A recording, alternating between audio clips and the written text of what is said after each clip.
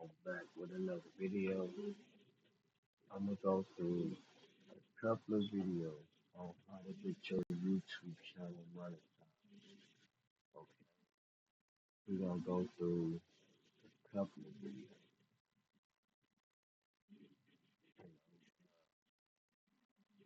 Yeah, man. My YouTube is not monetized. You feel me?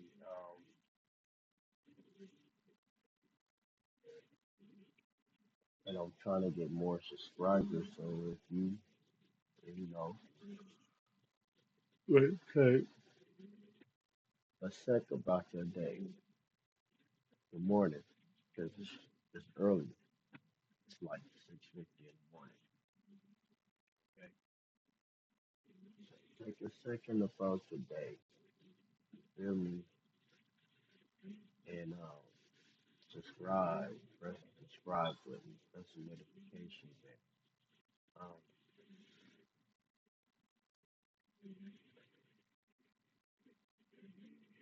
Yeah, do all that, man. Subscribe to the channel. Press the notification bell, and I would like to get some likes. Uh, this is things that people don't show you. You know, there's a lot of people on the internet doing all this gang banging stuff. Uh, that just costs the gang banging stuff just costs us a whole lot of problems. So I just figured let me show y'all how to get some gang money. You feel me? Like I feel like that will be a whole lot better. Don't you? Don't you agree to that? All right. Well, let's get to the content. So which one we're gonna choose right now? This one is 11. I want to choose one that's going to be long. This one is about 45, 10.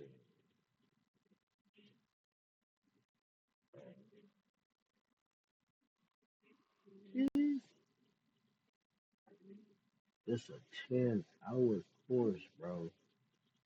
A 10-hour course. I ain't never seen a 10-hour course.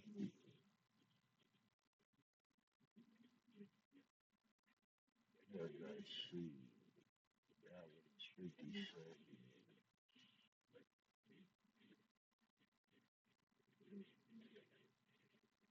You know what? Let's just go. Let's go see this 10-hour course.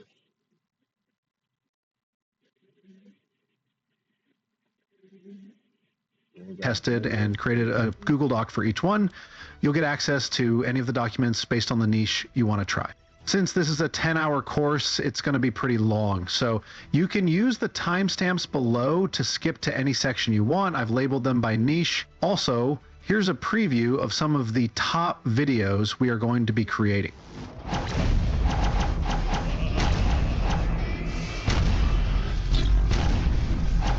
Meet Miles. In the heart of a vibrant city, 12-year-old Miles lives a life that defies the ordinary. By day, he is a typical middle schooler, attentive in class, laughing with friends, and dreaming of a bright future. But when twilight falls, a hidden secret awakens. At night, Miles transforms into a fearless secret agent, slipping into the shadows to protect his city from unseen dangers. His story echoes across quiet alleys and bustling streets, narrating thrilling adventures that unfold under the cover of darkness. With a sharp mind and an unyielding heart, Miles deciphers mysterious clues and outsmarts cunning foes. Each mission reveals hidden plots that threaten the peace of his community, urging him to act swiftly and decisively. Balancing homework and high-stakes rescues, Miles remains a relatable kid, cherishing moments with family and friends in spite the chaos. In every daring escape and every covert operation, He proves that true courage comes in unexpected forms. His extraordinary double life inspires hope, reminding us all that even the smallest among us can rise to become a hero. How did my day go? For the next 48 hours, track everything you do. Yes, even that 30-minute TikTok spiral. Write it down in 2 categories. Energy vampires, which are tasks that drain you, and superpower tasks. These are works that moves you forward. You'll spot patterns instantly. Step 2. Slay the time vampires. Time vampires aren't just annoying, they're stealing your joy. Delete, delegate, or automate one energy-draining task this week. See? No fancy apps needed. Just stop doing things that make you hate Mondays. Step 3. The must, should, and could list. It's time to prioritize like a CEO. Forget endless to-do lists. Every morning ask, what's the one thing that'll make today feel like a win? That's your must. Are you ready?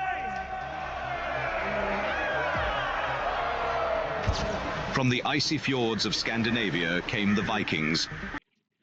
I'm just gonna watch this for like 2 or 3 hours.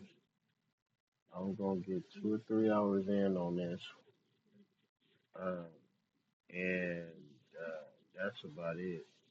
You feel me? Because I think that's as much hours as I need to get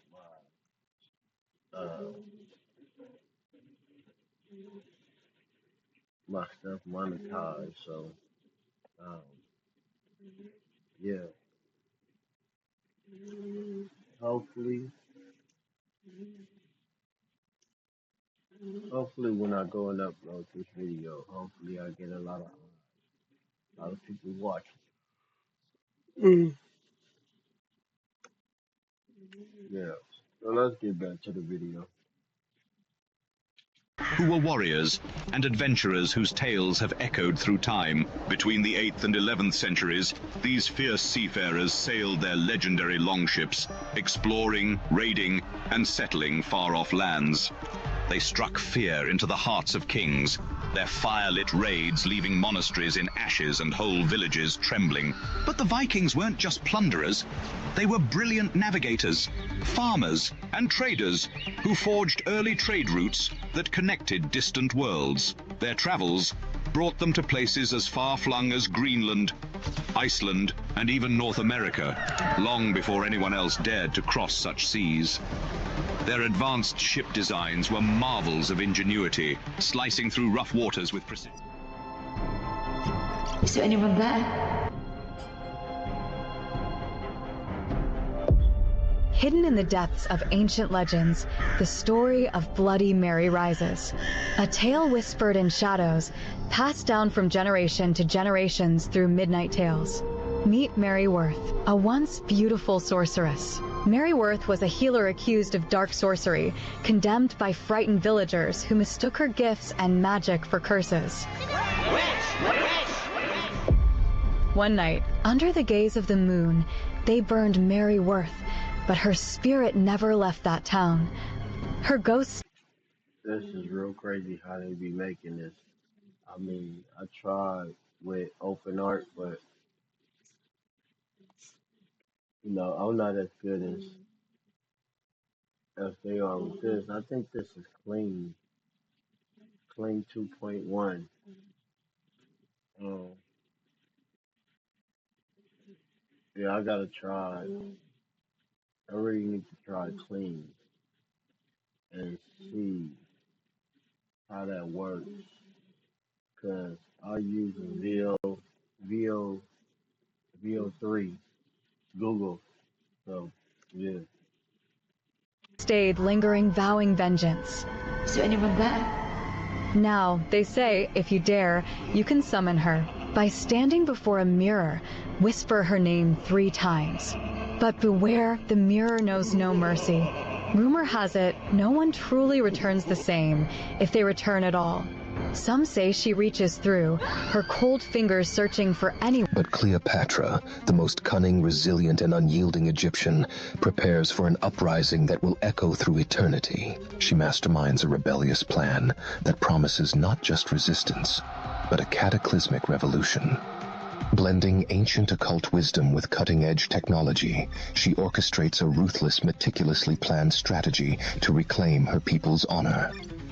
By her side stood Amun, a masterful engineer and secret warrior whose intricate devices and deep knowledge turns the tide of rebellion. Together, they spark a covert insurrection, weaving and blending magic with machines and code in every weapon and metal gear of their world. Their daring exploits not only challenge the established Roman Empire, but also rekindle the flames of a forgotten era, where honor, ingenuity, and revolutionary spirit reign supreme. This is not just a rebellion. It is the rebirth of an empire. Step into Cleopatra's rebellion. Fatality. Where history is rewritten with steely resolve and magical wonder.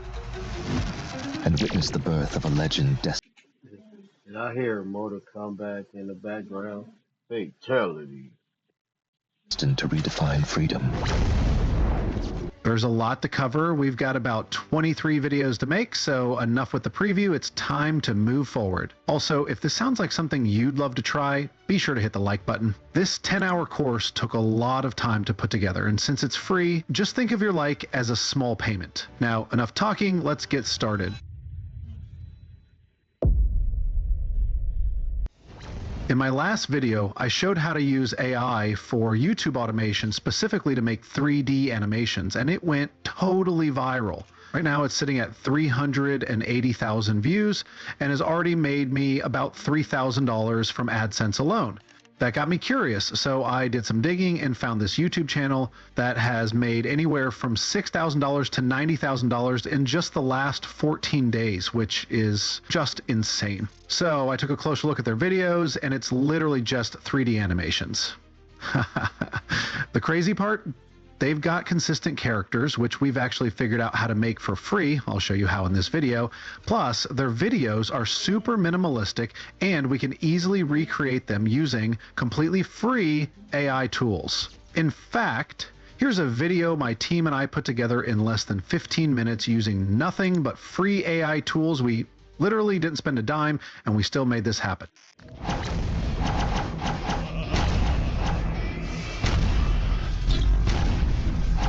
Meet Miles.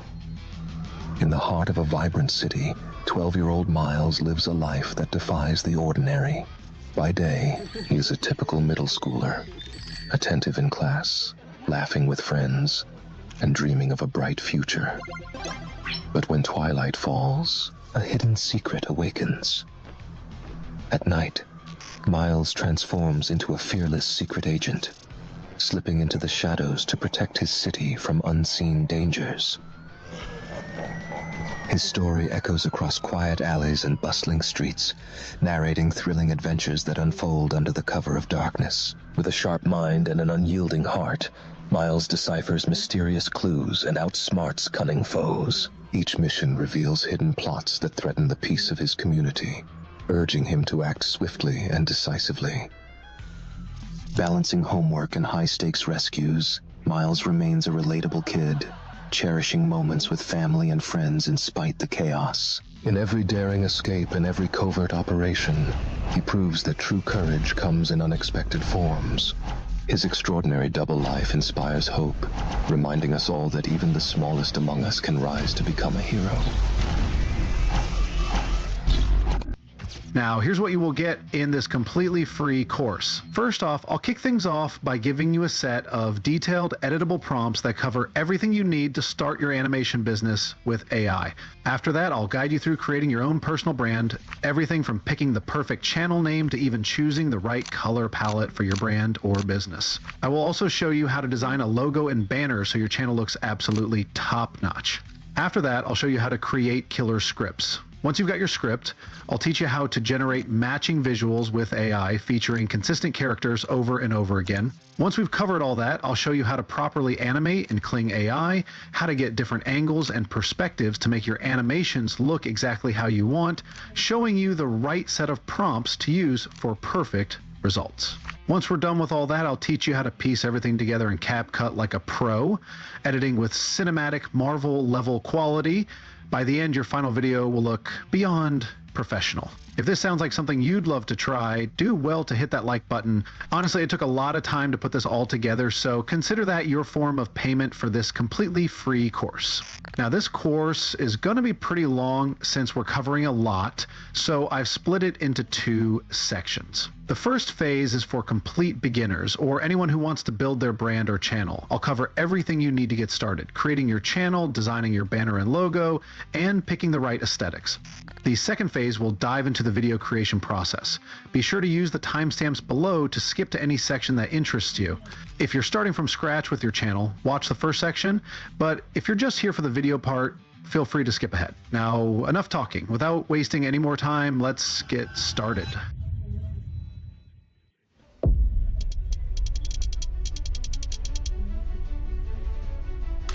Now, this is the very first part of the process, creating your channel and brand. I've set up a Google Doc for you, so just head over there and copy the prompt under channel creation, paste it into your chatbot, and it'll generate a list of catchy name ideas for your animation studio. If you're serious about building your brand, just pick a name you like from the list and double check that no other brand or channel is already using it. For example, I like the name Dream Labs Animation, so I think I'll go with that. If you're creating a brand, make sure to use a name that's truly yours. Once you've chosen your name, just head over to YouTube, click Create a Channel, paste your name, and hit Create. Once you've done that, go back to your chatbot and tell it the exact name you've chosen for your channel. This will help speed up the customization process and make everything more personalized for your channel. Once you've done that, head back to your Google Doc, scroll down to Channel Description and SEO, and copy the prompt there. Then go back to your chatbot, paste the prompt, and edit the channel name section by adding your exact channel name. This way, your chatbot can generate a tailored, SEO-friendly channel description just for you. Once you've got your channel description from your chatbot, copy it and head back to your YouTube channel. Click on Customize Channel, which will take you to YouTube Studio. Scroll down until you see the channel description box, then paste the description your chatbot generated for you. One more optional step is for you to go back to your chatbot and copy the SEO hashtags and paste them right beneath your channel description after you've added it. This just helps boost your channel's visibility. Once all of that is done, just hit publish. To take your SEO and visibility even further, go to Settings in YouTube Studio, then click on Channel. A pop-up will appear with a keyword section. Just paste the same SEO hashtags into the keyword box. This helps YouTube understand your content better. Now that we've got all that sorted, let's move on to branding, which covers creating your logo and banner. Head back to your Google Doc, find the section labeled Banner and Logo Prompt, and copy the prompt. Next, go back to your chatbot and paste the prompt. Since it's editable, you'll need to switch out the channel name section and input your own. I've marked all the editable areas in red to make it clear. After you've edited the channel name, you'll see another editable section in brackets called Color Theme. This is where you'll choose your color palette. For this tutorial, I'm going with white and red. Picking a specific color palette is key for creating consistent branding visuals. What this prompt does is tell your chatbot to come up with a series of high-quality banner and logo designs in different themes, like minimalistic, intense, futuristic, and more. All of them will stick to your chosen red and white color scheme, or whichever color palette you choose for your branding. Your chatbot will generate text-to-image prompts that you can use with an AI image generator to create logos and banners for your channel. Now, for this tutorial, I'm going to be using Leonardo AI, but you could use any AI tool you're comfortable with, Midjourney, Ideogram, or any image generator you prefer. Leonardo AI does a pretty good job with logos and banner creation, so I think I'm going to use them today for our branding. Once you sign up, you'll see an interface like this. The first thing you need to choose is a model.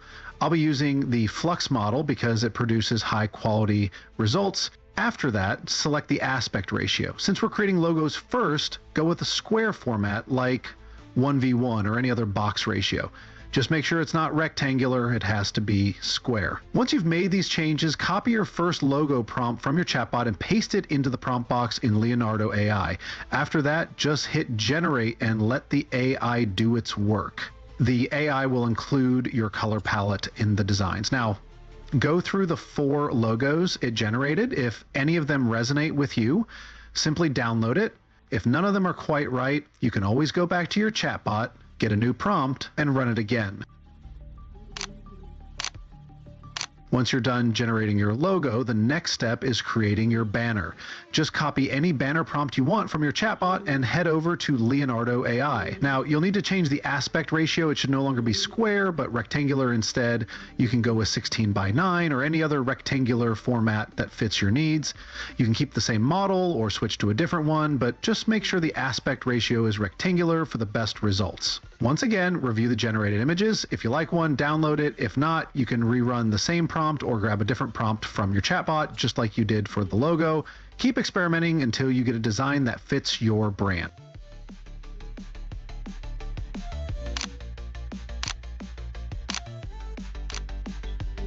I think this one works, so I'll go with it. Just download the image, but don't upload it to YouTube just yet. YouTube tends to stretch banners, so we need to crop and customize it first. To do this properly, we'll use Canva. Just head over to your browser and sign up for Canva using your Google account. Once you're on Canva, click on Create a Design and search for YouTube banner. Click on one of the pop-up options to create a blank template, giving you a fresh white canvas to work with. Now here's where it gets tricky. Canva gives you a blank white canvas, but you can't just upload your banner as it is without proper guidance. This is because YouTube crops and displays different sections of your banner depending on the device the viewer is streaming from, like mobile, desktop, or TV. So, to make sure it looks right everywhere, you need to use a template when editing in Canva. This will help you position your design correctly for all devices. Luckily, I've got a template I can work with. If you need the templates or any of the prompts, just drop a comment below and I'll be happy to share them with you. Now I'm going to upload the template from my PC into my Canva workstation and use it to properly crop and adjust my banner. Once you upload the template into your Canva workstation, drag it down to your blank canvas. You can either manually stretch it to fill the space or simply click on it and select Set as Background Image to make it automatically fit the entire canvas. Here's the tricky part. The template I'm using has an area marked as Put Your Important Stuff Here, underlined by a red line. This area is universal, meaning it will be visible on every device, no matter if it's a mobile, desktop, or TV. This is where your primary details should go because everyone will see this part of your banner. Now, the outer edges of the template on the right and left side of the primary area are visible only to people on desktop. The full banner outside of the primary details will be visible to those watching on TV. Here's what I'm going to do. I'll upload one of the images I generated with Leonardo into my Canva workstation. Then I'll drag it onto my workspace. Since the image already has a white background, I'll just remove the background to make it transparent. After that, I'll adjust and place the image exactly where I want it to be, within the primary details section. Now that everything is in place, the last step is to add a plain white background in Canva. I'll search for a plain white background, drag it into my canvas, and set it as the background image. This will replace the template, making it disappear since we no longer need it. The white background will stay behind everything, ensuring that the banner looks clean and properly fitted across all devices. Now that everything is sorted out, it's time to check out the final look after uploading our logo and banner to the channel. Simply export your design from Canva, then head over to YouTube Studio to upload them to your channel.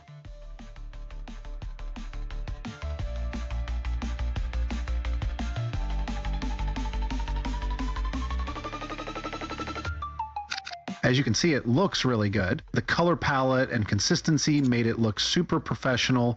We literally just made this entire brand with AI, which is insane. Now that we're done with this phase of the tutorial, it's time to move on to the next, creating our very first video.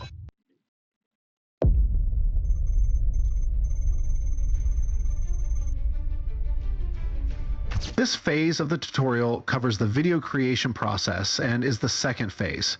I've created a Google Doc that contains every prompt you need to work with a chatbot to automate your entire animation business. Right now, I'll scroll down to the script prompt, copy it, and head over to my chatbot.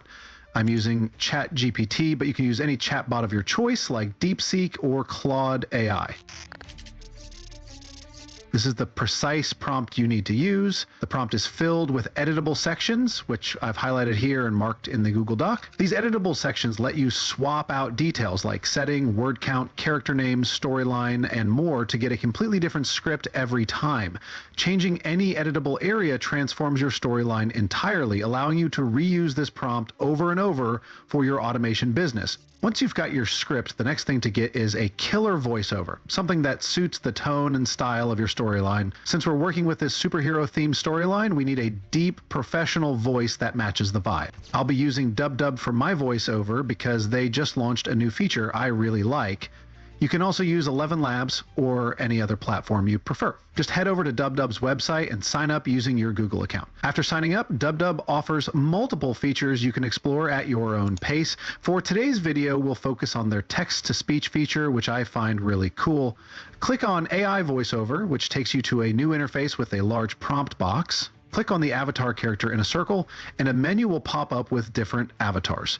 Each avatar has a unique voice. If you click on animation videos, a new feature recently added by DubDub, you'll find various animated character voices. Scroll through and pick the ones you like. For this video, I'll use Sung Jin-woo's voice as it's deep and has a storyteller's touch.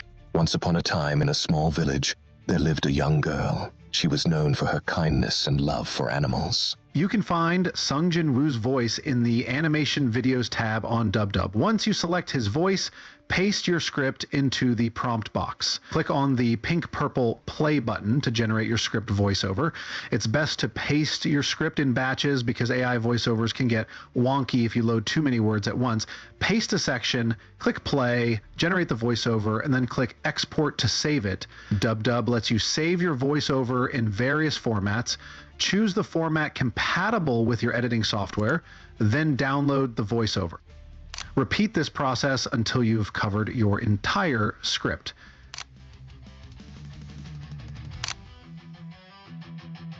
Once you have your voiceover, head back to your Google Docs, scroll down, and copy the prompts under the image generation section. These prompts are designed to instruct your chatbot to create a character profile. Now, basically what the character profile is a description of the character that helps create them consistently. If your character's profile stays the same throughout your prompting, you'll generate the same character every time. After feeding your chatbot this prompt, what your chatbot does is analyze your script and repeat the same character profile throughout the entire prompting session. For example, my character is named Miles. As you can see, my chatbot repeats Miles over and over again and his character description. The only thing it changes now and then is Miles's position, environment, or emotions, and it's the only thing that changes over and over again.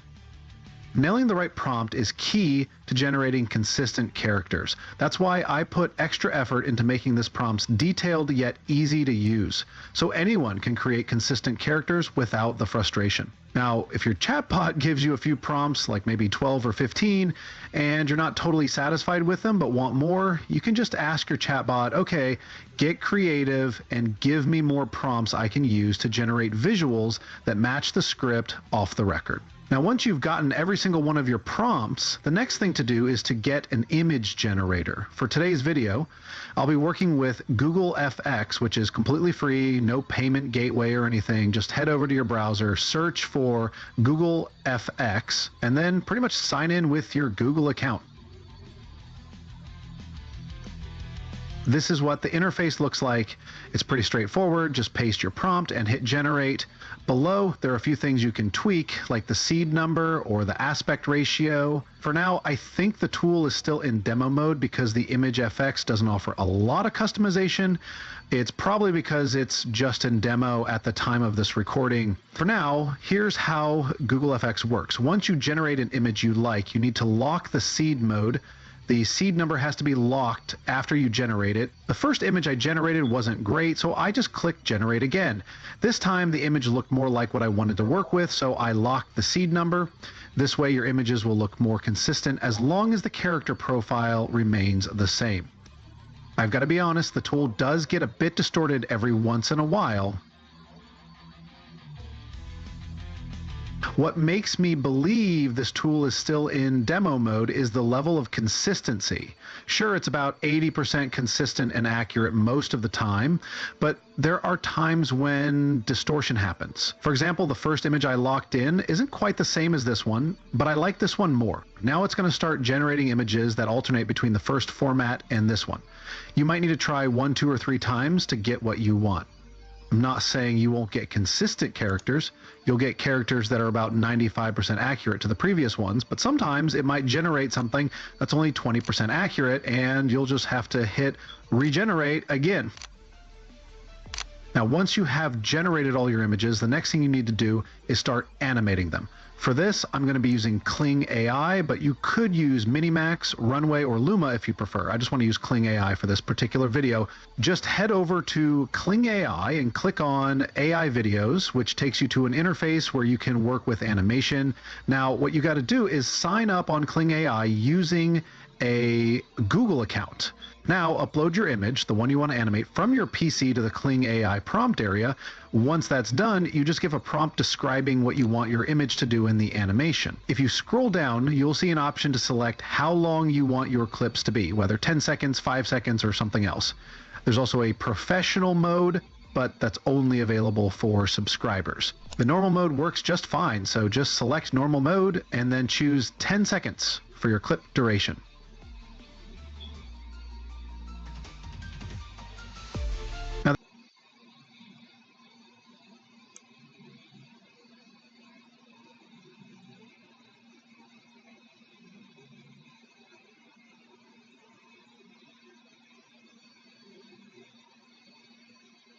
The animations on Kling AI should be really smooth, so you shouldn't have any issues with them. To get nice camera angles, you need to specify camera movement in your prompt. If you're not sure how to write an animation prompt, there's a pre-made prompt in the Google Doc. Now, here's how you use that prompt. Once your AI has given you all the text-to-image prompts and you've generated every single scene you need, simply go to your chatbot, copy the animation prompts from the Google Doc, I left them there so everyone can use them, and paste them directly after your text-to-image prompts. Now your AI will automatically generate different descriptions and camera angles that fit best. Since the AI made up the storyline itself, it already knows what works best for the animation. Now, after getting all that done, one more thing you need is soothing background music. Normally I'd say to get your songs from pixabay.com or YouTube Studio, but finding the perfect track for this kind of video can be tricky. So I went the extra mile and asked my chatbot what kind of music would work best with this storyline. It gave me some suggestions and a list of prompts I could use with a text-to-music AI tool to generate the best possible soundtrack for this video. So head over to your Google Doc and copy the music generation prompt if you want to use it, or if you want something fresh, just ask your chatbot to create a new one. Then head over to Suno AI. I'm using Suno AI to generate my AI music for this video. And once you copy your prompt from your chatbot, head over to Suno AI and click on the Create tab. A prompt box will pop up. Just paste your prompt there. Now you need to select the instrumental option, click on the instrumental tab, or toggle the button. If you don't, Suno AI will automatically add lyrics to the music. For this video, we need a cinematic trailer style instrumental, so make sure to toggle the instrumental button. This tells the AI to generate exactly what we need. Suno AI is really good at this, so with the right prompt, you'll get amazing results. Once you generate your background music, just click on it and play it. Suno AI gives you 2 tracks per prompt, so when you paste your prompt and click generate, it will create 2 different tracks for you to choose from. Play both tracks, and if you like one or both, just click on them and go to the download audio section, choose the audio format, download it, and then we're ready to move over to CapCut for editing. Now, once you've downloaded your background music, one more thing you need is sound effects. For this kind of video, or honestly any video, sound effects make it feel more cinematic and professional. They help bring everything to life. Most editing software comes with built-in sound effects, but since this project is a bit more complex, we need specific ones. You could check out sites like Mixkit or Pixabay for sound effects. I personally love Pixabay because they have a wide range of free assets to use. Just search on Pixabay for the specific sound effects you need. Again, if you're not sure how to use sound effects, I've added a prompt to the Google Doc. You can copy that prompt. However, it should be the last prompt you use once you've got everything and you're about to edit. Just give that prompt to your chatbot and say, I've got everything now. I want to edit and I need sound effects for every scene you helped me with. Your chatbot will then give you a list of sound effects to search for along with which scene each effect works for to help keep things organized. Now, once you've gotten everything, it's time to edit. The moment you've all been waiting for. What I like to do is keep everything organized in a single folder. I put all my sound effects in one folder, videos in another, background music in its own folder, and so on. If things start to get a bit cluttered, I'll group similar assets and then place everything in one main folder. Once you've got it all sorted, import that folder into CapCut and start editing. Now, the very first thing we need to do is sort out the audio section of our video. Drag your background music into your timeline and reduce the volume by about 25 to 30%. This is just to make sure the background music plays subtly in the background, high enough for the audience to hear, but not overpowering the main elements like the voiceover. Once you've adjusted the background music, the next thing to do is drag your voiceovers, which you generated in batches, onto the timeline. Increase the volume to 100%, making sure it's much louder than the background music. Now, if you've noticed, I left a gap at the intro of my video. The background music starts playing before the voiceover. This gives me enough time to create a hook. So what's a hook? It's that moment when you watch a video's intro and think, damn, this looks really good. It's what grabs your attention in the first few seconds. For our hook, I'll be dragging the clip of Miles shooting lasers from his jet gloves. This will be our first scene to grab the viewer's attention right from the start.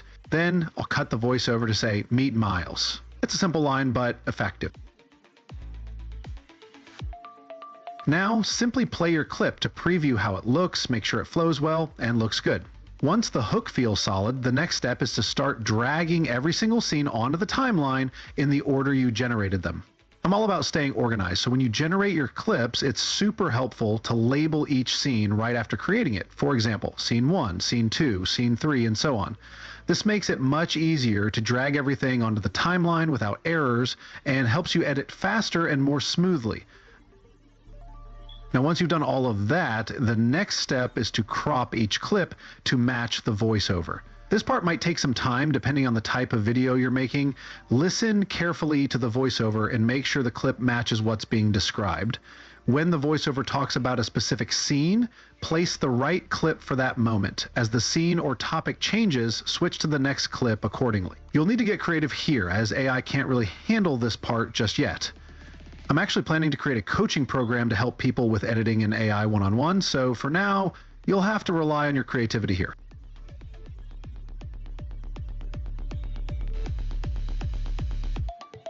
Now, there might be some gaps in the AI voiceover, but that's okay.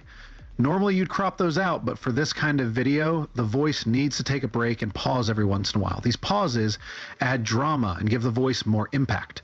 It lets the audience absorb the scene before the voice continues. The AI voiceover we're using sounds really nice with the theme, so just listen carefully and keep cropping your scenes accordingly. Each scene should be cropped and adjusted so it matches the voiceover perfectly. By the end, the video clip should be the same length as the voiceover or extended by a few extra seconds. For this last clip, we need Miles to keep shooting lasers from his gloves for more than 10 seconds. Since the clip was generated for 10 seconds, play the clip, and when it hits around the 7-8 second mark, cut it out. Next, copy the same clip and paste it on the timeline. Then reverse the second clip which you just pasted on the timeline. By doing this, you'll have two identical clips of the same length, one played normally and one reversed. This creates the effect of Miles spinning 360 degrees more dynamically than in the original generation and extends the focus on Miles for the ending scene. Now, I'm just adding text to spice things up a bit. This step is completely optional, but I love to go all out. You can totally skip this if you want. I just like to throw in some text to give the video an extra punch. If you're curious about what I did, it's simple. I just added text, applied an animation to customize how it appears, and then changed the colors for the two different texts. That's it. Super easy and not complex at all.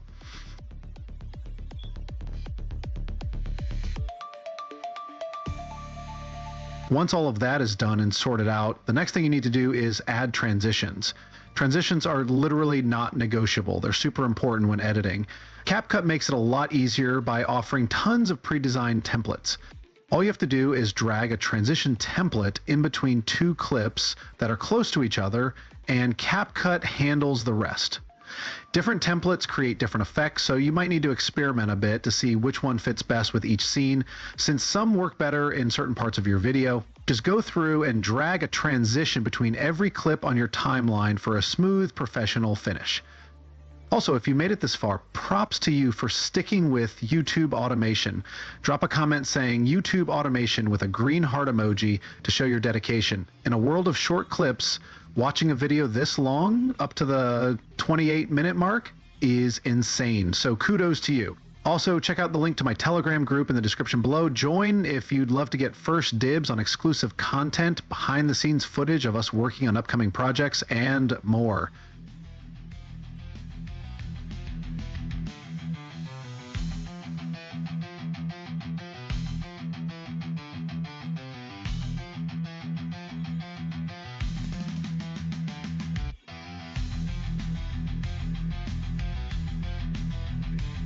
Now that transitions are done, it's time for sound effects, arguably one of the most crucial parts of editing.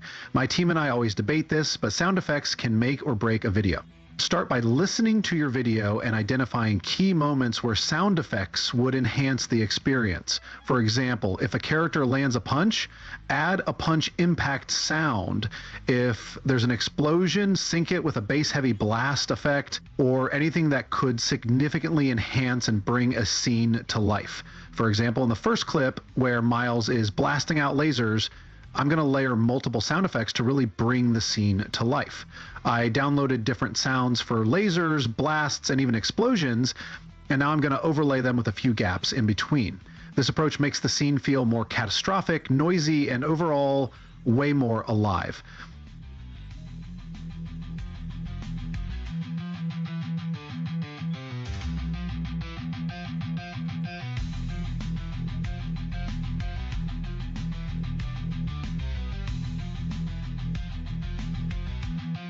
For the second scene, I'll add a distant town ambiance, something like the sounds of New York at night, faint traffic, distant chatter, and subtle city noises. Just search for distant town ambiance or city at night sound effects, and you should find something fitting.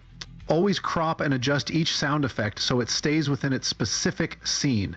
It shouldn't spill into the next scene or overlap where it doesn't belong. Keep everything aligned properly to maintain a clean and professional edit. Over here I'm adding background sounds to set the scene. Distant kids playing, a teenage boy laughing, wind rustling, and birds chirping. It all comes together to create the perfect atmosphere.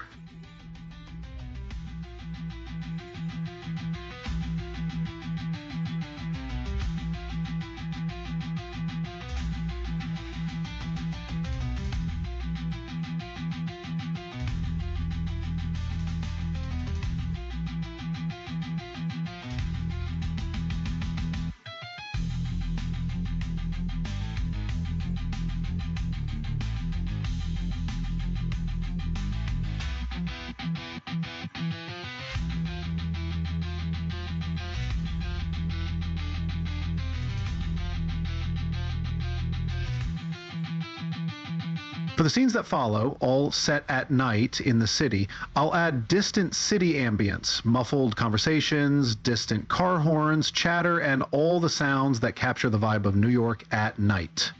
I'll extend this ambience throughout this section, since every clip that follows takes place at night in the city, perfectly matching the scene's mood. Now back to Miles. I'll just repeat the same explosion sounds, catastrophic blasts, lasers, and every noisy element that screams sci-fi futuristic combat.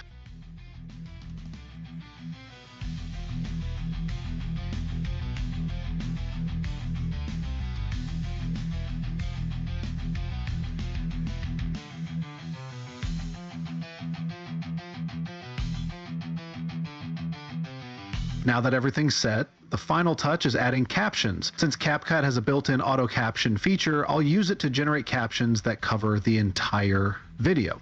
Once that's done, you can apply a template to your captions to change how they look.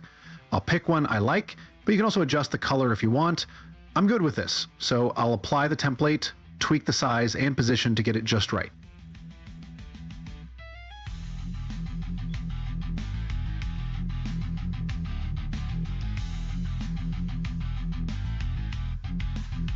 Once all of that is done, simply export your video.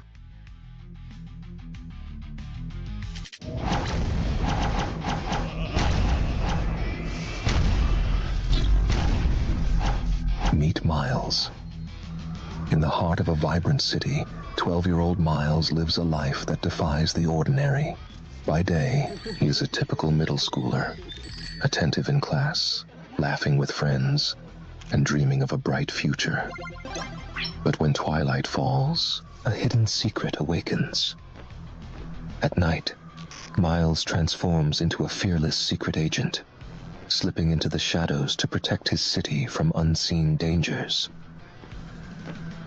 His story echoes across quiet alleys and bustling streets, narrating thrilling adventures that unfold under the cover of darkness. With a sharp mind and an unyielding heart, Miles deciphers mysterious clues and outsmarts cunning foes. Each mission reveals hidden plots that threaten the peace of his community, urging him to act swiftly and decisively. Balancing homework and high-stakes rescues, Miles remains a relatable kid, cherishing moments with family and friends in spite the chaos. In every daring escape and every covert operation, he proves that true courage comes in unexpected forms. His extraordinary double life inspires hope, reminding us all that even the smallest among us can rise to become a hero.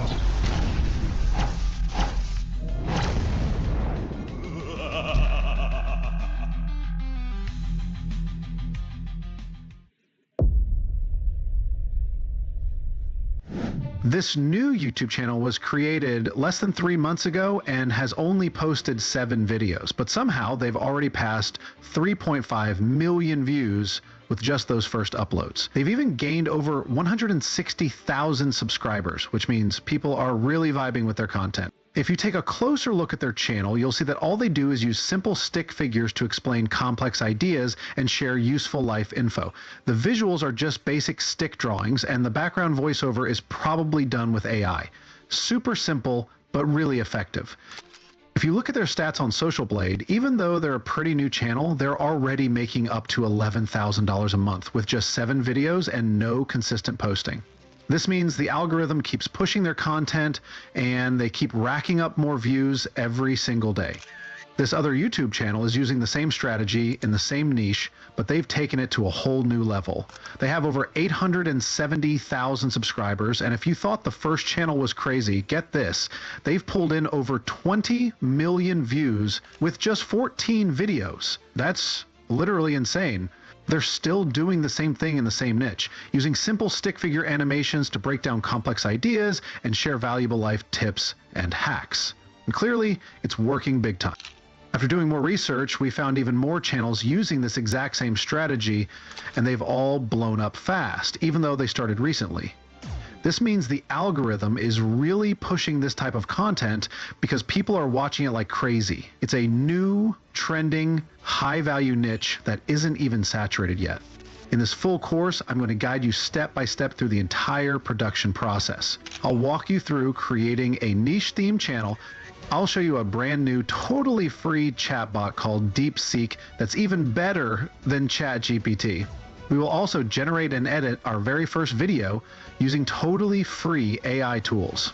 In fact, here's a quick preview of a video I was able to make in just 15 minutes using free tools, all in this niche. 21 hours a week on autopilot, scrolling, switching tasks, or doing busy work that doesn't matter.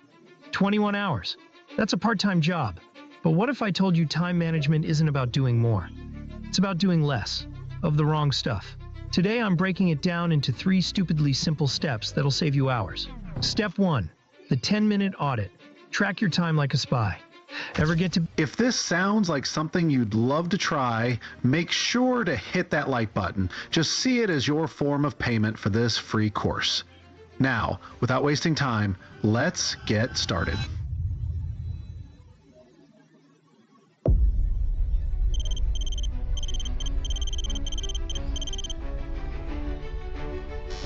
The first step is creating our channel, and for that we need a name. You can use any chatbot of your choice to generate ideas.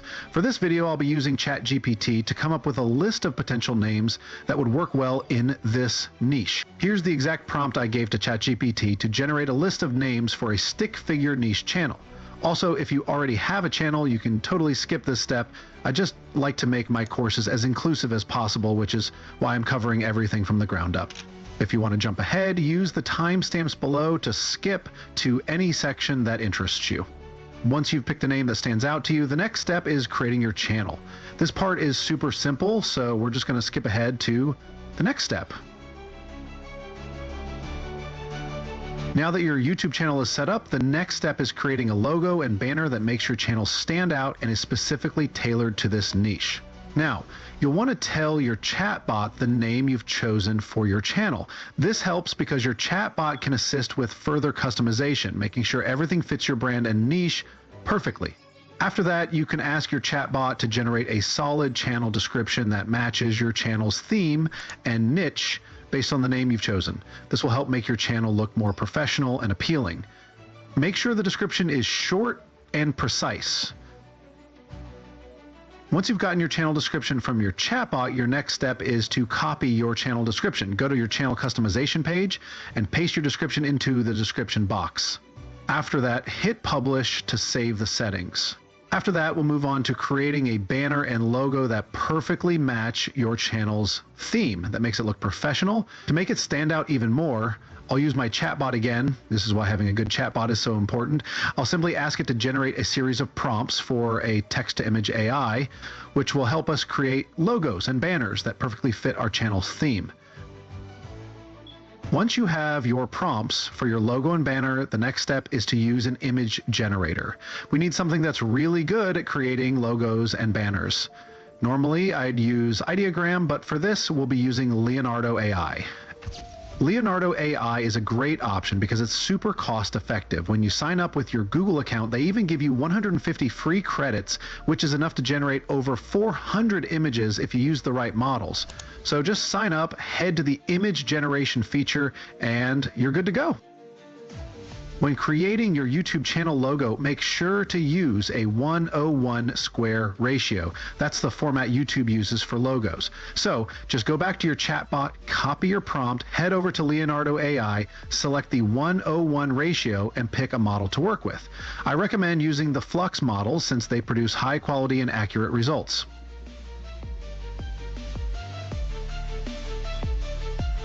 This results look kind of mid. But if you still like them, you can go ahead and download your first batch. If you're not fully satisfied, you can rerun the same prompt with a different model, or try a new prompt altogether. That's why I always ask for multiple prompts. You can just copy another one from ChatGPT or your chatbot, paste it into Leonardo AI, and run it again. In the end, just go with whatever looks best to you. Once you finish generating your logo in the 1:1 ratio, the next step is to create your banner. YouTube banners actually use an 18:05 ratio, but since most AIs don't support that ratio, we'll generate the banner in a standard 16:09 rectangular format. After that, we'll crop it to the proper size using a template on Canva to make sure everything fits perfectly on your channel. So in Leonardo AI, just switch from the 1:1 ratio to any rectangular ratio that looks close to a YouTube banner like 16:9 or something similar. Then copy your prompt from your chatbot, paste it into Leonardo AI, and let it generate your banner.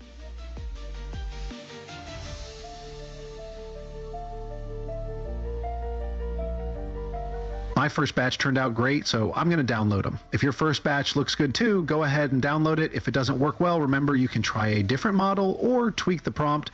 You can also run another prompt from the chatbot and grab something that fits better. Once you've picked an image for your YouTube banner, the next step is to customize and crop it. For this, we'll use Canva. You can sign up for free, and the free version works just fine, so no need to worry about paying.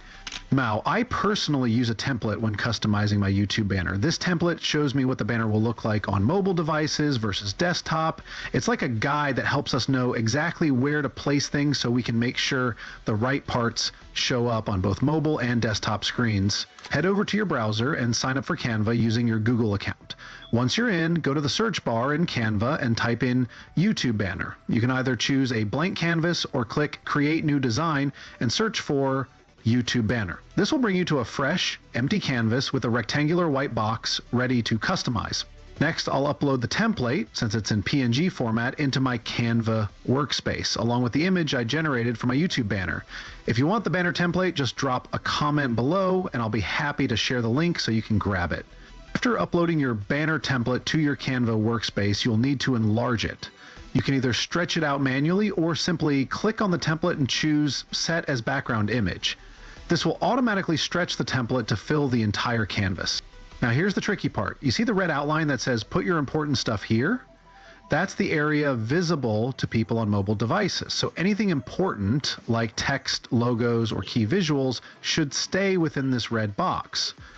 You see the long white rectangle? That's the area visible to people using desktop devices. To make sure your banner looks good on all screens, you can edit your template by duplicating it and stretching the edges. This way, the extra space outside the red outline gets filled, creating a pleasant design for desktop viewers too. Now, upload the banners you generated with Leonardo AI into your Canva workspace, drag them onto your editing canvas, placing them over the template. Use the red outline as a guide, then crop and adjust the image to make sure it fits perfectly within the template. Once you've cropped the image perfectly, duplicate it twice and stretch both duplicates to the edges. You can flip them if needed to keep the colors aligned and looking seamless. Just make sure everything blends well and fills the entire space.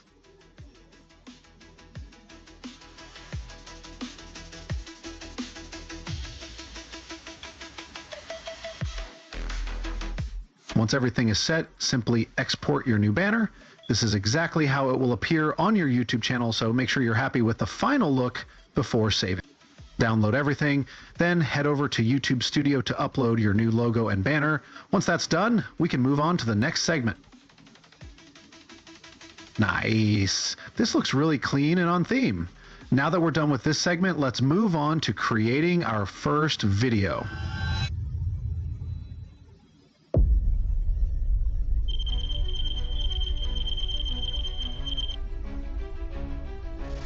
The first thing we need for the video creation process is a chatbot. Since there are a lot of customizations and tasks to handle, a chatbot will help automate things like generating scripts, prompts for visuals, and more.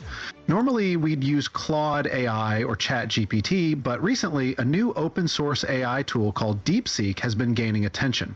It's completely free, open source, and supposedly outperforms other AI tools. You can run it in the cloud or download the LLM models to run locally. Once you sign up on DeepSeek, you'll see an interface that looks similar to other chatbots. It's pretty straightforward. Just paste the prompt that's currently displayed on your screen onto the prompt box. Now, in order to consistently come up with new video ideas, use this prompt with your chatbot. Just give it this specific prompt, and if your chatbot is good at reasoning, it will generate fresh video concepts every time. This way, you'll always have a steady supply of creative ideas to work with. Once your chat bot generates a bunch of video ideas, scroll through and pick whichever one you'd like to work with. After choosing an idea, use this editable prompt I'm showing you right now. This prompt adapts based on the subject, so simply copy the video idea you got from the chat bot and paste it into the editable area of the prompt. The red area I've just underlined is where you'll paste the video idea you've chosen to work with. This is the spot where you'll insert the idea your chatbot gave you. In order for your videos to have the right word count, I've also added a word count field in the editable prompt. You can adjust the prompt to have your chatbot give you a specific word count. There are other sections in the prompts that you can edit if you want to customize it further. If you're not too familiar with working with prompts, the word count and video idea concepts are the most important parts to focus on, and they're easy to adjust.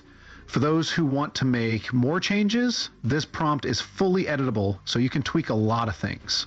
Now let's create a video about time management. I'm going to copy the time management idea that our chatbot generated and paste it into the video concept field. After that, I'll adjust the word count to match the length we want for the video. Now, I'll send the customized prompt to my chatbot. This way, it will generate a solid script for the time management video we want to create. Nice. DeepSeek really did a fantastic job with the script. The structure is solid and it's really well organized. The script even includes great scene descriptions, which is perfect if we want to visually portray the scenes. Let's organize the script now. I'm going to copy all the text and paste it into Google Docs. From there, I'll arrange it in order so that the script is clean and easy to follow. This step is optional, but I like to keep things organized.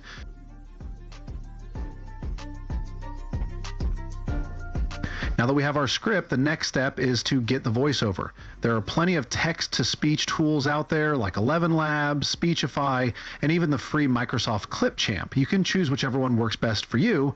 For today's video, we'll use 11 Labs. 11 Labs is pretty straightforward and easy to use. Once you sign up, you'll see an interface that looks like this. There's a large square prompt box. This is where you'll input the text you're working with. You'll also see a variety of voices to choose from at the right side.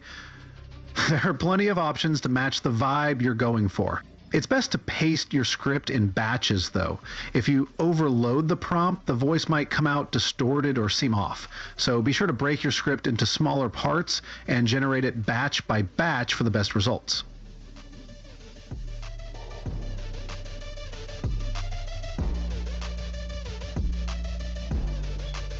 After getting your voiceover and script, it's time to get your visuals. Since we're working with stick figure visuals, just like the channel we're cloning, we'll need to create or find visuals in that style. Now, you don't have to worry about having animation skills or drawing sketches to create these videos. We'll use AI to automate the entire process. By using detailed prompts, we can get the AI to understand exactly the type of visuals we want to create. I know this might seem like a lot, but trust me, proper prompting will give you the best results. Here's the exact prompt you're going to use with the AI to generate all the visuals for your stick figure animation project. Remember, it's AI, so it might make a mistake now and then. If that happens, you can always point it out and ask for adjustments. If it doesn't provide enough prompts, just request for more prompts.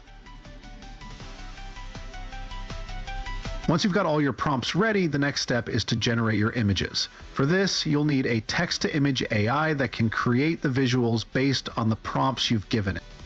Once again, we'll use Leonardo AI to generate all our stick figure visuals.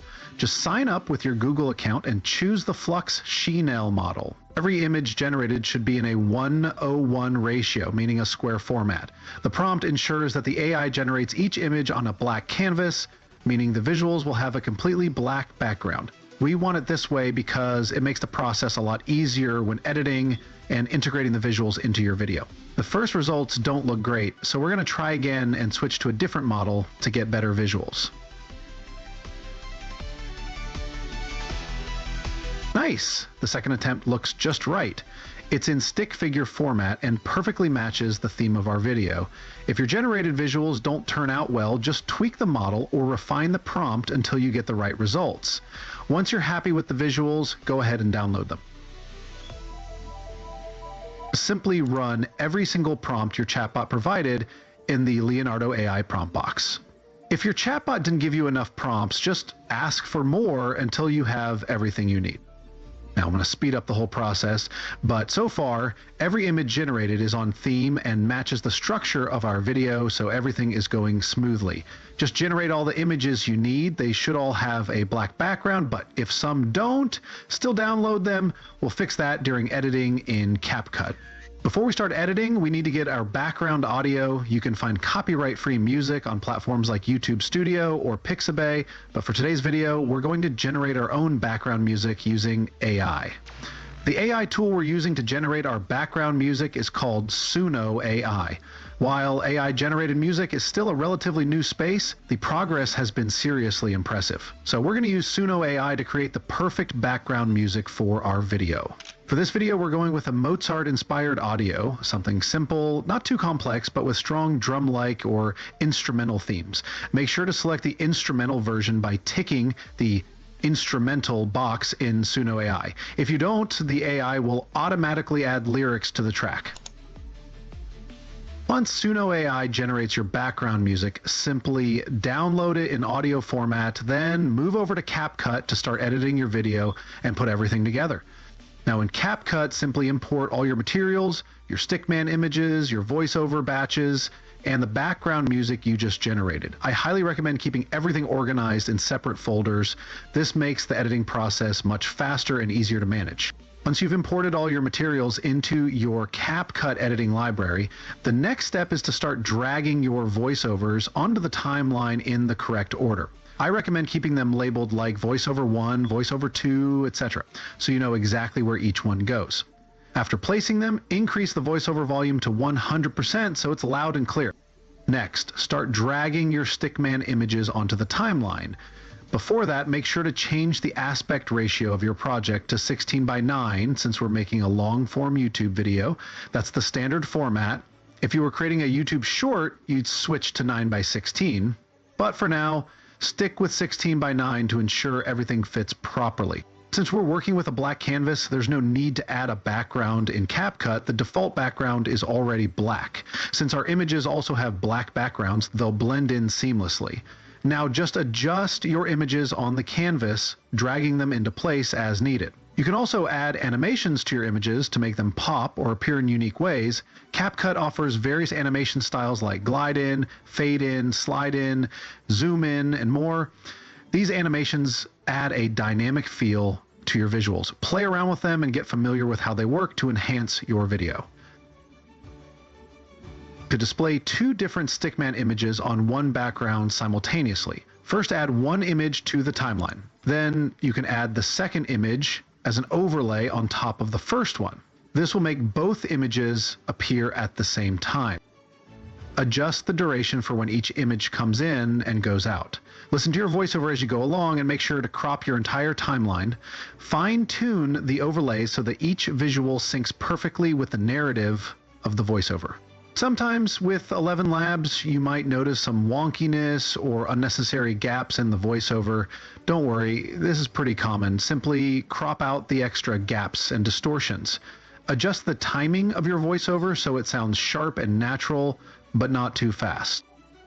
After I asked my chatbot for more prompts to generate additional images for my scenes, I then labeled each image sequentially, image 1, image 2, etc., etc., etc.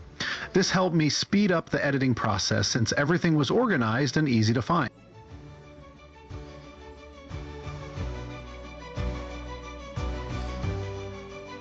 As I mentioned earlier, some images might not come with a pure black background, and instead they may have a different shade of black or even a different background color altogether. To remove this and leave only the stick figure animations, you can use the chroma key feature in CapCut. The chroma key tool is used to remove the entire background of an image, leaving only the subject. In this case, the chroma key tool will help isolate the stick figure animation by removing the background.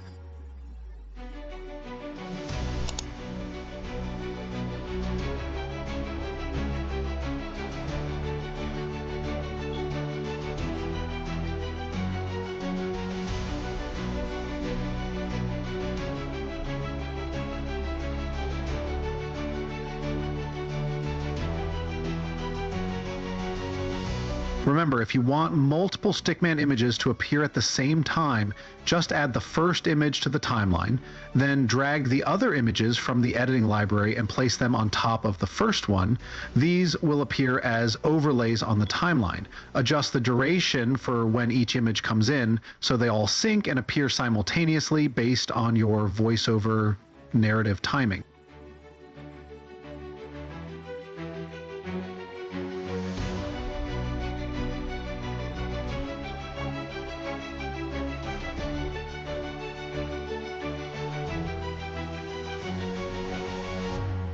If any part of the tutorial isn't clear or you want me to go deeper on something, just drop a comment below. I'll be happy to make a video explaining it. Also, if you've made it this far, comment YouTube automation below.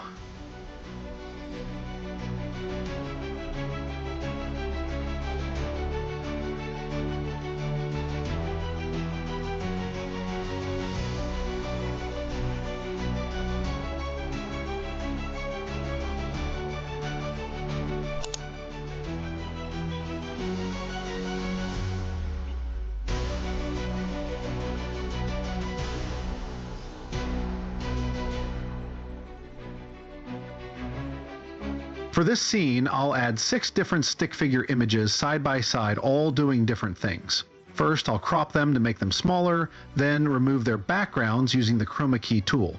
After that, I'll position them on different sides of the screen to visually represent multitasking and intense time tracking, aligning with the voiceover's narrative.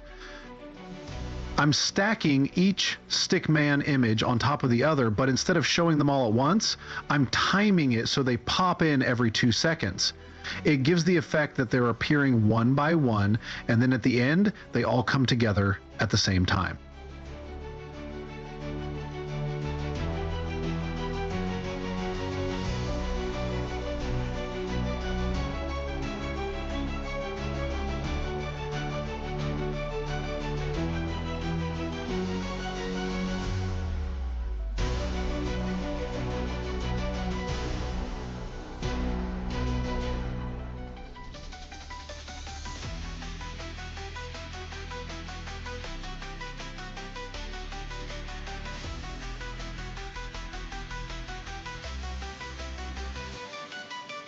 Now that we've cropped and adjusted everything on the timeline so it all lines up with the voiceover, the next step is to add the background music. I'll just drag in the track we generated using Suno AI into the timeline and lower its volume to around 20-30% so it blends well and doesn't overpower the voiceover.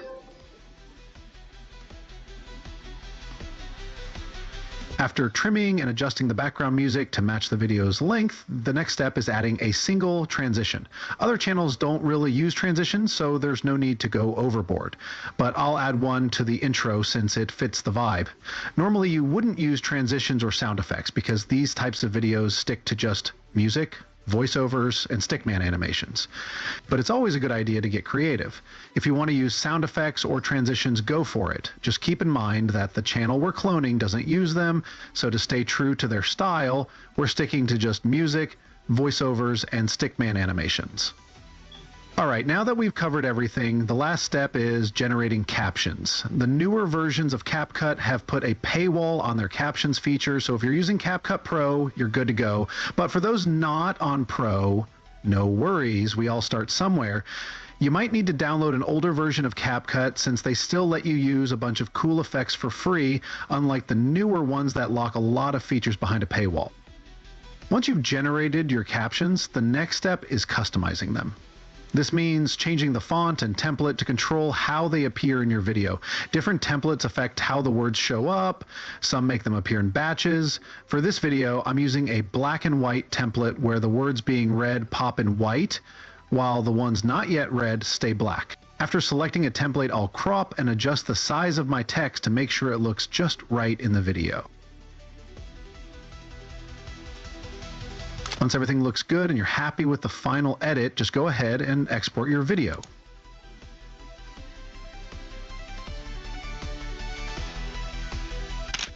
There are a few extra steps you can take to boost your video's quality, like upscaling it with a video upscaler after finishing the edit. It's totally optional, but it can make a big difference in the final look. And with that, here's the final output of the video.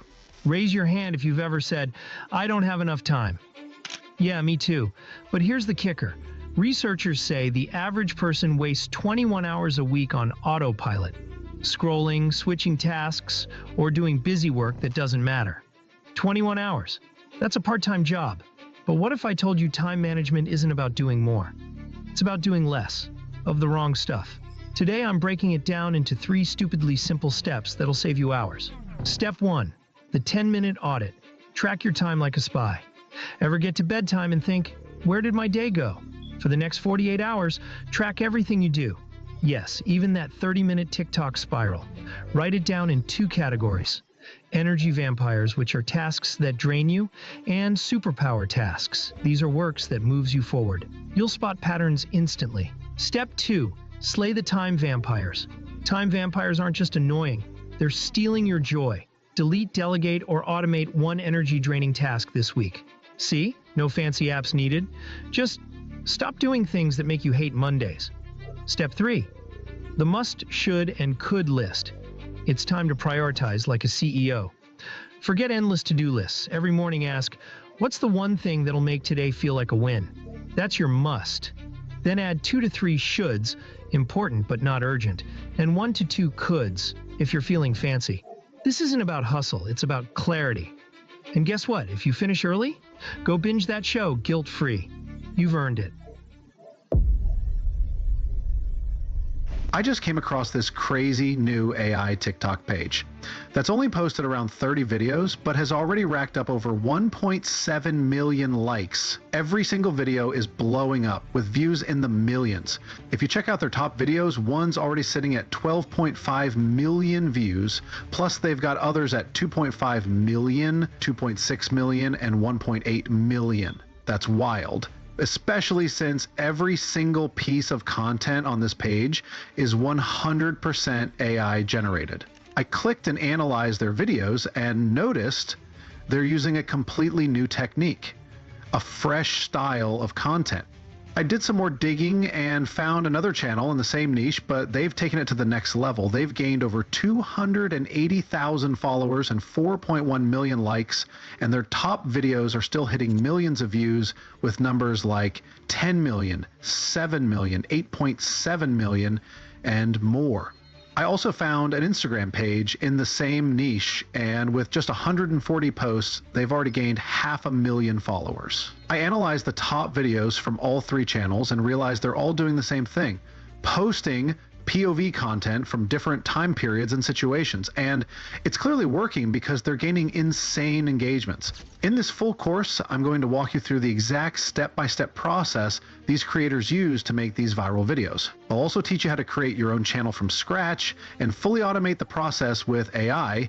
By the end, you'll know exactly how to do it yourself. I'm literally going to show you how to use powerful, complex prompts to generate unlimited video ideas so you never run out of content. Then I'll teach you how to build a perfect channel in this niche, design your logo and then banner step by step to make your channel look professional. After that, you'll learn how to generate visuals, animate them into videos, and finally bring it all together in CapCut for a professional editing and finishing. If this sounds exciting or like something you'd love to try, make sure to hit that like button. Think of it as your way of paying for this free course. Now, enough talking without wasting any more time. Let's get started. This is the first section of our tutorial. This whole chapter is made for complete beginners. If you're already a pro, feel free to skip ahead using the timestamps. In this part, we'll only cover how to create your channel and design your banner and logo. If you can handle channel creation, skip ahead using the timestamps below. All right, since you're here, that means you either know nothing about YouTube automation or just a little. The first thing you need to start is a chatbot. If you want to automate the process, an AI chatbot is essential. I'm using DeepSeek AI, but you can use any AI of your choice like ChatGPT, Claude, or Autopilot. Once you sign up on your chatbot, you'll see a prompt box where you can type in text and get a reply.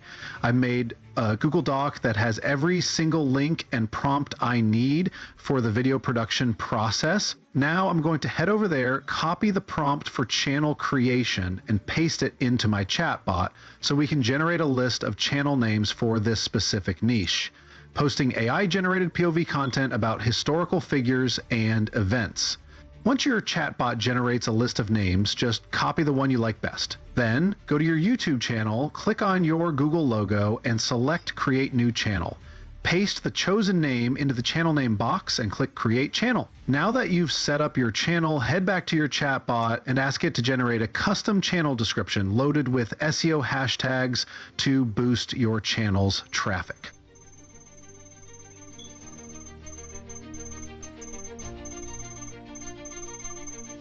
Your chatbot might offer a bunch of different descriptions to choose from. Just click through, pick the one that vibes with you, and copy it. Then go to your YouTube studio and click on Customize Channel. Scroll down until you see the channel description section with a text box and paste your description in there. Now, one more thing you need to do is to head back to your chatbot and copy the SEO hashtags it provided earlier and then paste it right beneath your channel description. It should be just beneath it. After all that, just hit publish.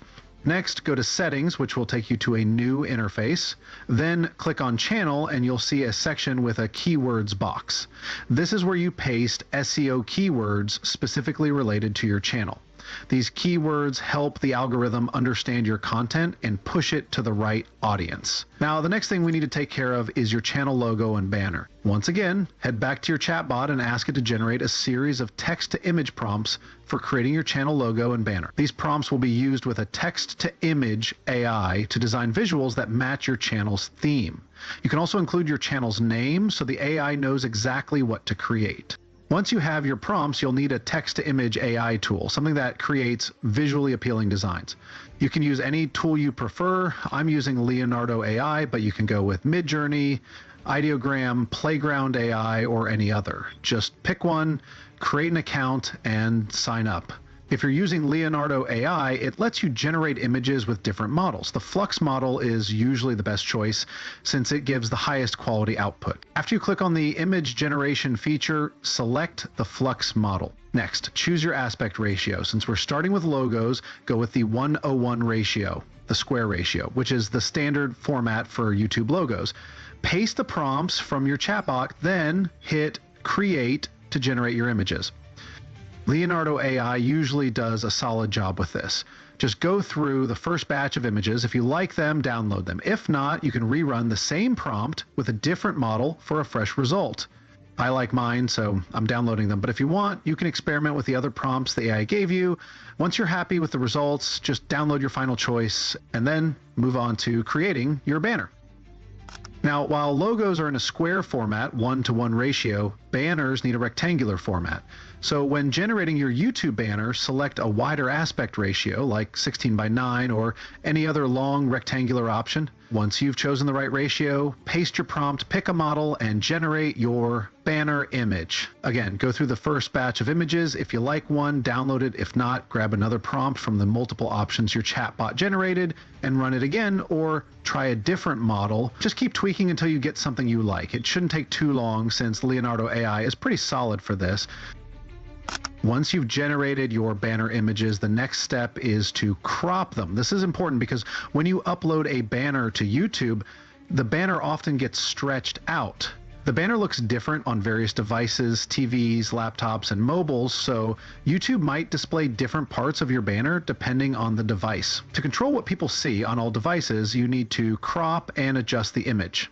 For this, we'll use Canva. Just head over to Canva, sign up with your Google account, and search for YouTube banner. Click on Create New Design, and it will give you a blank workspace to start working with. Even though Canva gives you a blank workspace, you shouldn't upload your banner without a guide. Different devices show different parts of the banner, so to make sure it looks good everywhere, you'll need a template. I have a PNG template. And this PNG template helps you see what will be visible on TVs, laptops, and mobile devices. Just upload it to your Canva workspace and use it as a guide to crop and adjust your banner correctly. Now, simply upload the PNG template from your PC to your Canva library. Once it's uploaded, drag it onto your workspace canvas. You can either stretch it manually to fit the canvas, or for convenience, click on it and select Set as Background Image to make it automatically stretch and fill the entire canvas. Now, here's the tricky part. The area marked by red lines on the canvas is the safe zone. This zone is universal, meaning it's the part of your banner that all devices, whether mobile, TV, or desktop, will always display. So, any important details like your channel name, trademark, or key visuals must stay within this safe zone to ensure they're visible across all devices. The outer rectangular area on the edges of the banner is what desktop and laptop users will see. Meanwhile, the entire canvas represents what TV users will view. Now simply import the banner's image, which you generated with Leonardo, into your work area. Now crop and adjust your image accordingly. Make sure all important details stay within the safe zone and use the outer area to enhance your design without hiding key elements. Now, I'm simply adjusting the text that says POV to match the length of the logo. I've also removed its background to make it blend seamlessly with the design. After adding your text and adjusting your logo to create the design you want, you can enhance your text by adding different effects. After adjusting your text to achieve the look you want, like I did by writing P and V and using the logo to complete the O, you'll need to add a white background. Upload a white image from Canva and stretch it over your entire design, making sure it covers everything.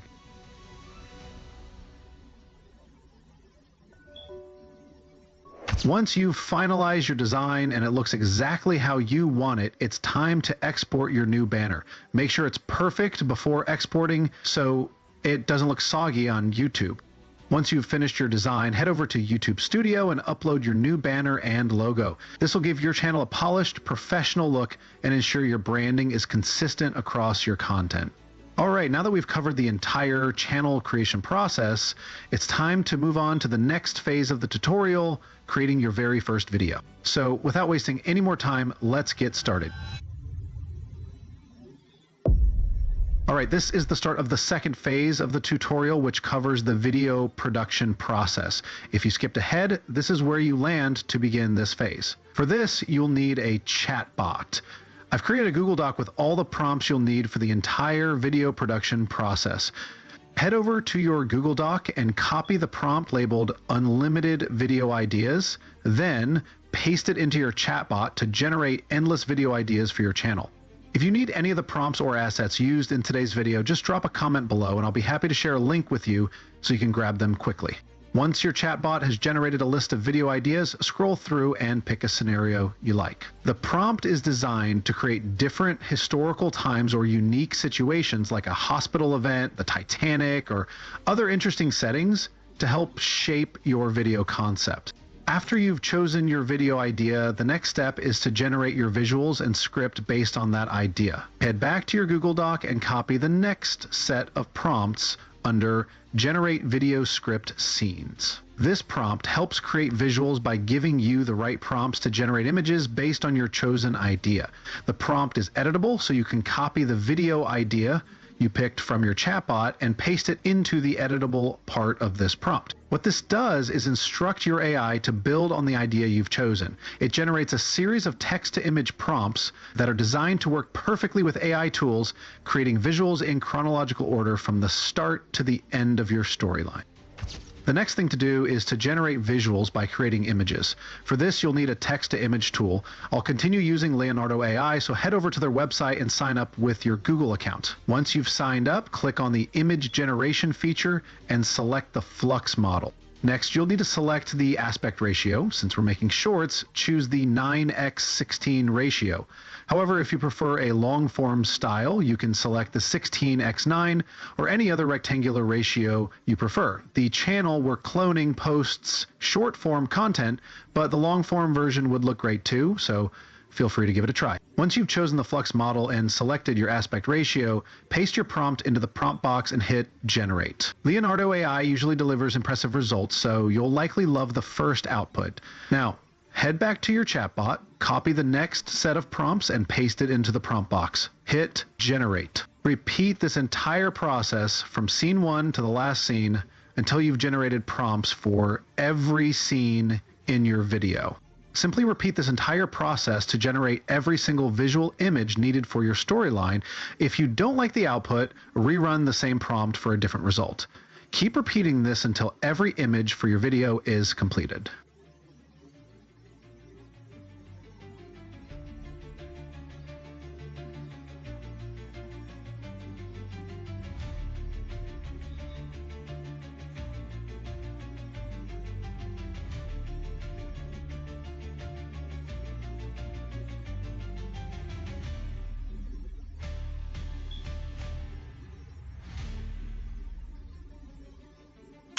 Now, once you've generated all the images you need for your project, the next step is to animate them.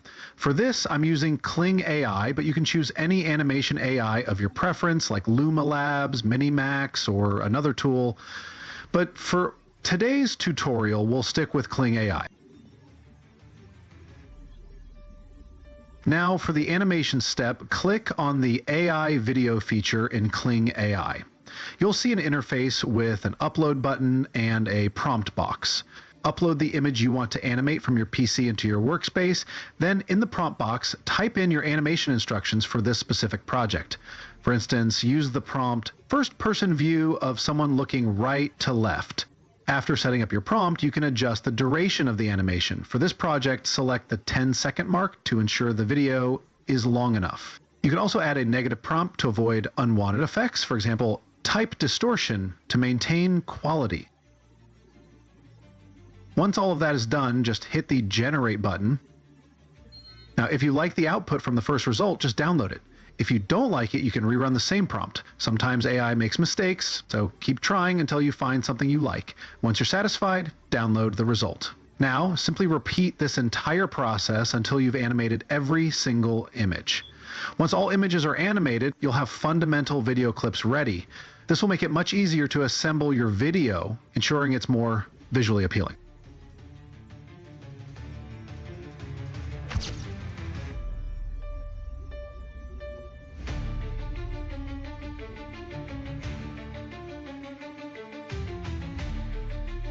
Now that you've got your visuals and animations, the next step is background music. While you can get royalty-free music from Pixabay or YouTube Audio Library, let's stay in the AI theme and generate it using Suno AI. Now, head over to Suno AI, sign up with your Google account, and then select the instrumental option to avoid lyrics. Then copy the AI music generation prompt from your Google Docs and paste it into Suno AI's prompt box. This will ensure you get a track that fits your video's mood and theme. Always remember to toggle on the instrumental option. If you don't, the AI will automatically add lyrics to the audio it's creating, even if you only want the instrumental version. So, make sure that box is checked. Once you play the audio and like how it sounds, just click on it, then hit Download Audio or MP3. This saves the file, making it easier to use when editing. If you don't like the output, you can rerun the same prompt or grab a new one from the Google Doc to try again on Suno AI. Most editing software comes with built-in sound effects, but it's always a good idea to check external sites for the perfect sounds for your project. There's a prompt in the Google Doc that you can give to your AI to get sound effect recommendations. I usually use pixabay.com to find sound effects. Just download everything you need before heading to your editing software to put it all together. Once you're all set up, head over to CapCut and create a new project. Then import all your materials into the new library. I recommend keeping everything in one folder: your assets, voiceovers, clips, sound effects, videos, and anything else you need. That way you can import the whole folder into CapCut and start editing faster while staying organized. Once everything's in CapCut, the first thing you should add to your timeline is the ocean ambience sound effect. It should be long enough to fill the entire timeline, since the video is all about the Titanic on the ocean. This keeps everything on theme. Next, adjust the volume of the ocean sound or ocean ambience from your CapCut library. Set it to around 25-30% so it doesn't overpower the other sound effects we'll be adding later. This keeps the background immersive without being too loud. Next, start dragging each clip you generated into the timeline in chronological order. The first scene goes first, then the second, third, and so on. Keep adding the clips in order until the entire timeline is filled. Since the clips are long, you'll need to duplicate the ocean ambience audio to make it last longer. Simply create 2 copies of the audio, place one at the start and the other at the end of the timeline. This extends the ocean sound, keeping the atmosphere consistent throughout the video. Next, drag the background music you generated with Suno AI onto the timeline. The background music should be slightly louder than the ocean ambience. Set it around 35%. If the music is too short, duplicate it by copying and pasting another copy. If it's too long, trim it to match the timeline's length. This keeps everything synced perfectly. The transition we're using is the blink transition, just like in the videos we're cloning.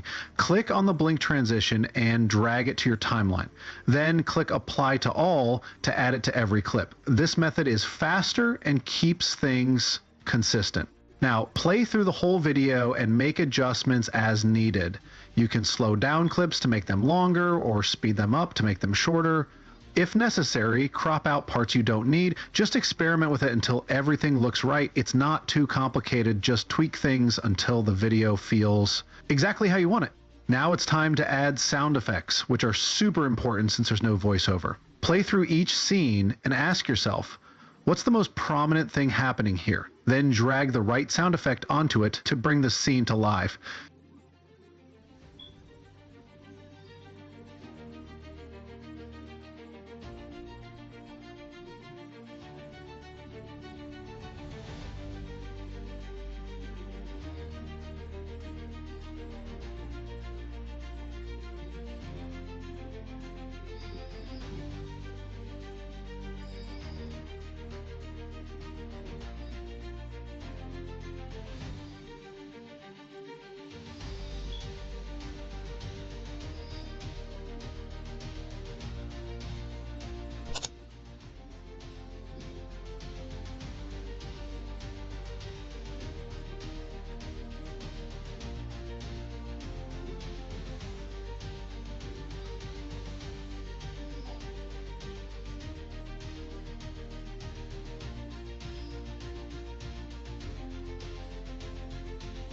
For the last clip, add a fade out animation to create a blackout effect at the end.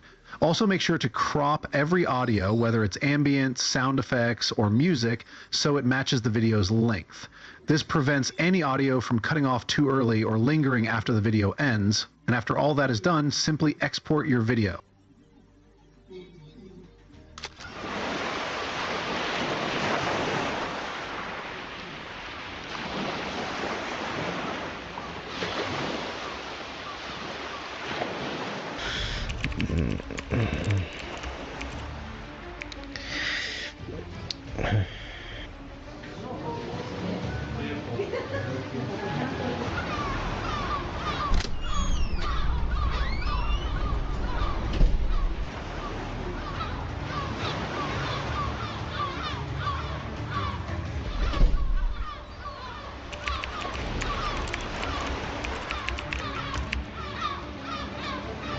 Oh my god, why is the boat shaking so bad?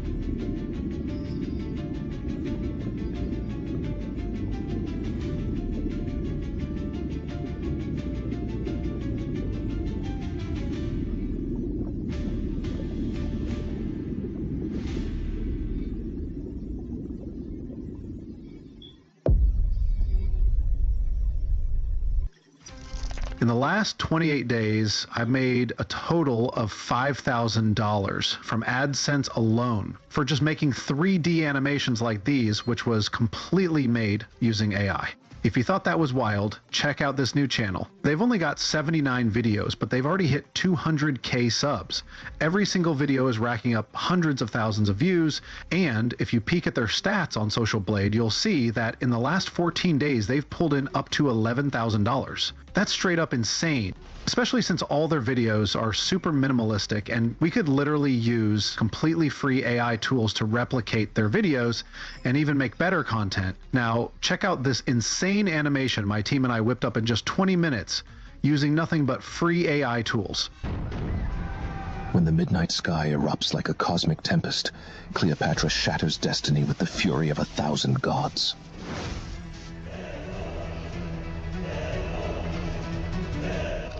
In ancient times, the majestic Egypt nurtured a radiant civilization. Egyptians thrived and made abundant harvests and lively celebrations, steeped in art, wisdom, and enduring faith. Every day shimmered with hope as their hearts soared in timeless, unparalleled prosperity. But suddenly, darkness descended as Roman legions and soldiers invaded Egypt. Their ruthless invasion shattered peace. Souls were subjugated, transforming a once blissful paradise into a land of despair and chains. But Cleopatra, the most cunning, resilient, and unyielding Egyptian, prepares for an uprising that will echo through eternity. She masterminds a rebellious plan that promises not just resistance, but a cataclysmic revolution.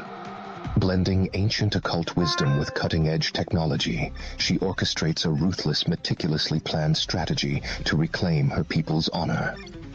By her side stood Amun, a masterful engineer and secret warrior whose intricate devices and deep knowledge turns the tide of rebellion.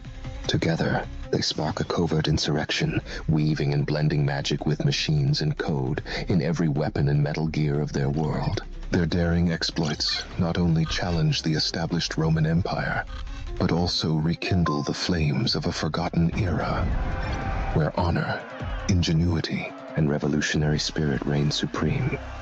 This is not just a rebellion. It is the rebirth of an empire. Step into Cleopatra's rebellion. Fatality. Where history is rewritten with steely resolve and magical wonder. And witness the birth of a legend destined to redefine freedom. Now, here's what you'll get in this completely free course. First, I'll hook you up with detailed, editable prompts that cover everything you need to launch your AI-powered animation business. These prompts will help you generate unlimited video ideas so you'll never run out of content. They cover everything you need for your animation business, from brainstorming video ideas to crafting cinematic, Marvel-level scripts. And when you plug them into a chatbot, you'll get endless, professional-looking results with zero effort. Then, I'll walk you through building your personal brand, from choosing the perfect channel name, to picking the right color palette, to even show you how to design a pro-level logo and banner so your channel looks super polished. After that, I'll show you how to create fire scripts that hook your audience. Once that's locked in, I'll teach you how to generate AI visuals with consistent characters for free using the new Google FX. Once that's done, I'll take you on a spin with Kling AI, where I'll show you how to animate like a pro, get different angles and perspectives, and use the perfect prompts for top-tier results. Once we've got everything ready, I'll teach you how to edit like a pro in CapCut, giving your videos that cinematic, Marvel-level quality. By the end, your final video will look insanely professional. If this sounds like something you'd love to try, hit that like button. Seriously, this took a lot of time to put together, so consider that your way of paying for this completely free course. A lot of people in the comments and even in my Telegram group have been asking for a one-on-one coaching program and a private community. Well, we're working on it and it should be ready in about a month. Click the link in the description or the pinned comment to join the waitlist. That way, you'll be one of the first to join at a discounted rate and get early access. This course is pretty long since we're covering a lot, so I've split it into two sections. The first phase is for beginners or anyone looking to build their brand or channel. I'll walk you through everything, setting up your channel, designing your banner and logo, and choosing the right aesthetics. The second phase is all about video creation. Use the timestamps below to jump to what interests you. If you're starting from scratch, watch the first section. If you're just here for the video part, skip ahead. Now, enough talking. Without wasting any more time, let's get started.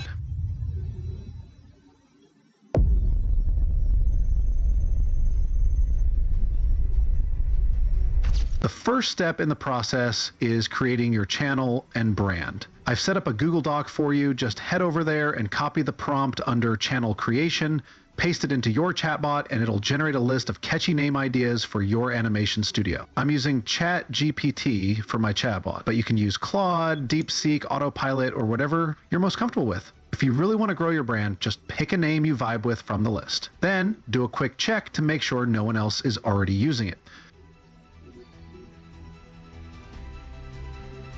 Once you've picked a name you like, just copy it. Go to YouTube, click your Google profile icon, then click on Create New Channel. Paste the name and then hit Create Channel. After that, go back to your chatbot and tell it the exact name you picked. This helps speed up customization and makes everything more personal for your channel. Next, go back to your Google Doc, scroll to Channel Description and SEO, and copy the prompt. Then, head back to your chatbot, paste the prompt, and change the channel name part to your exact name. This helps your chatbot create a customized, SEO-friendly description just for you. Once you've got your channel description from the chatbot, copy it, go to your YouTube channel, click Customize Channel, which takes you to YouTube Studio, scroll down to the channel description box, and paste the description your chatbot created for you. One more optional step is to go back to your chatbot and ask for SEO hashtags for your niche or brand. Copy the hashtags and paste them right under your channel description. This helps boost your channel's visibility, and once all of that is done, just hit publish. To boost your SEO and visibility even more, go to Settings in YouTube Studio, then click on Channel. A pop-up will appear with a keyword section, then paste the same SEO hashtags into the keyword box. This helps YouTube understand your content even better. Now that we've sorted the basics, let's move on to branding, which includes creating your logo and banner. Head back to your Google Doc, find the section labeled Banner and Logo Prompt, and copy it. Then go back to your chatbot and paste the prompt. Since it's editable, change the channel name to your own. I've marked the editable areas in blue. After that, you'll see another editable part in brackets called Color Theme. This is where you choose your color palette. For this tutorial, I'm using white and blue. Picking a solid color palette is key for consistent branding visuals. This prompt tells your chatbot to come up with a bunch of high-quality banner and logo designs in different themes like minimalistic, intense, futuristic, and more. All of them will follow your chosen color scheme like blue and white or whatever palette you pick for your branding. Your chatbot will generate text-to-image prompts that you can use with an AI image generator to create logos and banners for your channel. For this tutorial, I'll be using Leonardo AI, but you can use any AI tool you're comfortable with, like Midjourney, IDgram, or any image generator you prefer. Leonardo AI does a great job with logo and banner creation, so I'll stick with them today for our branding. Once you sign up, you'll see an interface like this. The first thing you need to choose is a model. I'll be using the Flux model because it gives high quality results. Next, select the aspect ratio. Since we're creating logos, go for a square format like 1:1 or any other box ratio. Just make sure it's not rectangular. It has to be square. Once you've made these changes, copy your first logo prompt from the chatbot and paste it into the prompt box in Leonardo AI. As you can see, the AI will include your color palette in the designs. Now, go through the 4 logos it generates. If any of them stand out to you, simply download it. If none of them feel right, you can always go back to your chatbot, get a new prompt, and run it again. This is why I made the prompt in a way that your chatbot will give you plenty of designs to choose from. So the first one doesn't work, no worries, use the second prompt, or even rerun the same prompt as many times as needed until you get something you like. Once you're done with your logo, it's time to create your banner. Copy any banner prompt from your chatbot and head over to Leonardo AI. Now change the aspect ratio. It should be rectangular, not square. You can go with 16:9 or any other rectangular format that fits your needs. You can keep the same model or switch to a different one, but just make sure the aspect ratio is rectangular for the best results. Once again, review the generated images. If you like one, download it. If not, you can rerun the same prompt or grab a different one from your chatbot, just like you did for the logo. Keep experimenting until you get a design that fits your brand. Once you've picked a banner image, you can't just upload it directly to YouTube. That's because YouTube stretches images and shows different parts of your banner depending on the device. Mobile, TV, or desktop users all see different sections. To make sure your banner looks good everywhere, you'll need a custom template that shows how it appears across different devices. To do this properly, we'll use Canva. Open your browser and sign up with your Google account. Once you're in, click Create a Design and search for YouTube Banner. Click on one of the options that pop up to create a blank template. This will give you a fresh white canvas to work with. Now, here's where it gets tricky. Canva gives you a blank white canvas, but you can't just upload your banner without proper guidance. Remember, YouTube crops and displays different sections of your banner depending on the viewer's device. To make sure it looks good everywhere, you need a template to position your design correctly. Luckily, I've got a template I can use. If you need the template or any of the prompts, just drop a comment below and I'll be happy to share them with you. Now I'm going to upload the template from my PC as I have it in PNG format into my Canva workspace and use it to properly crop and adjust my banner. Once you upload the template, drag it onto your blank canvas. You can either manually stretch it to fit or just click on it and select Set as Background Image to make it snap into place automatically. The template has a section labeled Put Your Important Stuff Here with a red underline. This area is universal, meaning it will be visible on all devices, mobile, desktop, and TV. So make sure your key details like your logo, tagline, or social media handles go inside this section so that everyone can see them. The outer edges of the template on the right and left sides of the primary area are only visible to desktop users. The full banner, including everything outside the primary section, will only be seen by people watching on TV. So keep the most important details in the center area while the extra design elements can go on the sides. Now, I'll keep it simple. First, I'll upload the image I generated with Leonardo AI. Then I'll remove the background so I can fully crop and adjust it. Once the background is gone, I'll position the remaining elements exactly where I want them to be within the template. Since the image originally had a simple black background, I'll just search for black background on Canva. Then I'll drag it onto my timeline, click on it, and set it as the new background image.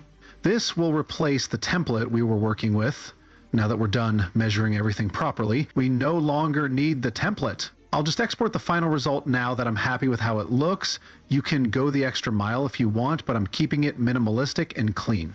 Now I'll just head over to my YouTube studio and upload my new banner and logo.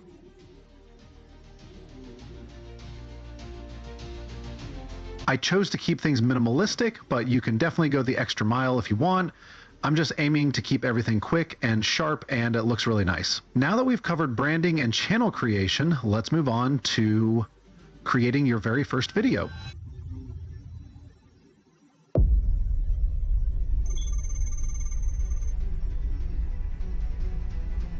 This phase of the tutorial covers video creation and is the second phase.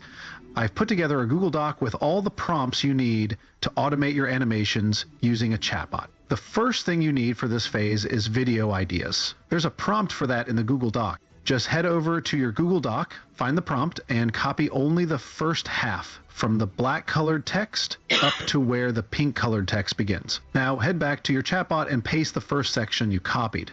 Then go back to the Google Doc. If you go back to the Google Doc, you'll notice some words in blue text.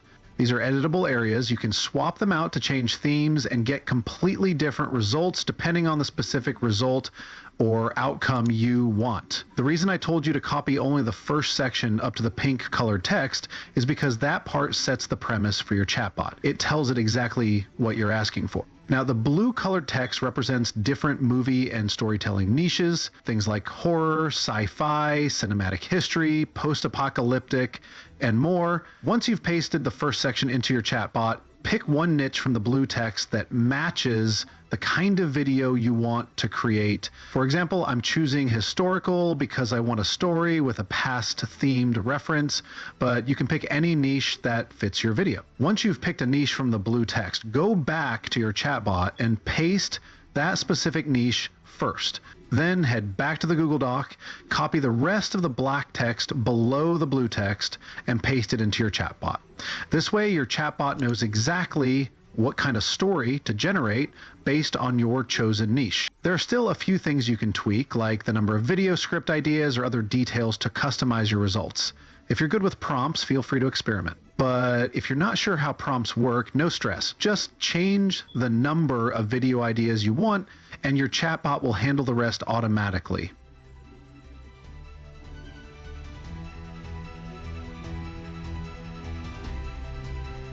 Now that we have a list of amazing video ideas with plots, main characters, and different timelines, it's time to pick one to work with. I'm choosing the first one about Cleopatra taking revenge on those who invaded her kingdom. Once you've selected your video idea, the next step is to generate a script for it. Now, head back to your Google Doc and scroll down to the script prompt section. Find the prompt labeled with script, then copy it and paste it into your chatbot. This prompt tells your chatbot exactly what to do. Now, if you look at the prompt you just copied, you'll notice a section in brackets that says paste your script idea here, and another part for word count in brackets. In the Google Doc, I highlighted this section in pink to make it clear. Simply copy the video idea your chatbot generated, the one you like, then paste it in the section that says, paste your video idea here. I made it this way, so you can use this prompt for generating scripts with different video ideas. This means you'll never run out of content when making your animations. After pasting your video idea below the script prompt, the next thing to add is the word count.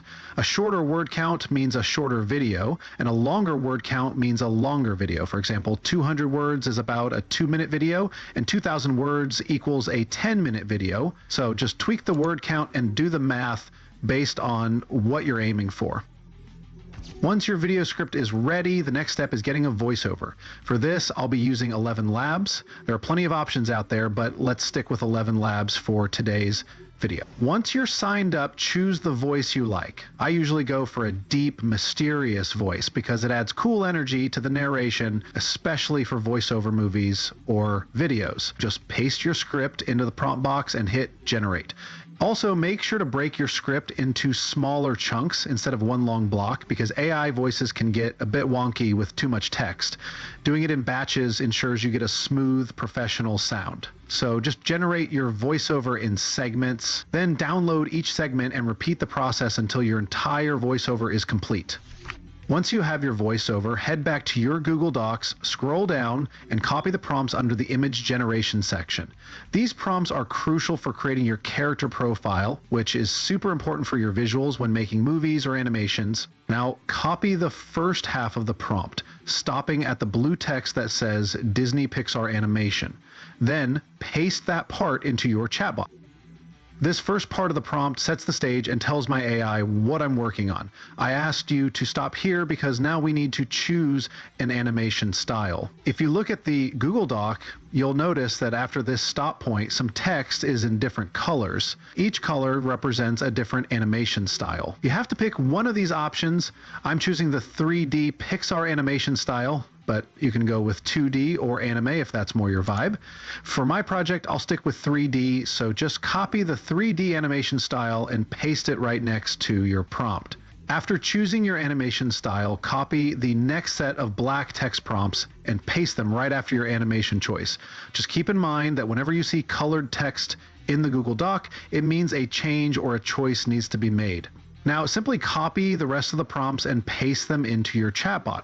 After that, there are a few more things to adjust, like you'll need to change the character's name, and there are other details in the Google Doc that need to be updated. Any text that's colored in the Google Doc means changes are needed, so just make sure to adjust those.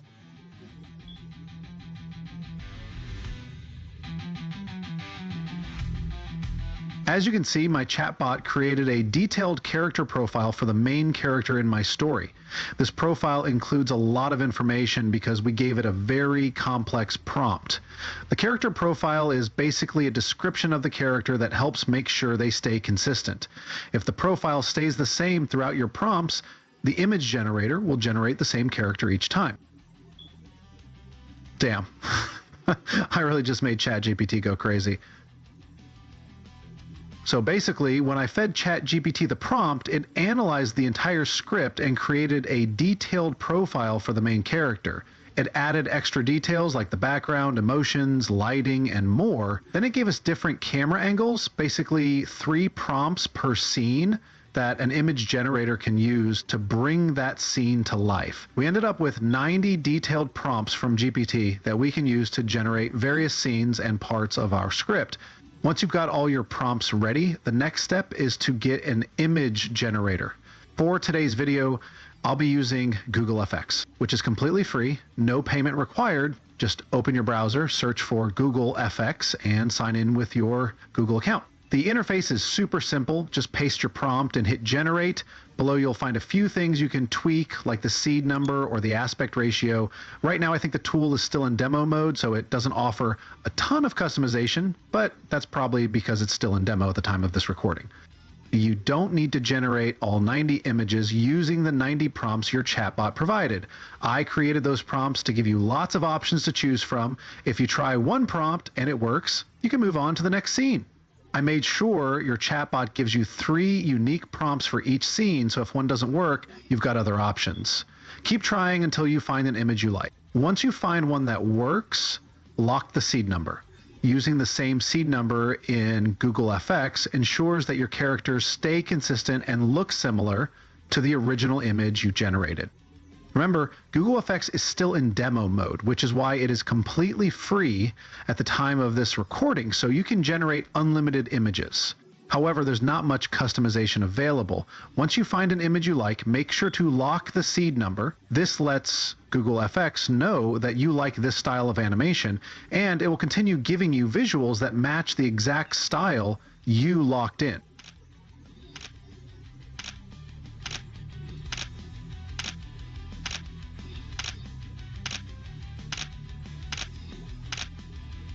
Once you've generated all the images you need, it's time to animate them.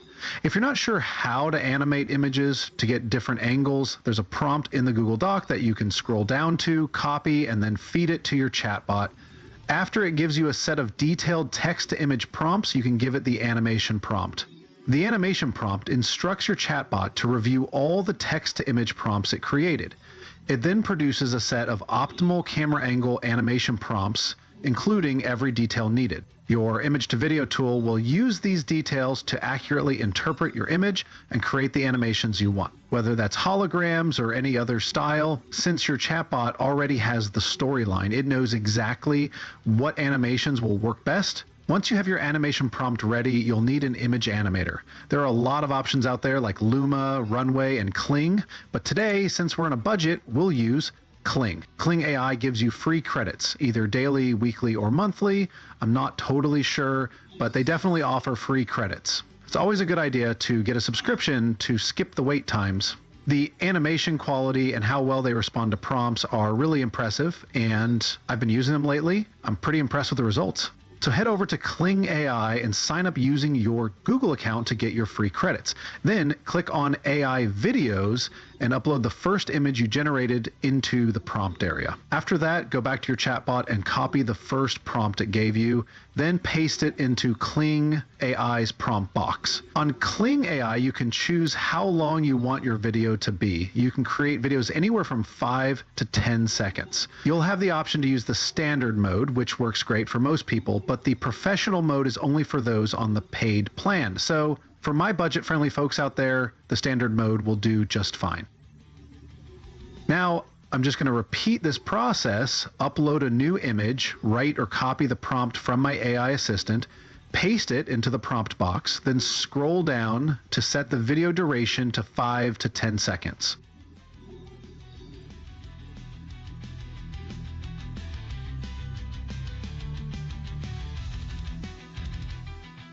One thing I really like about Kling AI is how well they follow prompts. Like if you give clear instructions, they actually listen and bring your vision to life exactly how you imagined. So if you word your request right, you'll get top tier results every time.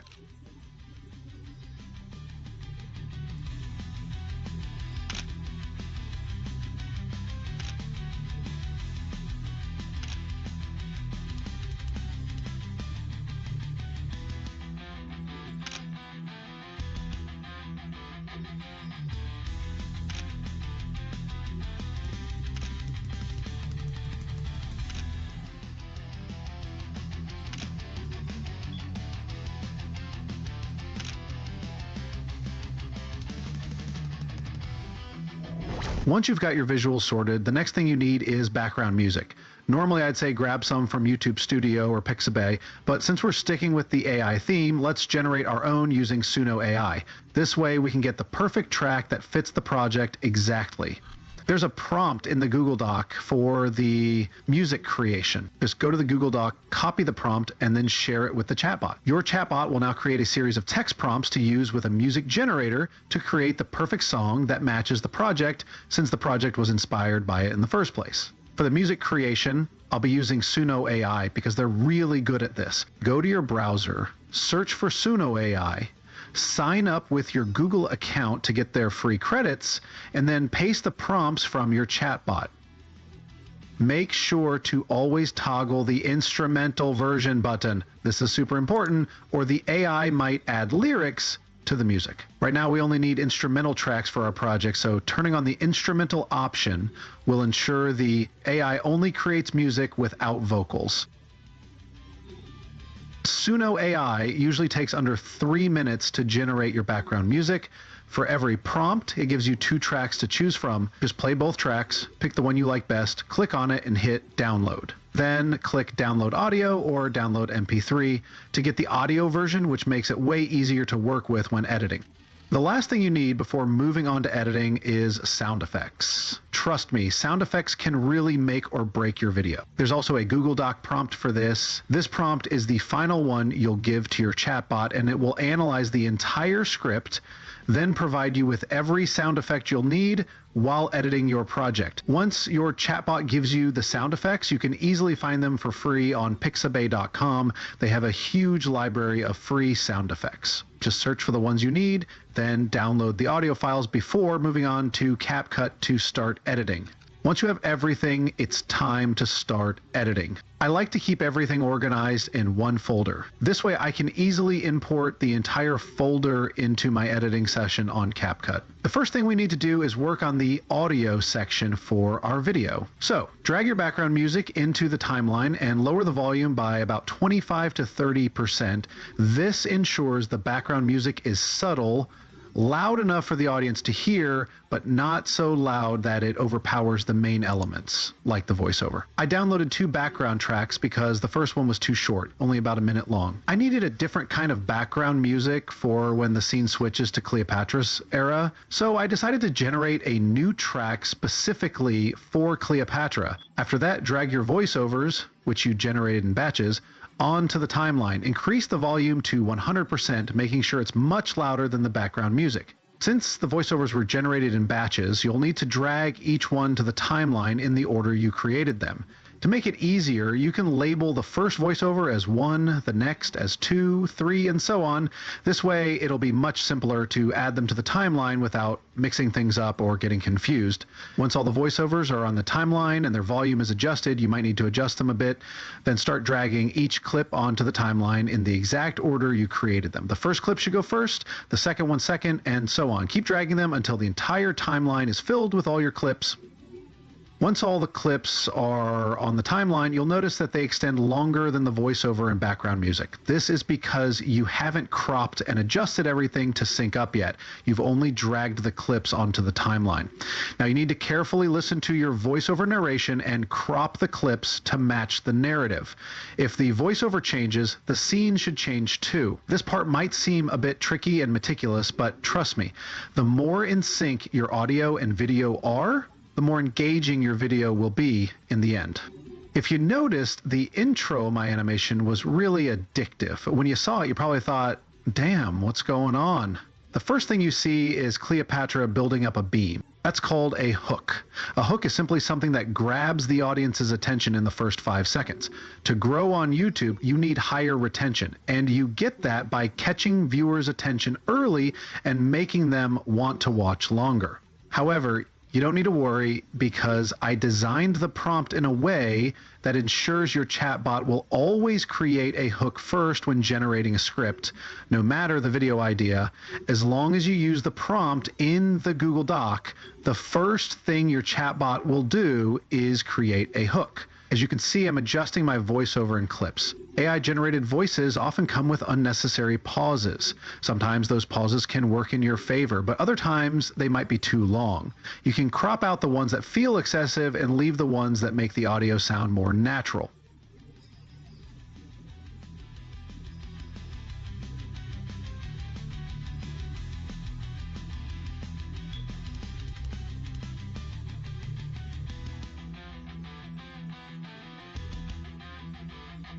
I'm also adjusting the length of my voiceover, leaving gaps on purpose to build suspense as it helps the scene flow better.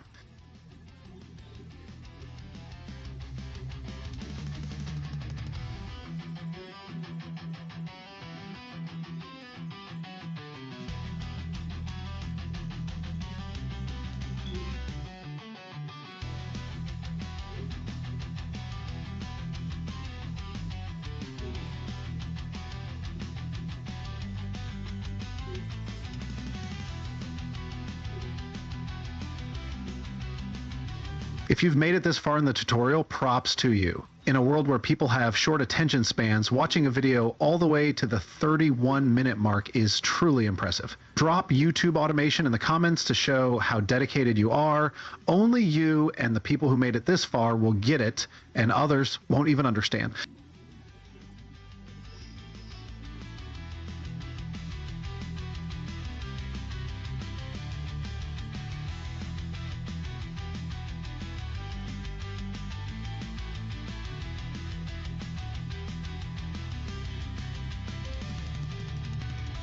Now, I'm going to add a little personal touch to this video by including the character's name like I did for Miles. I think I should do the same for Cleopatra. This step is completely optional and not mandatory, but it's just something I like to add. I'll just write the text, choose a font, and then add an animation to control how the text appears and disappears. Different animations make the text behave in various ways. Once that's done, I'll crop the background music. Since I already know the exact length of the video, it's safe to trim the background music so it matches the video's length, preventing it from continuing after the video fades out. Once everything else is sorted, the next important step is adding transitions. Transitions are a must, especially for videos as complex as this one. The right transitions can make or break how smooth a scene change feels, so it's crucial to master them. I'll take it slow while adding them so you can follow along at your own pace. Feel free to explore how different transitions work because CapCut has made it super easy. They provide various preview templates. All you have to do is drag the template onto your timeline between clips and CapCut will handle the rest. Don't worry, you can still use the older version of CapCut. The older versions let you use a lot of transitions for free. I'm using the newer version, but it's totally fine to stick with the older one. The older version has fewer features behind paywalls, while the new version seems to have locked most of the cool features. Sometimes I add some transitions and adjust their duration. What this does is make the transition last a bit longer. Longer transitions help to smooth out the switch between clips, making it feel more natural. I only extend the duration when I know the transition will really enhance the scene.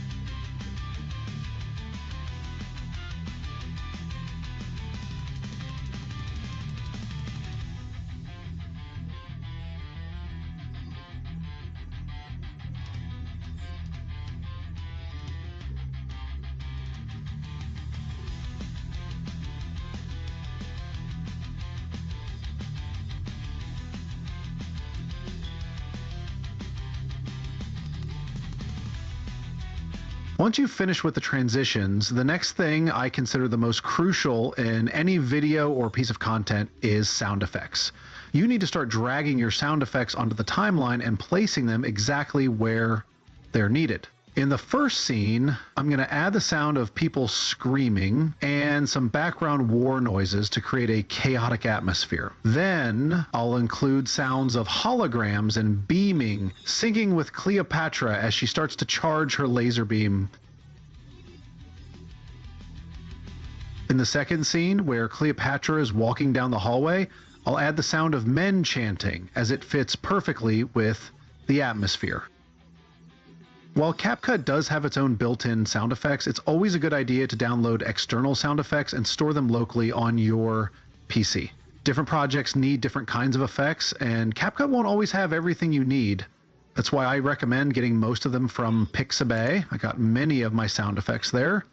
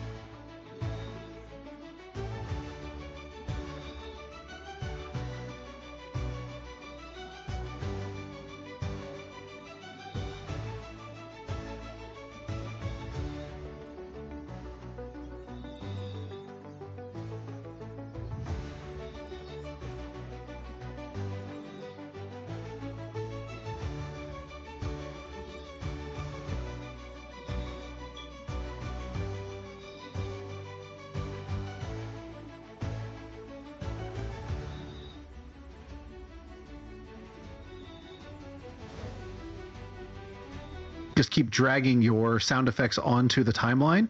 If you can't find something on CapCut, go ahead and download it from Pixabay. Repeat this process until you have all the sound effects you need.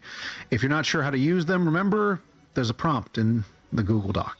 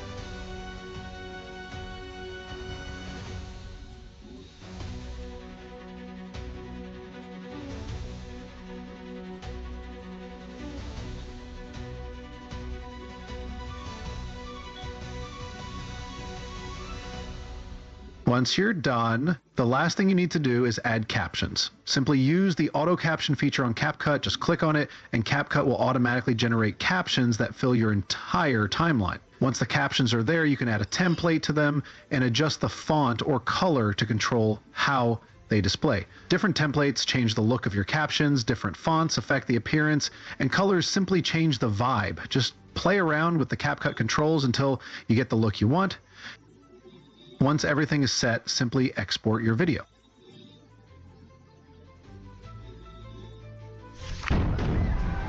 When the midnight sky erupts like a cosmic tempest, Cleopatra shatters destiny with the fury of 1,000 gods.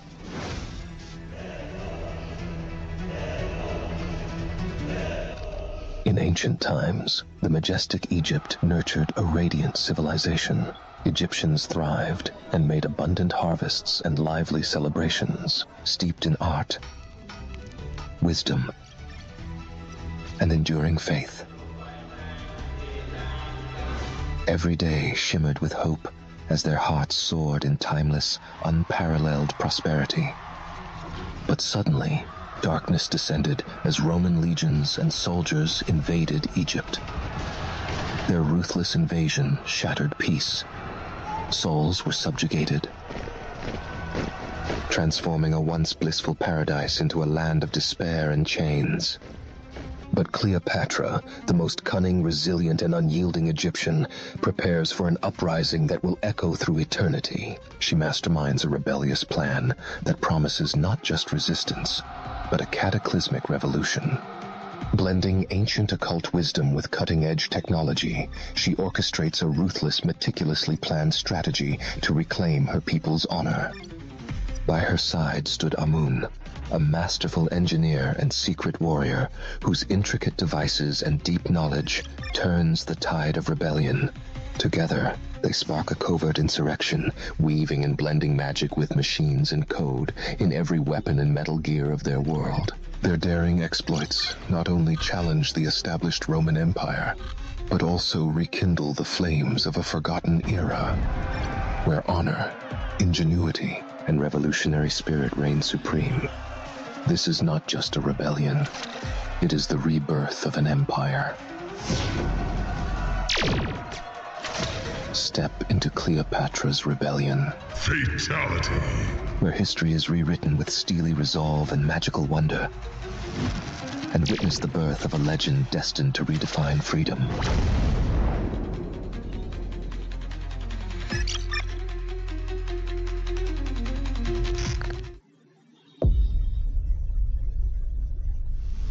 This brand new AI channel that's not even up to 1 year old is already pulling in a minimum of $82,000 and potentially up to $1.3 million every month, which is just insane.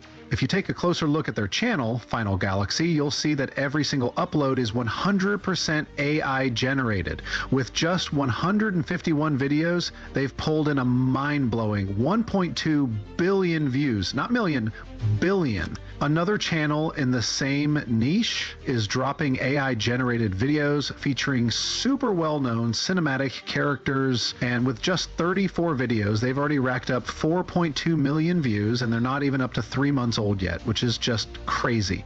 If you check their stats on Social Blade, they make around $1,000 to $15,000 a month. That's pretty decent, but not super high because they only post short videos. In this full course, I'll take you step by step on how to start a channel like this and automate the process. I will show you how to set up your channel in this movie niche and create your first video. You'll learn how to make two types of videos: short form if you want something quick and easy, or long form if you're ready to go all in and stay dedicated. I'm literally going to guide you step by step on setting up your channel and creating the perfect logo and a fitted banner. If you're into long form videos, I'll help you find top tier scripts. Then I'll show you how to generate visuals, animate them properly, and edit everything in CapCut, whether you're making anime style videos or cartoon / DC based content. In fact, there's a quick preview of a video we put together in just 15 minutes using the same strategy and formula as the channels we are cloning, but instead we applied it to longer form content and used an anime storyline. One day, as a young ninja in training, Naruto stumbled upon an ancient rusty scroll in the forest. Little did he know, it was no ordinary scroll. It was a relic of the Uzumaki clan, designed to bind vengeful spirits. When he opened it, a ghostly samurai emerged, whispering of vengeance and destruction. Naruto, ever the quick thinker, discovered a hidden talent, sealing jutsu. With a mix of clumsiness and determination, he trapped the spirit, saving the village from disaster. As a teenager, Naruto grew stronger, both in skill and heart. The scroll became a symbol of his journey, not just to master ninja techniques, but to understand his own identity. He faced horrors, like the vengeful spirits the scroll occasionally unleashed, but he always found a way to turn darkness into light. If this sounds exciting or like something you would love to try, make sure to hit that like button. Just see it as your way of paying for this free course. The course is split into two sections. The first is optional and covers setting up your channel for complete beginners, while the second dives straight into creating your first video. Feel free to skip to any section using the timestamps below. Now, enough talking. Without wasting any more time, let's begin the tutorial.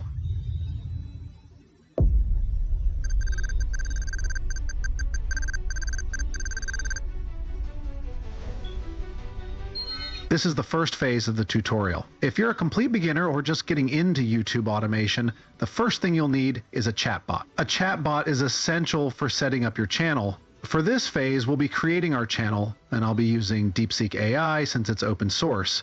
However, you can use ChatGPT, Claude, Autopilot, or any chatbot you're comfortable with.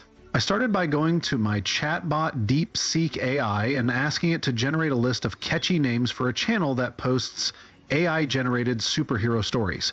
I also told it to make the name stand out, and it did a great job. Now, I'll simply copy a name I like, head over to YouTube Studio, click on my Google account icon, select Create New Channel, paste the name, and hit Create Channel. Now that the channel is set up, the next step is to customize it and make it look more professional. First, go to your chatbot and tell it the exact name you chose for your channel. Then ask it to write a catchy channel description tailored to your content. I also asked mine to include SEO hashtags and emojis to make everything stand out and look polished. Once you get your channel description and hashtags from the chatbot, copy them, then head over to your YouTube channel and click on Customize Channel. This will take you to YouTube Studio. Scroll down to the channel description box, paste the description, and you're all set. One more optional step is to copy the hashtags your chatbot provided and paste them directly below your channel description before hitting publish.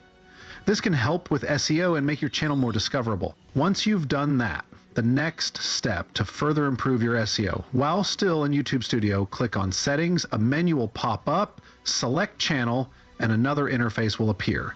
In the keyword section, which is blank, paste the same SEO hashtags you added below your description.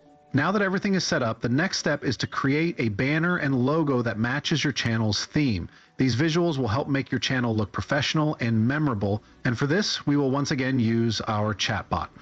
I'll ask it to get creative and generate text-to-image prompts that will help create 3 different logos and 3 different banners. These prompts will be used in a text-to-image AI to generate designs with 3 styles: minimalistic, medium, and intense.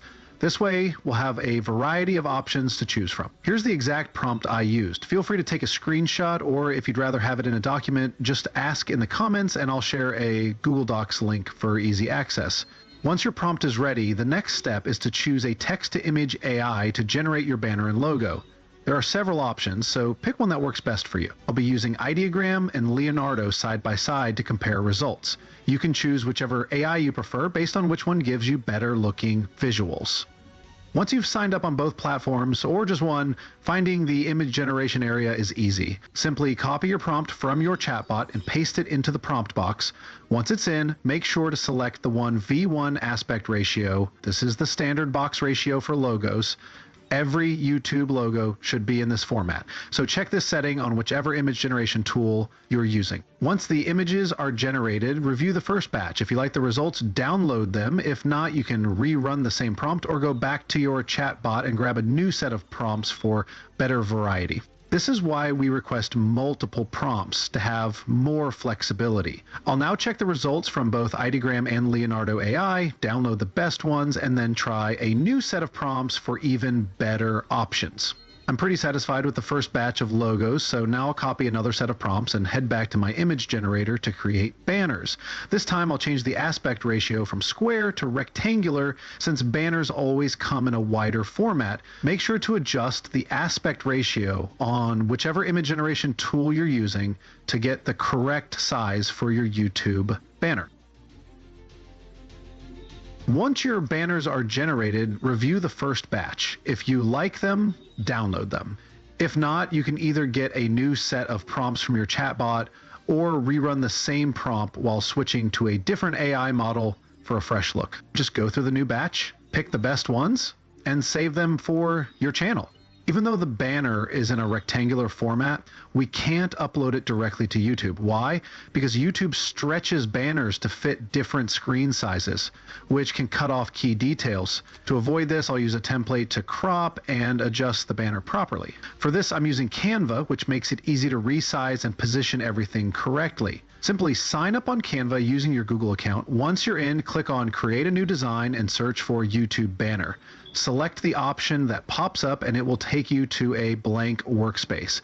Even though Canva provides a preset YouTube banner guide, it's not 100% accurate because it doesn't show exactly how the banner will appear on different devices. I personally use a PNG template that clearly outlines what users on laptops, TVs, tablets, and smartphones will see. I will upload this template to my Canva workspace and use it as a guide to properly crop and customize the banner before uploading it to YouTube. You can find this template online, or if you'd like me to share it with you, just drop a comment below and I'll be happy to send it your way. Once the template is in your Canva workspace, click on it and drag it onto the main canvas. You can either manually stretch it to fill the entire space or simply click Set as Background to make it fit perfectly in one click. Now, here's where it gets technical. Pay attention to the red underlined area with the blue marker. This is the safe zone where you should place your important details. Anything within this area will be visible to everyone who visits your channel, no matter what device they use. So make sure your primary information stays within this red underlined zone. The edges around the red outlined area are visible to desktop users and partially visible on tablets. Whatever you place there will mainly be seen by people on bigger screens, so adjust your design based on how you want it to look. Now, simply upload the image you generated with your text-to-image AI into your Canva library. After that, drag the image onto your workspace, use the banner you stretched as the background, and let it guide your cropping and adjustments. This will ensure everything sits in the right place and looks perfect before uploading it to YouTube. If you've made it this far and want exclusive updates on upcoming projects, behind-the-scenes content, and even a say in what we create, click the link in the description to join our Telegram group. We're already at 2,000 members, which is crazy. So be part of the community that stays updated and helps shape future content. Once everything is set and looks exactly how you want, download your new banner and head over to YouTube Studio. There, upload both your logo and banner. This completes the channel creation and customization phase, so now we can move on to the next step of the tutorial. This is looking great. Now that we've completed the first phase, which is for beginners and optional, let's move on to the next step, making your first video. Let's dive right in and get started.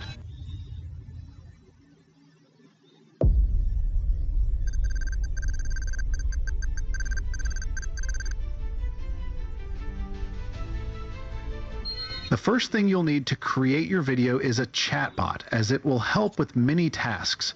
For starters, we need to create a script because every great story starts with one. Above is the exact prompt I gave my chatbot to get the ball rolling. If you notice, I've highlighted some parts of the text in different colors. Those highlighted sections are editable, meaning you can change them to get a completely different storyline and script each time you use it. I enabled the deep thinking mode on DeepSeek AI, so it takes its time to reason before generating a script. The script it gave me is fine, but I want it to be in the format of a voiceover narration, like someone telling a story through their voice. So I'll ask it to rewrite the script with that voiceover style narration. You can always tweak your AI to get exactly what you need.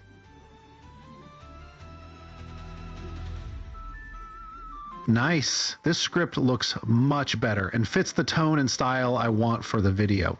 Now that the script is ready, the next step is to find a great voiceover, something fitting for the narrative, like an ancient figure telling the story. There are plenty of AI text-to-speech tools out there, with 11 Labs being one of the most highly regarded. You can use that or explore other options.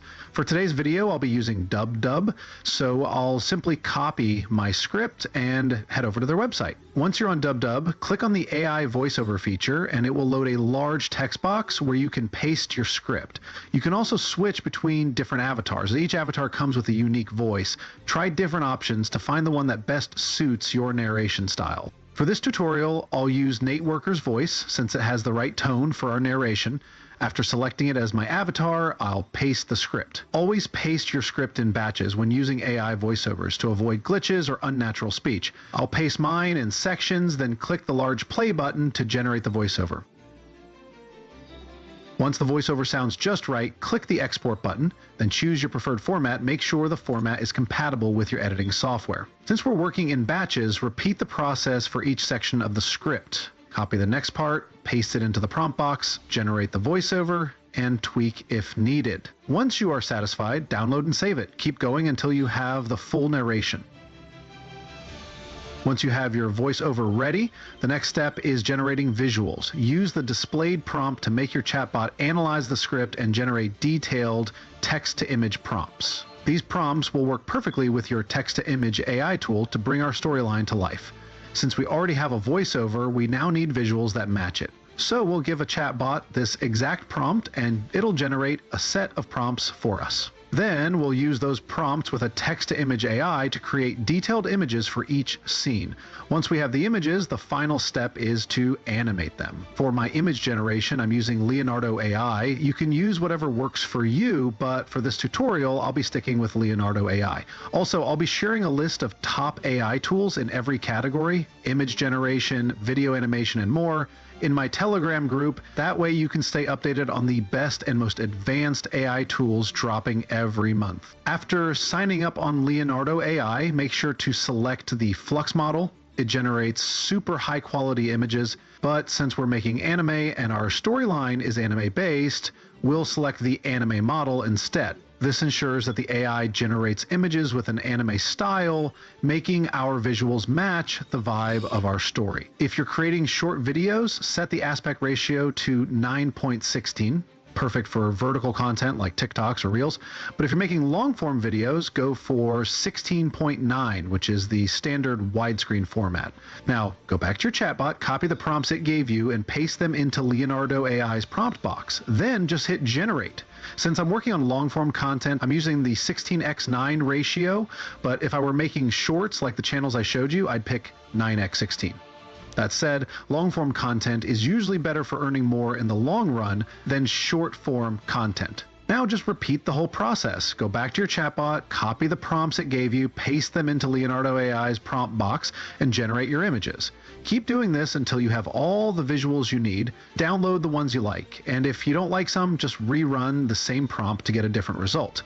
When making videos like this, it's best to use popular characters because AI is already trained on them, making it easier to keep their look consistent. But if you want to create original characters, you'll need to build a persona. This means whenever your AI mentions a non-famous character, ask it to always include a brief description in brackets like skin tone, hair type, outfit, etc. That way, your visuals stay more consistent. Now that we've generated our images, the next step is to animate them by adding motion. This makes them feel alive and more dynamic. If you're making short-form content, you can skip this step and jump straight to editing. For shorts, just having your images and a voiceover is usually enough. But if you want to go the extra mile, you can still animate them. It's totally optional. However, if you're creating long-form content, animation is a must to keep things engaging. For image animation, which is turning images into videos, I'll be using a tool called Pixverse. There are plenty of other tools out there, but I like Pixverse because it handles anime animation really well with less distortion compared to others. That said, it's totally up to you. You can use Luma, Minimax, Runway, or any other tool you're comfortable with. Just pick what works best for your style. Now, just upload your image from your PC to the website. In the prompt box, briefly describe what you want your image to do. Keep it simple, nothing too complex. The tool works well on autopilot, so you don't need to overthink it. Download the ones you like, and if you're not happy with some, just click Regenerate. Since it's AI, there might be tiny distortions. If they're minor, you can ignore them. But if not, just regenerate. Keep repeating this process. Upload the next image, write a brief action, generate, and download until you've turned every single image into a video. Now that everything is done, the last thing we need is background music. I'll be using Suno AI to generate one, but you can also get yours from YouTube Studio, Pixabay, or other sources. Since we're already using AI for everything, it makes sense to let AI generate our background music too. This way, we get something perfectly tailored to our video specifically. Suno AI is super easy to use. Once you sign up, you'll see an interface where you can choose from 3 different models, each good for different things. Just experiment a bit. They give you 5 free credits so you can generate about 10 tracks for free. Pretty chill. Since we're making background music, make sure to select the instrumental version so the AI doesn't add lyrics. Then just paste your prompt, click generate, and you're good to go. Once the AI generates 2 tracks, listen to both and pick the one you like best. Then click on it and make sure to download the audio file so you can use it in your video. The final step of the tutorial is editing, and for this we'll be using CapCut. First, create a new project in CapCut, then import the entire folder where you've stored all your assets. It's always best to keep everything in one folder. This makes it much easier to find and organize your work. So, import your voiceover, images, animated videos, background music, and anything else you've used for the project into CapCut. The first thing to do is sort out the voiceover. Since it was generated in batches, drag all the batches onto the timeline in CapCut.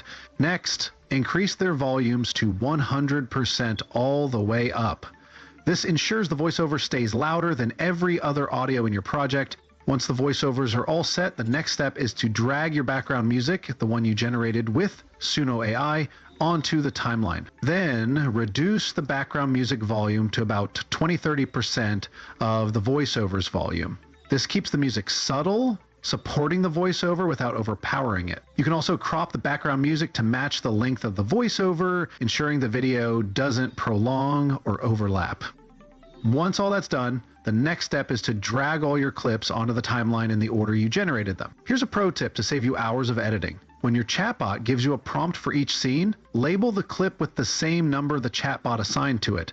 This makes it way easier to keep track of everything. Since the chatbot labels the scenes for you, labeling the footage in the same way will allow you to quickly drag and drop them into chronological order on your timeline, which will speed up your editing process.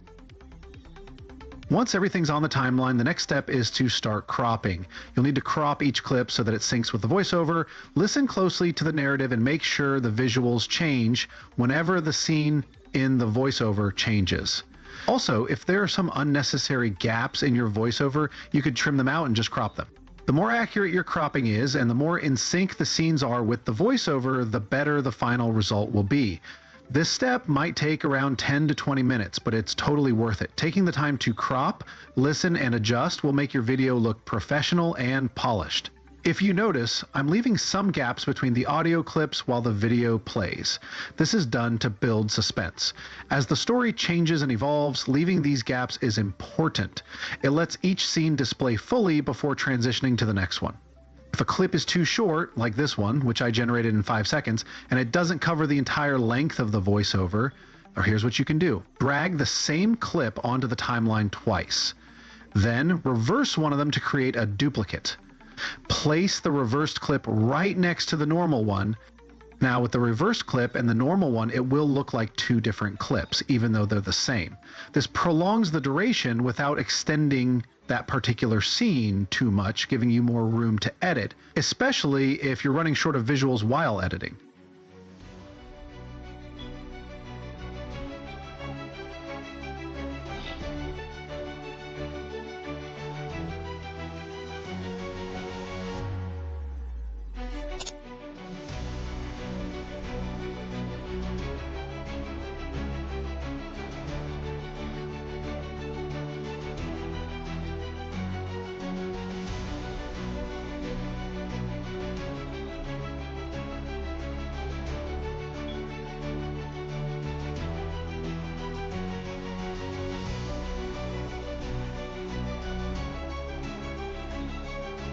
One more thing I forgot to mention are sound effects. They are crucial in editing because they really bring your video to life. Most editing software has a built-in sound effects library, but if you need something more custom and tailored to your project, you might want to download sound effects online.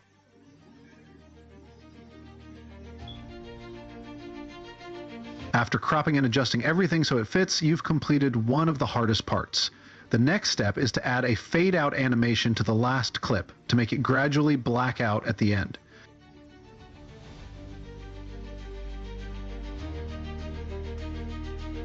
Now, let's talk about transitions. These are key for making the change from one scene to another smooth and seamless. Transitions are non-negotiable if you want your long-form content to flow well. For short-form content, you might just need sound transitions, but it's still useful to add them for a smoother feel. In CapCut, adding transitions is super simple. Just go to the Transitions tab, choose a transition template, and drag it to the edges of the clips you want to transition between. Make sure the clips are closely joined to each other so the transitions work smoothly. Keep in mind that not every transition is suitable for every scene, so you'll need to experiment a bit to see which ones fit best. I'll walk through this slowly so you can follow along and see how different transitions make the video flow in unique ways.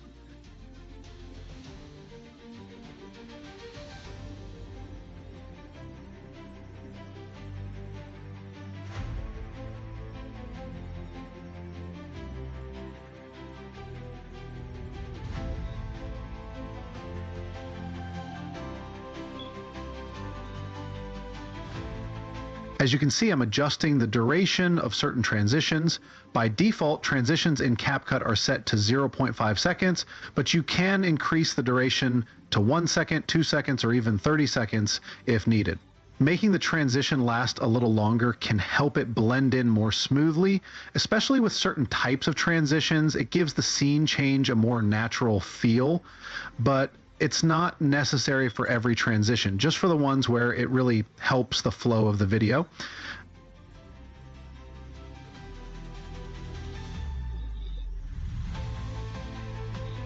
Once all of that is sorted, the next thing you need to add is sound effects. If you're not familiar with how to use them, don't worry, I'll guide you through it as quickly as possible. Sound effects are super important because they really bring the scenes to life. Think about any movie you've seen. You've definitely heard sound effects that helped create the mood.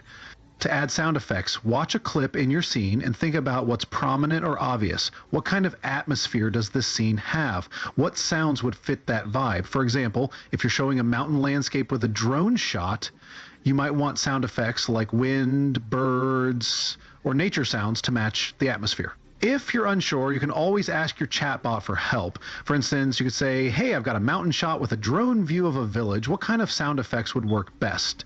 Your chatbot should provide you with a list of sounds that will blend seamlessly with that scene. Right now, I'm working with both the sound effects built into CapCut and the ones I've downloaded locally on my device. Sometimes I need specific sound effects that aren't available on CapCut, so having them stored on my device is really helpful. I'm importing those locally stored sound effects and dragging them onto the timeline. Then I crop them to make sure they don't overlap into other clips. A sound effect should only be there for the scene it matches, so once that scene ends, make sure to crop the sound effect out. To make the sound effect fit smoothly, I add a fade in and fade out animation so it enters and exits naturally. You can also apply the echo effect to give it a more realistic feel and make everything sound even more natural.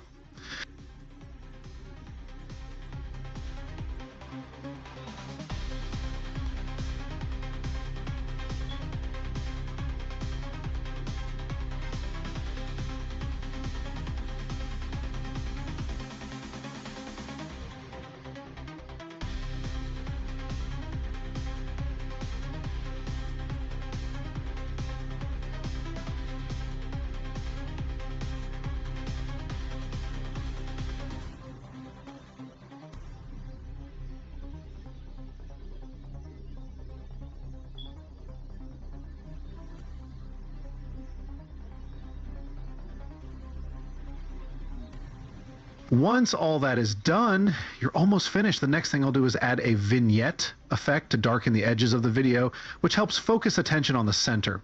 You can add a few more effects if you want, and even color grade the entire video for a more polished look.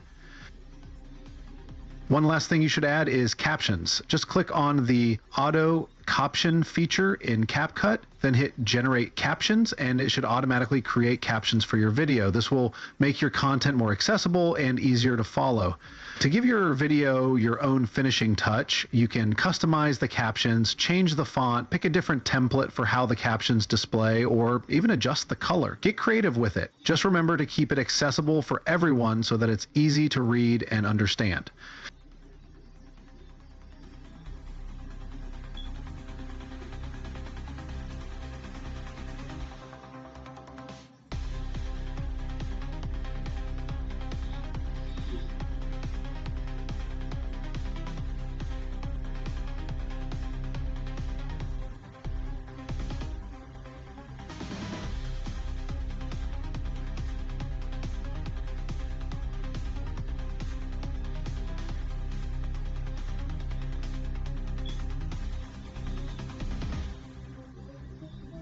Once everything looks good and complete, just simply export your video. A long time ago, in the hidden leaf village of Konoha, there lived a mischievous, ramen-loving kid named Naruto Uzumaki.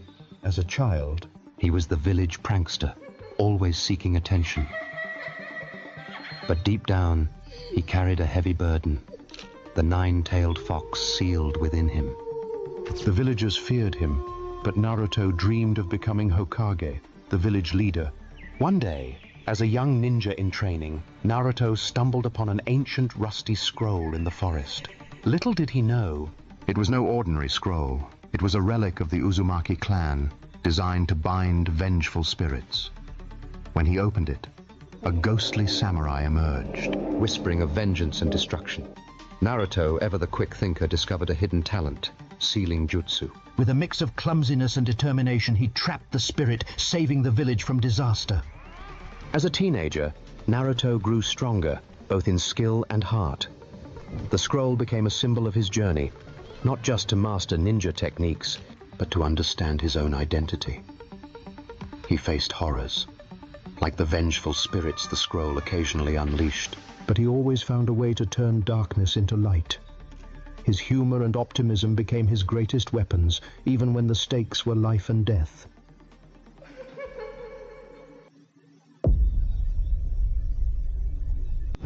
This new YouTube channel called Rabbit's Journey has only 24 uploads, but is already earning a minimum of $37,000 per month and potentially up to $500,000 monthly, which is beyond insane. If you take a closer look at their channel, you'll see that with just 24 uploads, they've managed to amass an incredible 450 million views and a staggering 2.4 million subscribers. Another new channel called Super Emotional Stories has posted just a handful of videos, just 130 videos, but they've already racked up an incredible 643 million views and gained a massive 1.2 million subscribers, which is absolutely insane because every single piece of content on their channel, their images, animations, voiceovers, is 100% AI generated. They've managed to pull in millions of views by leveraging AI tools effectively and are earning a ridiculous amount every month, all thanks to AI. There are dozens of channels using this exact formula, and they are absolutely exploding, gaining millions of views. Using this strategy, they have seen insane growth. In this full course, I'm going to guide you step by step through the entire production process on how to start a channel like this from scratch. I'll show you how to create even better videos, not just short form, but also long form content that will give you more progress. We'll cover every part of the production process, all while using AI tools to maximize your efficiency and results. I will literally walk you through creating your very own themed channel in this niche. I'll also teach you how to create your own custom banner and logo that really stands out. I'll also show you how to gather all your materials and assets for your first video and show you a new AI tool that animates visuals incredibly effectively. After that, I'll walk you through how to piece everything together in CapCut to make your video look super professional. In fact, here's a quick preview of a video we were able to whip up in just 20 minutes using their exact strategy and formula, but also applying it to long-form content to earn more. Makes them zoom across the meadow like a fluffy rocket. Their big sister, Thistle, is always watching out for them. Thistle is tough and smart, with a little scar on her ear that she says is from fighting a dragon, but Zippy thinks it might just be from tripping over a rock. One day, Zippy finds a magical dandelion that glows and hums a funny little tune. Wow. It floats away, and Zippy can't resist following it. The dandelion leads them to a secret door inside an old tree, and whoosh, they're sucked into a crazy world where clouds talk and forests are made of candy. Thistle, of course, races after Zippy, yelling, "Why can't you just stay put for once?" They meet a nervous little cloud named Nimbus. If this sounds exciting or like something you'd love to try, make sure to hit that like button. Just think of it as your form of payment. You can also check out my Telegram group in the description below to get first dibs on content, behind the scenes footage of us working, and even have a say in what we create.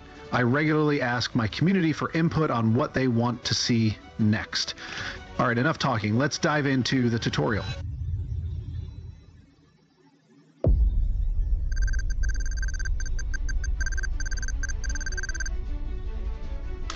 Now, the very first step is creating our channel. This part is optional since some of you may already have a channel or know how to handle it.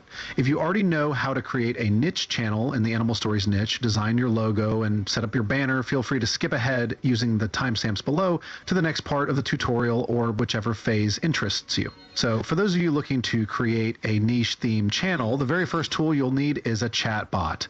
A chatbot is crucial because it helps generate content ideas, write scripts, and much more. You can work with different chatbots like ChatGPT, Claude AI, or Autopilot, but for today, I'm going to be working with DeepSeek.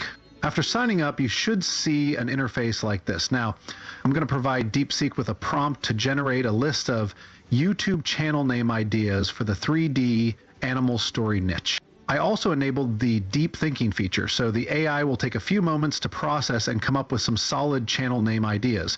Once it's done, just copy the name you like and head over to your YouTube account. From there, click on your YouTube icon, select Create a New Channel, and paste the name you selected from the chatbot. Once you've clicked Create Channel and your channel has been successfully created, head back to your chatbot and tell it the exact name you've chosen for your channel. This will help the AI in providing further customization. Right now, I'm going to ask my chatbot to come up with a catchy channel description that's subtly optimized for SEO, along with relevant hashtags.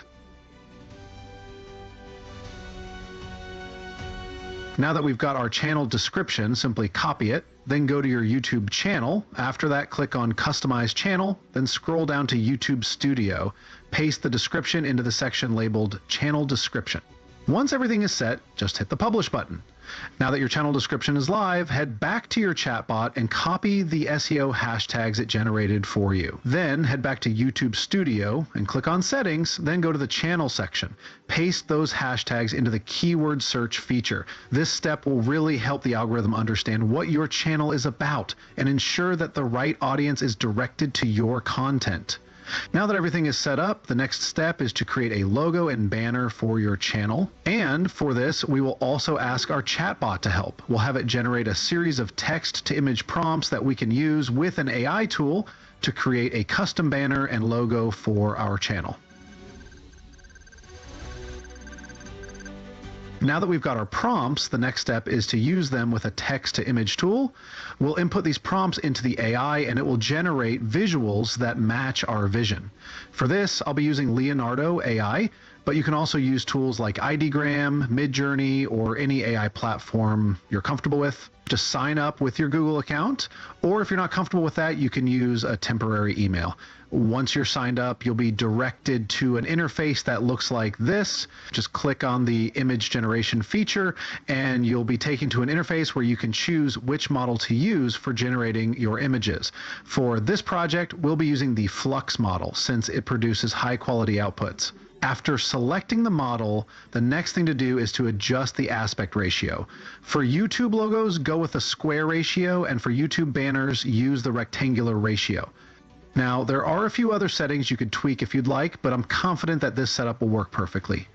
Once you have everything set, just go back to your chatbot, copy the prompt it generated for you, paste it into the prompt box on Leonardo AI, and hit generate. If you're happy with the first batch, just download the images. If not, feel free to regenerate them with the same prompt or ask your chatbot for a different prompt to input into the AI. I usually request multiple prompts to have a variety of options to choose from. This looks really great. I personally love minimalistic logos as they don't have too much visual clutter. This one just has the channel name on a simple blue background, which I really like. Now I'm going to download it and switch the aspect ratio to rectangular since I'm done with the logo. This looks good, but not exactly how I want it. If you're happy with the result, just go ahead and download it. If it's not quite right, like with the logo, you can keep running the prompt until you get the perfect banner you like. Nice, this looks really good. Now that I've got a banner I like, I'm not going to upload it directly to YouTube because YouTube tends to stretch images, which could distort key details. Instead, I'll head over to Canva to customize it, allowing me to precisely control what viewers on mobile, desktop, or tablet devices will see. Simply go to Canva and search for YouTube banner. Then select a blank template to start customizing your design. Even though Canva provides a wide canvas for your design, you should not fill the entire space without guidance. You need a template that outlines the visible areas for different devices, mobile, desktop, and TV. This ensures that key details remain visible across all screens. This is because YouTube crops your banner depending on the viewer's device. Now, you can find a YouTube banner template online, or I can share mine with you. I already have one, so I'll upload it to my Canva workspace now.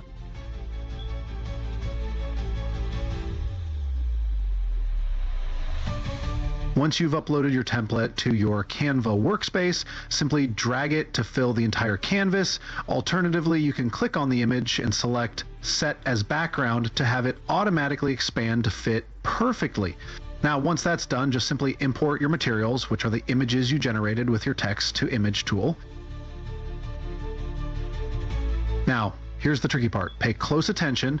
You see the red area outlined on the template that says put your important stuff here? This section is universal, meaning that every single device, whether it's mobile, tablet, or desktop, all will display this part of your banner. So make sure to keep all essential elements such as your channel name, logo, tagline, or any key text inside the marked red area on the template. The outer white areas of the template are only visible to viewers using desktop and TV devices, meaning mobile users won't see these sections. You can use these areas for extra design elements, background extensions, or subtle details to maintain a clean and professional look without placing crucial information there. To keep the design clean and minimalistic, we need to remove the background from our AI-generated image. Since the default white background doesn't blend well with our template, we'll use an online background removal tool to extract just the main image. After that, we'll upscale the image using another tool to maintain maximum quality even after the background is removed. Once you've removed the background and upscaled the image, head back to Canva and upload the updated version to your Canva workstation. Then drag and place it onto your working canvas, making sure it aligns well with the template you're currently working on. Once you've positioned the image where you want it, get a plain white background, either from an online source or directly from Canva. Since you've already determined how the image will appear on different devices using the template, you can now overlay the white background to replace the template's default one. This will make your final design look clean, polished, and highly professional.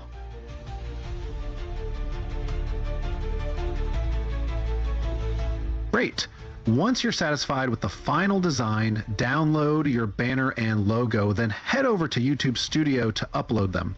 Before finalizing, double check the preview on Canva to ensure everything looks exactly as you want. Nice. Now that our niche-themed banner and logo are complete and perfectly aligned with our brand, it's time to move on to creating our very first video. Let's dive right in.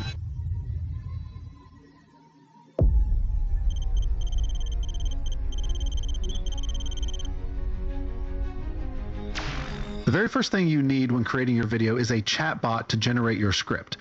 I'm working with DeepSeek, but you can also use ChatGPT, Claude, or Autopilot AI, any high-quality chatbot that can generate engaging scripts. The key to getting high-quality scripts from AI is knowing how to properly prompt it. If you craft your prompt effectively, you'll get much better results. Here's the prompt I used, and I've highlighted the editable sections marked in red and green. These sections allow you to customize the story as needed. You can reuse this prompt multiple times. Just modify the specified areas to fit the storyline, adjust the word count, or tweak any other details to get the script you want. Once you have your script, the next step is getting a high-quality voiceover. For this, we'll use 11 Labs because they offer realistic, AI-generated voices that sound professional. Simply sign up with your Google account, then paste your script into the large text box.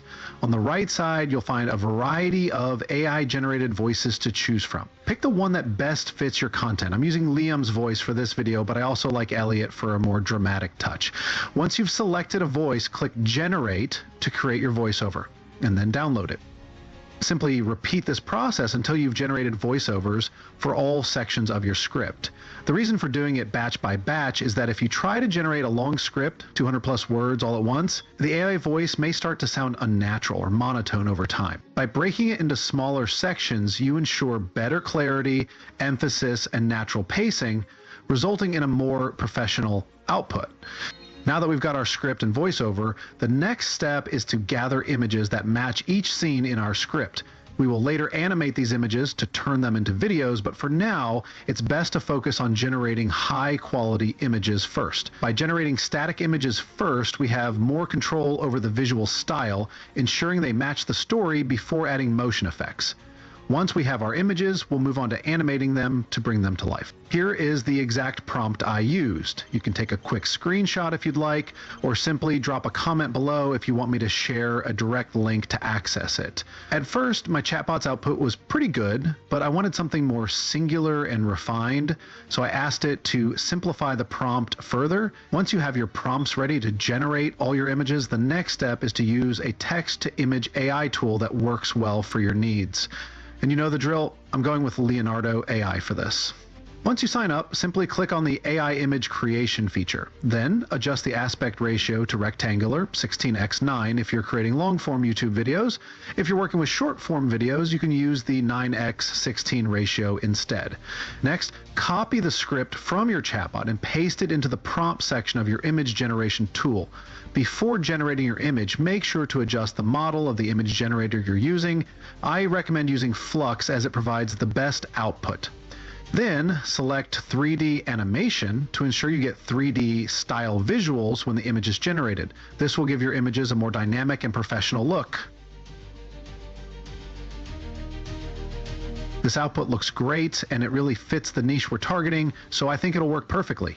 If you like the image, go ahead and download it. But if you're not feeling it, you can run the same prompt again, but switch the model for a different result. You can also tweak the prompt a bit to get new variations, but usually it's the model that changes the output the most. Just keep repeating the process. Copy and paste the new set of prompts until you've got all the images you need, whether it's for a short or long video.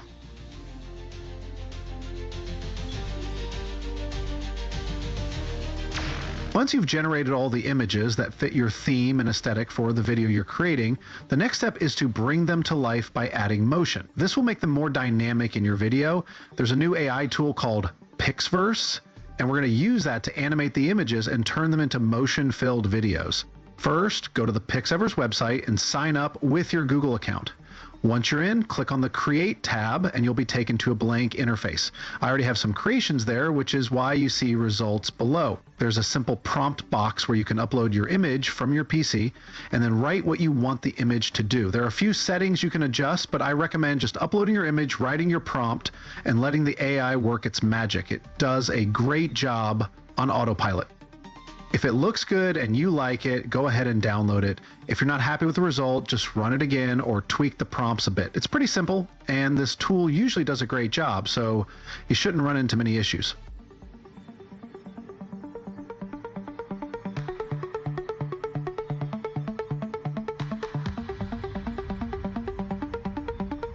Yep, it does an awesome job with handling and listening the prompts. Just repeat the process for each image to animate them into motion videos. Once you've got all your images turned into videos, we can move on to the next section of the video. Another thing to know is that the Pixverse AI video animator also comes with a built-in video upscaler, but it costs about 50 credits to use. So you'll need to weigh your options. If you don't have the hardware to run it, you can use it here, or you can find an online video upscaler. Using an online tool might be slower, but it's free. If you want a faster option though, using the upscaler on Pixverse is probably your best bet. Just keep in mind, it'll cost you. Now that we have everything, our voiceover, visuals, and all the elements we need for the video, the last thing we need is soothing background music. The right background music is super important for setting the vibe of your video, so make sure you pick something that fits well. Normally, I'd suggest checking out YouTube Studio or going to pixabay.com to find some, but this time we're going to use AI to generate our own unique background music. We're going to use Suno AI to generate our background music. To do that, we'll provide it with a set of prompts that ChatGPT will help us create. These prompts are editable and will give us a series of 200 character max instructions that we can input into the text-to-music AI, so it generates the perfect audio for our video. When you sign up for Suno AI, make sure to check the instrumental box. This is important because if you don't, the AI might automatically fill the audio with lyrics, and since we're focusing on background music, we only want the instrumental part. After that, just paste the prompt ChatGPT gave you into the prompt area and hit the generate button. It's pretty simple. If the first batch works for you, go ahead and download the audio and move on to the next section. If it doesn't work, take the next set of prompts from ChatGPT and try again. Or you can even give the same prompts another shot. While most editing software comes with its own pre-built sound effects, it's always a good idea to grab a few extras online. You can find some great ones on sites like pixabay.com. This step is optional, but adding these extra sound effects can really take your editing to the next level. Once you've gathered all your assets, the next step is to head over to CapCut and import the entire folder where you've stored everything. I always recommend keeping all your materials, visuals, voiceovers, and sound effects organized in folders. Once that's done, your next step is to organize your audio. Start by dragging your voiceovers, which you generated in batches, onto the timeline. Label them as voiceover 1, voiceover 2, and voiceover 3 to keep things clear so you don't get confused about which one goes first.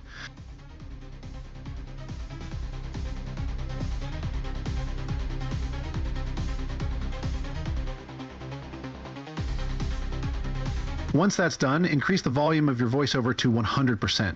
This ensures that your voiceover stands out and stays on top of all the other audio, no matter what. Next, drag the background music you generated with Suno AI onto the timeline. Stretch it out to cover the entire project, then crop it so it doesn't go beyond the video's length. After that, lower the volume to around 25-30% to set a good baseline. This way, the music stays in the background without overpowering the voiceover. You could even add the fade in and fade out animation to the background music so it just blends in. I usually label all my scenes based on the order ChatGPT gives me, like scene 1, scene 2, scene 3, and so on. This makes the next step easier. For the next part, you'll need to drag all your scenes onto the timeline in the order ChatGPT gave you. I like to sort mine so they appear in ascending order, then drag them onto the timeline one by one. This way, everything stays organized and flows smoothly. Now, you'll need to listen to the voiceover carefully and crop each scene whenever the narration changes. Your scenes should match the voiceover so that both the visuals and the audio are in sync. This makes your content look much more professional. To do this, play the video and listen closely, then adjust each scene to match the voiceover. If you want to speed things up, you can play it at 2x speed. I'll break it down so it's clear for everyone to understand, but really take your time with syncing the visuals and audio properly. The reason I'm duplicating this scene is that it's only 5 seconds long, but the narration lasts 10 seconds. So what I'm going to do is copy the 5-second clip twice on the timeline, then I'll reverse one of them so it looks like it's going back and forth. This way it won't seem like the same footage, even though it technically is. It helps make the video feel more dynamic and keeps the visuals interesting.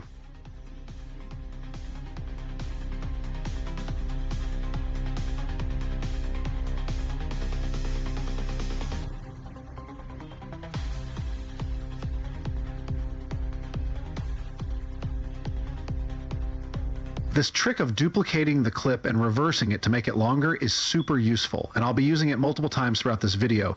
It gives the visuals a unique, dynamic feel that I really like, so I'm going to apply it again here and repeat it a few more times throughout the video to keep the footage fresh and engaging.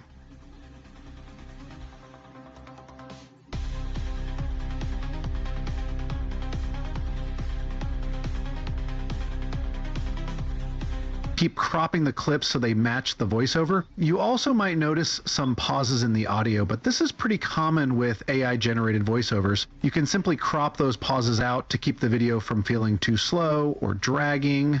If your audio has any weird distortions, like mine does at the end, just cut that part out to keep everything smooth and clean. This helps the video flow better and keeps it more professional.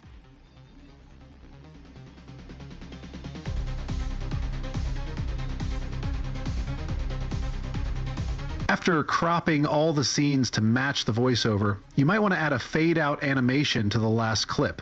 This will create a smooth transition, making the video black out gradually and give it a more cinematic feel, just like in movies. Once you've checked that every clip is properly dragged into the timeline, precisely cropped, and fits the way it's supposed to, you've tackled the hardest parts. The next step is to add transitions between the clips. Transitions are pretty straightforward, especially with how simplified CapCut has made it. All you need to do is click on the Transition tab and choose a transition template. Each template creates a different effect when the scene changes, so it's a good idea to play around with them and get familiar with how transitions work to find the best fit for your video. For this video, I'm sticking with the light tab transitions. Every transition I use will fit the light effect, as I really like how it looks.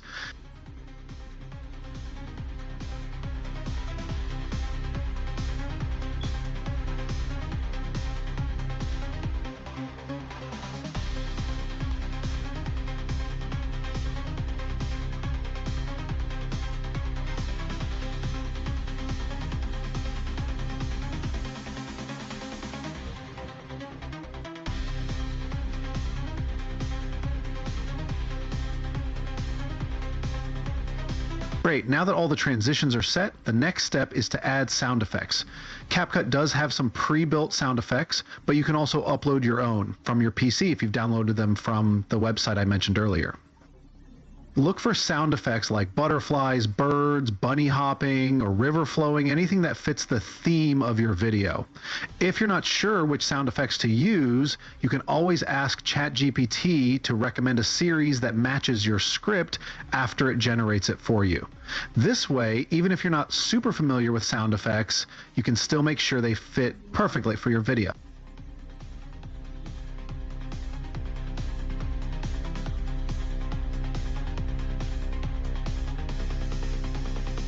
I'm not going to be adding too many sound effects, just the essentials. Once you're done with all your sound effects, the last thing you need to do is generate captions.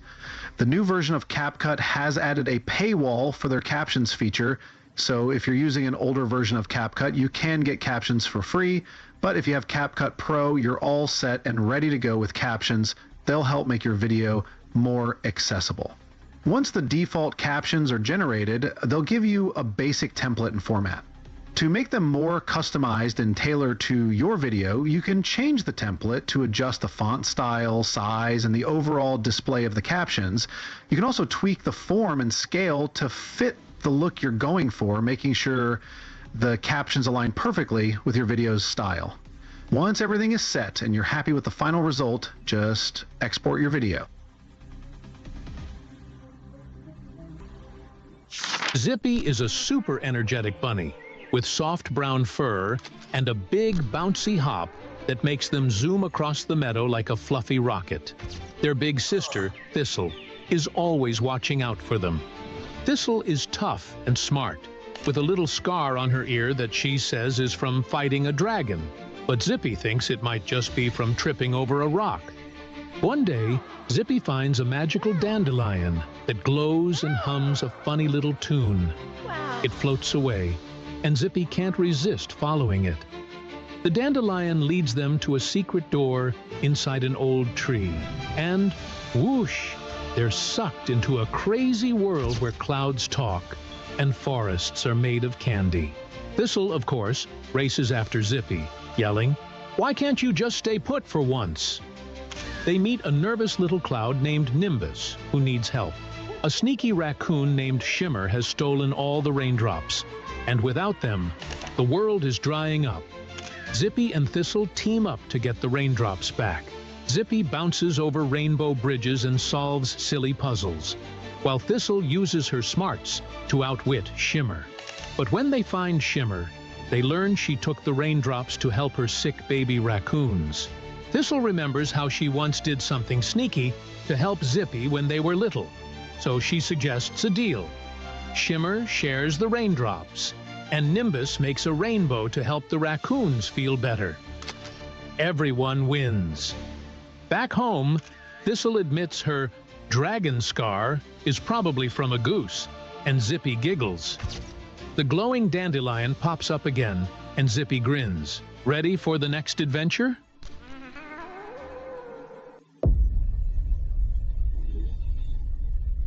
This brand new YouTube channel is not even up to 6 months old and already has 140,000 subscribers with over 126 million views from over 200 uploads, which is insane. If you check out their channel, all they do is post Reddit stories with different backgrounds. It's fully automated, meaning you could do it in under 5 minutes. Every video is just an AI voice reading a Reddit story while random stuff plays in the background. This other channel does the same thing but only uses gameplay backgrounds. With just 120 plus uploads, it's already racked up 69 million views, which is crazy. Even this channel does the same thing but focuses on long form content. Plus, tons of TikTok pages are doing it too and are seeing millions of views, not thousands, millions. In this full course, I'll teach you 2 simple ways to create these videos. The first is a completely free method that anyone, anywhere can use, while the second is a fully automated method that uses AI to do everything in less than 25 seconds. Whether you prefer manual creation or automation, this guide will help you get started easily and effectively. I will guide you step by step in creating your own niche channel that is themed and focused specifically on this niche. Next, I'll show you how to create and craft detailed, complex prompts that will help you generate top quality scripts using AI. After that, I'll show you how to use the manual method to gather your assets and create your videos step by step. Then I'll teach you how to use an AI tool to automate the process, allowing you to generate up to 100 videos in under an hour. If this sounds exciting or like a niche you'd love to try, make sure to smash that like button. Think of it as your way of paying for this free course, or just do it anyway. It took a lot of time to put this together, and without wasting any more time, let's get started.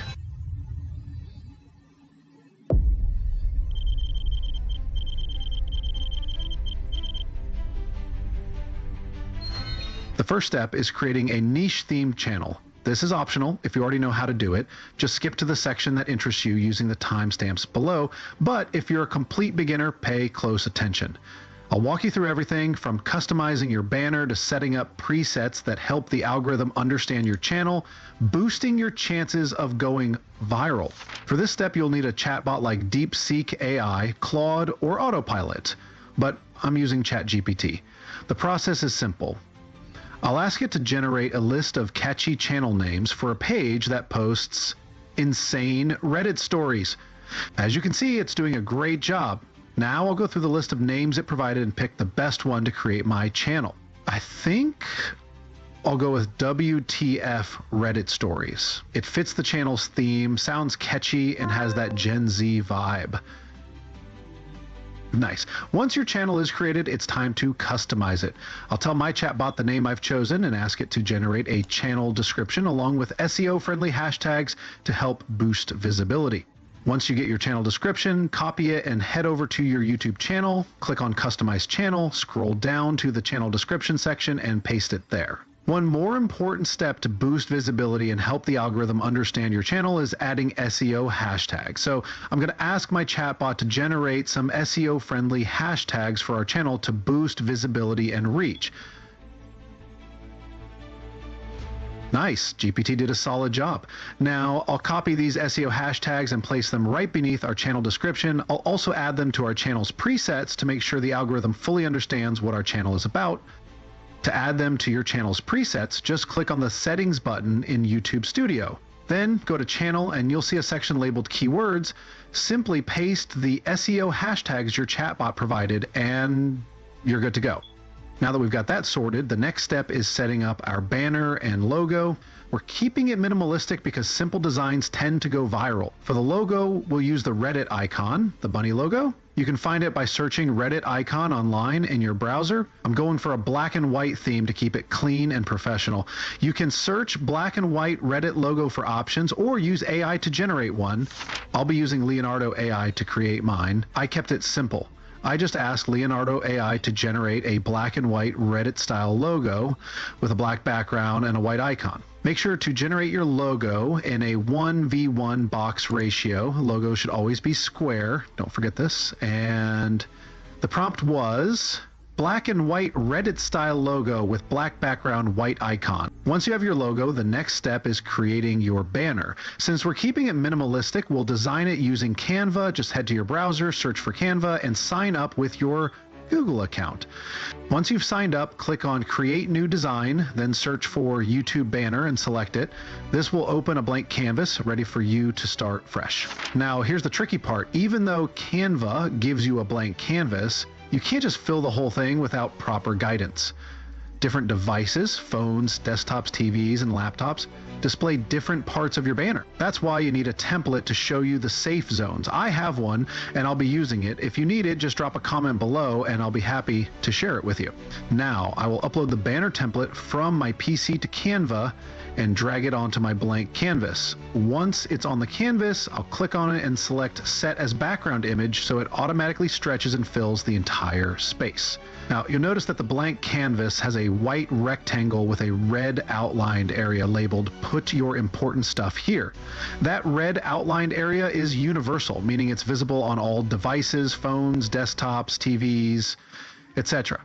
So any important text, logos, or branding should go inside the red area. Anything less important, secondary details, should be placed at the edges of the white rectangle. Right now, I'm designing the banner using the red outline as a guide. I'm adding bold text that says WTF and adding question marks. I'm adjusting the font and size of our text to make it stand out more and adjusting the scale and position. To spice things up a bit, I'm going to search for iPhone mockups and drag one onto the banner, making sure it stays within the red outline. Then I'll add an image of the Reddit icon with a black background to the mockup so it looks like a phone displaying Reddit. Just a fun, creative touch to make the banner stand out and look creative. I'm also going to adjust the mockup to ensure it fits perfectly within the red outline, making everything look clean and aligned. Once it's all set, I'll search for a white background on Canva and drag one I like onto the timeline. This white background will go beneath all the elements we've added, covering up the blueprint so everything we've worked on displays perfectly without any distractions. Just a simple step to make it look polished. Once everything is set and the banner preview looks exactly how you want it, go ahead and download your banner. Then head over to your channel and upload both your logo and banner. Once everything is set, simply hit publish and that's it. You're done. This looks insanely good. Clean, professional, and looks straight up fire. Now it's time to make our first video. I'm going to show you 2 different ways to do this, so without wasting any more time, let's get started.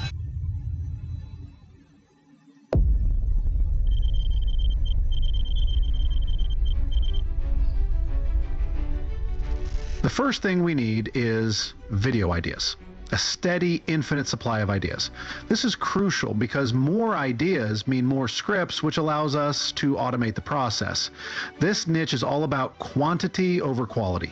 Now, I'm not saying you should make bad videos or spam the algorithm with low quality content. Just don't get stuck trying to make every video perfect. It's a game of numbers, so consistency is key.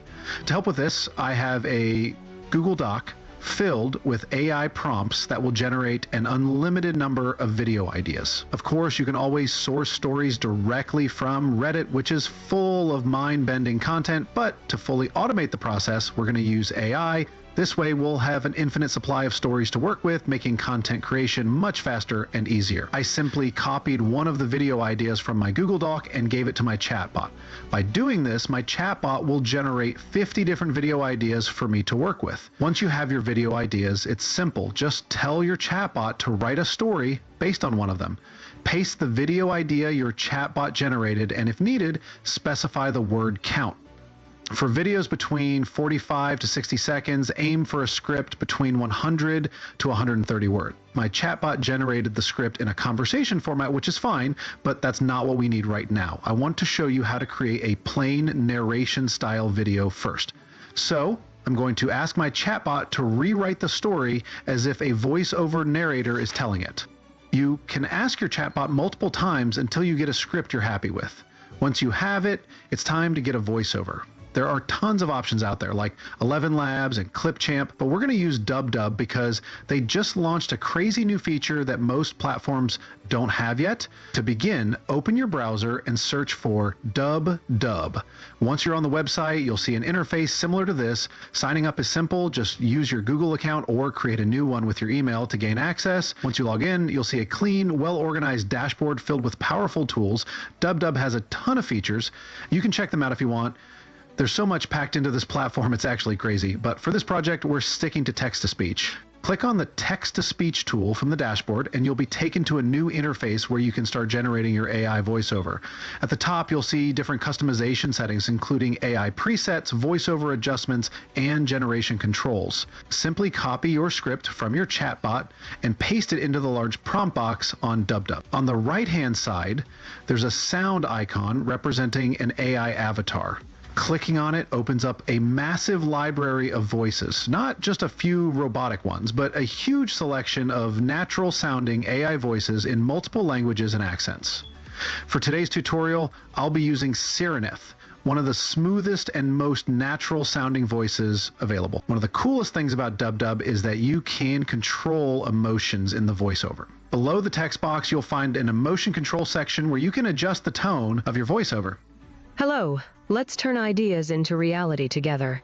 Don't wait. Hello, let's turn ideas into reality together. Don't wait. Hello, let's turn ideas into reality together. Don't wait. Hello, let's turn ideas into reality together.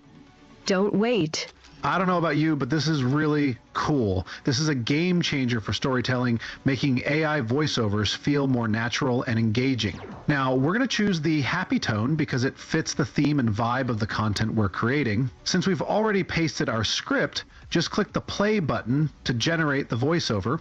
Once your voiceover is generated, DubDub lets you download it in multiple formats like MP3 or WAV, making it super easy to use on any platform, whether it's an editing software or social media. Just export your voiceover, and in a few clicks, you've got a high-quality AI-generated voice without needing expensive recording equipment or hiring voice actors.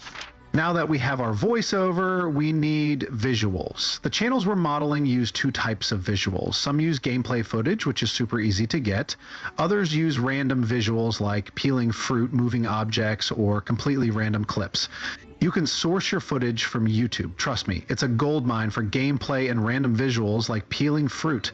Just go to YouTube and search for gameplay footage. For this example, I searched for Minecraft copyright-free gameplay footage, and tons of results popped up, even in 4K quality. Since they're copyright-free, you can use them commercially. You can do this for any game, and as long as it's popular or has a decent audience, you'll find copyright-free gameplay footage on YouTube. Once you find a gameplay video you like, just copy the URL and search for a YouTube video downloader in your browser.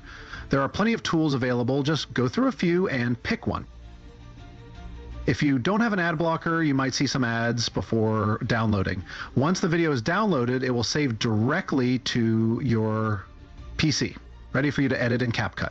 I know this might seem complicated. That's because this is the long, free method. If you don't want to stress about finding assets, getting voiceovers, or doing everything manually, and instead want to automate the entire process and create videos in under 25 seconds with just one click, don't worry, I've got you. If you're sticking with the free method, just skip to the CapCut section using the timestamps below. That's the final step for free users. But if you want to automate everything and skip the hassle of gathering assets, you can use Teze AI. They even give you free credits to test it out, about 3 videos, so you can see if it works for you. Just sign up with your Google account and you'll get access to tons of different video styles options. There are a ton of templates you can use to create your videos, but since we're working with a voiceover and gameplay background, just click on the Reddit icon story template. This template is specifically designed for the Reddit story niche. Once you click on it, you'll be taken to an interface like this. Here, you can choose the background you want. If you prefer a green screen, just select that option. But if you want to use gameplay footage or another type of background, you can choose from the options available. Once you've selected one of the 2 options, click on Story, and it will take you to the script interface. Here, you can either paste your own script or use the built-in AI to generate a script for you. To avoid repetition, I highly recommend using your own chatbot to create the script. It's optional though. For me, I'll copy the script I generated with my chatbot and paste it into the story prompt box. Once your script is in the prompt box, you'll see an option to show Reddit thread.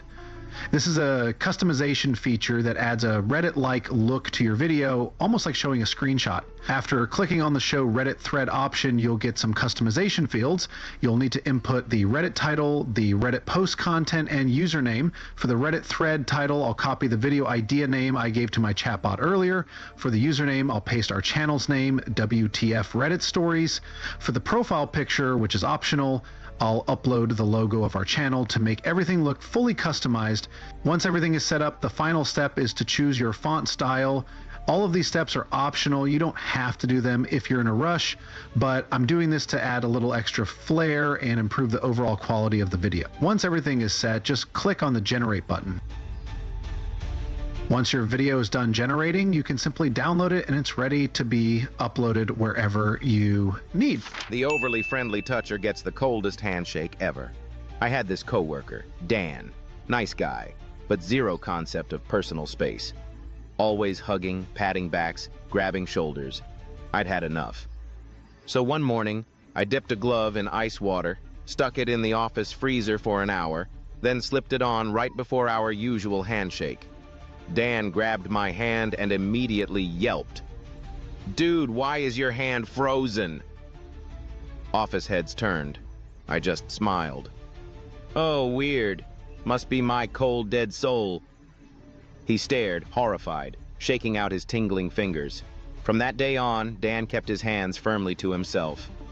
Best $0 prank I ever pulled. For those who don't have time because of their 9-to-5, college, or just don't want to waste time, Tezza AI is a great option to fully automate the process. But if you're still looking for a free method and willing to put in the work, let me show you how to use CapCut. Now, on CapCut, simply import all the materials you're working with into your editing library. This includes your voiceovers, which you got from DubDub, and the gameplay footage, which you downloaded from YouTube. Simply drag all of your assets onto the timeline in CapCut. Start by dragging your voiceover onto the timeline and then increase the voiceover volume all the way up to 100%. Next, drag your background music onto the timeline. You can get background music from platforms like Pixabay, YouTube Studio, or even generate your own with Suno AI. Once the music is added, make sure to adjust its volume so it doesn't overpower your voiceover, keeping the balance just right. Once everything is in place, drag your gameplay footage onto the timeline. If you're making shorts, vertical video, you'll need to adjust the aspect ratio in CapCut to 9:16. This will make the gameplay footage switch to a vertical format. Next, use the scale option in CapCut to manually stretch the footage and then adjust the position to center or fit the area you want it to display. This ensures that your gameplay footage fills the screen in the proper aspect ratio and looks visually appealing on vertical platforms like TikTok or YouTube Shorts. Then crop the gameplay footage to match the length of your voiceover. The final touch is to generate captions. To do this in CapCut, use the auto caption feature, which will automatically transcribe your voiceover into text on the screen. You can pick a different template to change how your text shows up. You can make it pop by choosing a template that displays one line at a time. Plus, feel free to switch up the font and color to make it look fresh. Once you're happy with everything, just export your video. I had this coworker named Dan. He was a nice guy, but had zero concept of personal space. He was always hugging, patting backs, and grabbing shoulders. I'd had enough, so one morning, I dipped a glove in ice water, stuck it in the office freezer for an hour, then slipped it on right before our usual handshake. Dan grabbed my hand and immediately yelped, "Dude, why is your hand frozen?" The whole office heads turned. I just smiled. "Oh, weird. Must be my cold, dead soul." He stared, horrified, shaking out his tingling fingers. From that day on, Dan kept his hands firmly to himself. Best $0 prank I ever pulled. This brand new channel called Productive Peter has only posted 15 videos, but it's already racking in up to $11,000 every single month, which is just crazy. You've probably seen channels like this that use simple stick figure animations to break down and explain complex ideas. I've come across a couple of them myself, and guess what?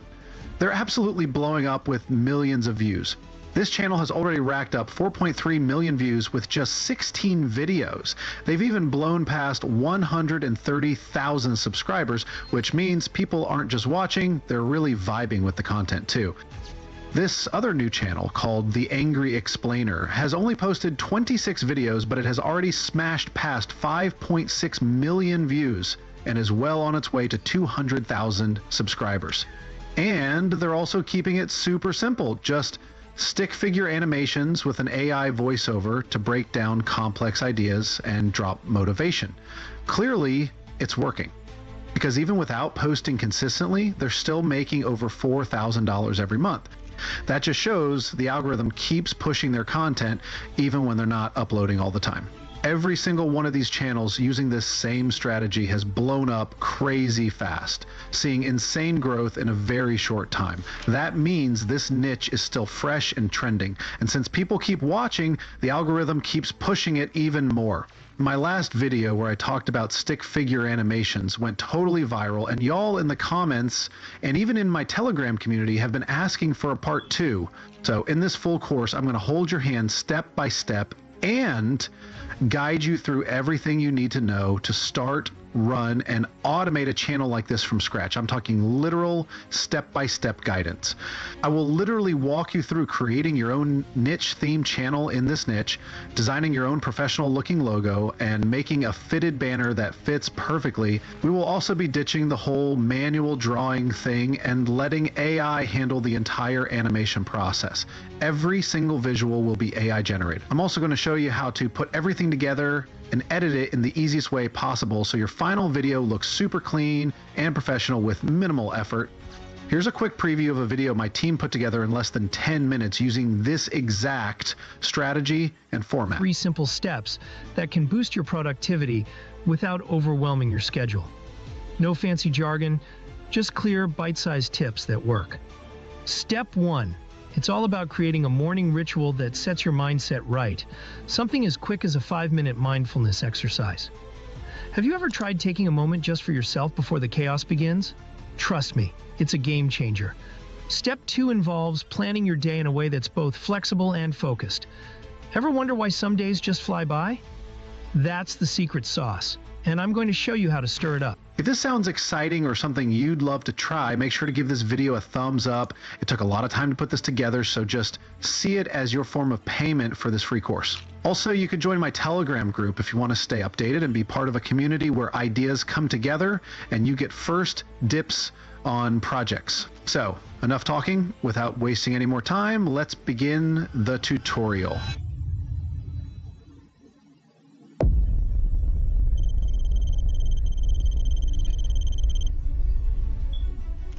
This first step is totally optional. It's just for complete beginners who need help setting up a niche themed channel.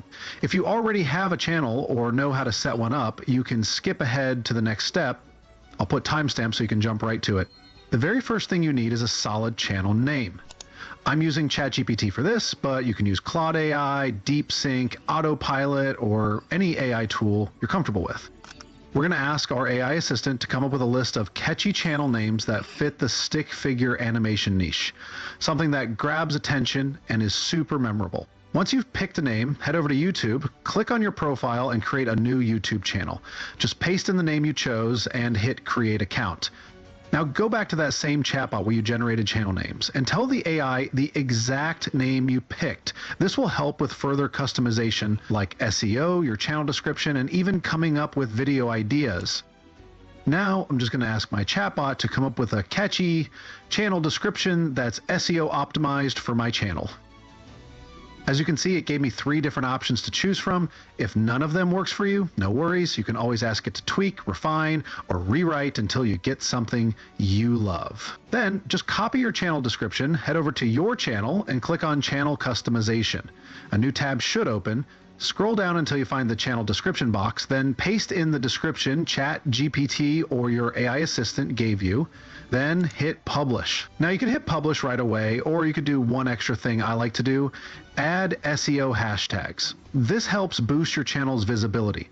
Since you're still in the niche creation phase, just ask your AI assistant to generate a list of SEO-friendly hashtags for your channel. This step is totally optional, but trust me, it can really help. Now, after doing this, you can go ahead and hit publish, but if you want to take it a step further, click on settings, then go to channel. Under the basic info section, find the keywords box, paste the same SEO keywords your AI assistant gave you, and then hit publish. This helps YouTube understand your content better and recommend it to the right audience. Now, the next step is to create a channel banner and logo that stands out and fit perfectly in the stick figure niche. For this, I'm using Canva. You could generate them with AI if you want, but to add a unique touch and make your channel feel different, we're going to design them from scratch in Canva.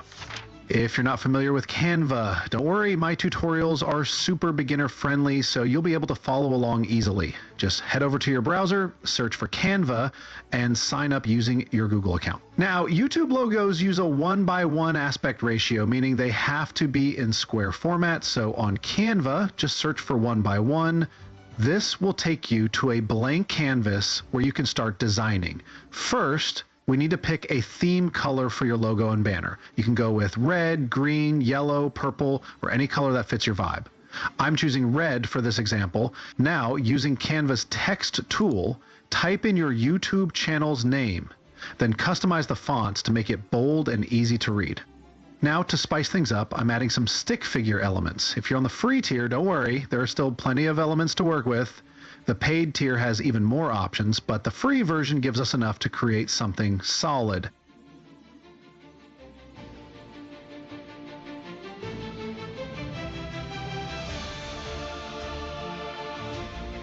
Yeah, this is looking really good. Now, just export your logo, download it as a PNG for the best quality, and let's move on to creating our channel banner, all in Canva. Now, to create your banner, search for YouTube banner in Canva, just like before. Click on Create New Design and select the 16:9 ratio to open a blank canvas. Canva gives us a wide template for banners, but we need to be careful because YouTube crops banners differently on mobile, tablet, and desktop. If you upload a full-size banner without adjustments, YouTube will stretch and crop parts of it, which can mess up your design. So, to make sure everything looks right, we need a YouTube banner template that shows the safe zones, the areas that will be visible on all devices. You can find a YouTube banner guide template online, or if you need one, just drop a comment below and I will be happy to share it with you. Upload it to Canva from your PC. This will act as a guideline so your text and important design elements stay within the visible area to make sure everything looks professional. Once you upload your template to Canva, you can either stretch it out manually to fit the canvas or click on Set as Background to automatically make it fill the entire space. Here's the tricky part. In the template, you'll notice an area marked with a red underline that says, "Put your important stuff here." This is the mobile safe area, which means that whatever you place inside this red line is what people on mobile devices will see. So key details like your channel name, trademark, or important text should go in this area, while the sections outside of the red line are visible to people on desktop and TV screens, so you can place additional elements there. Now that we have the guideline template, I'm going to start adding the text within the safe zones. I'll write the channel name where it's supposed to appear, making sure it's clear and centered in the mobile safe area.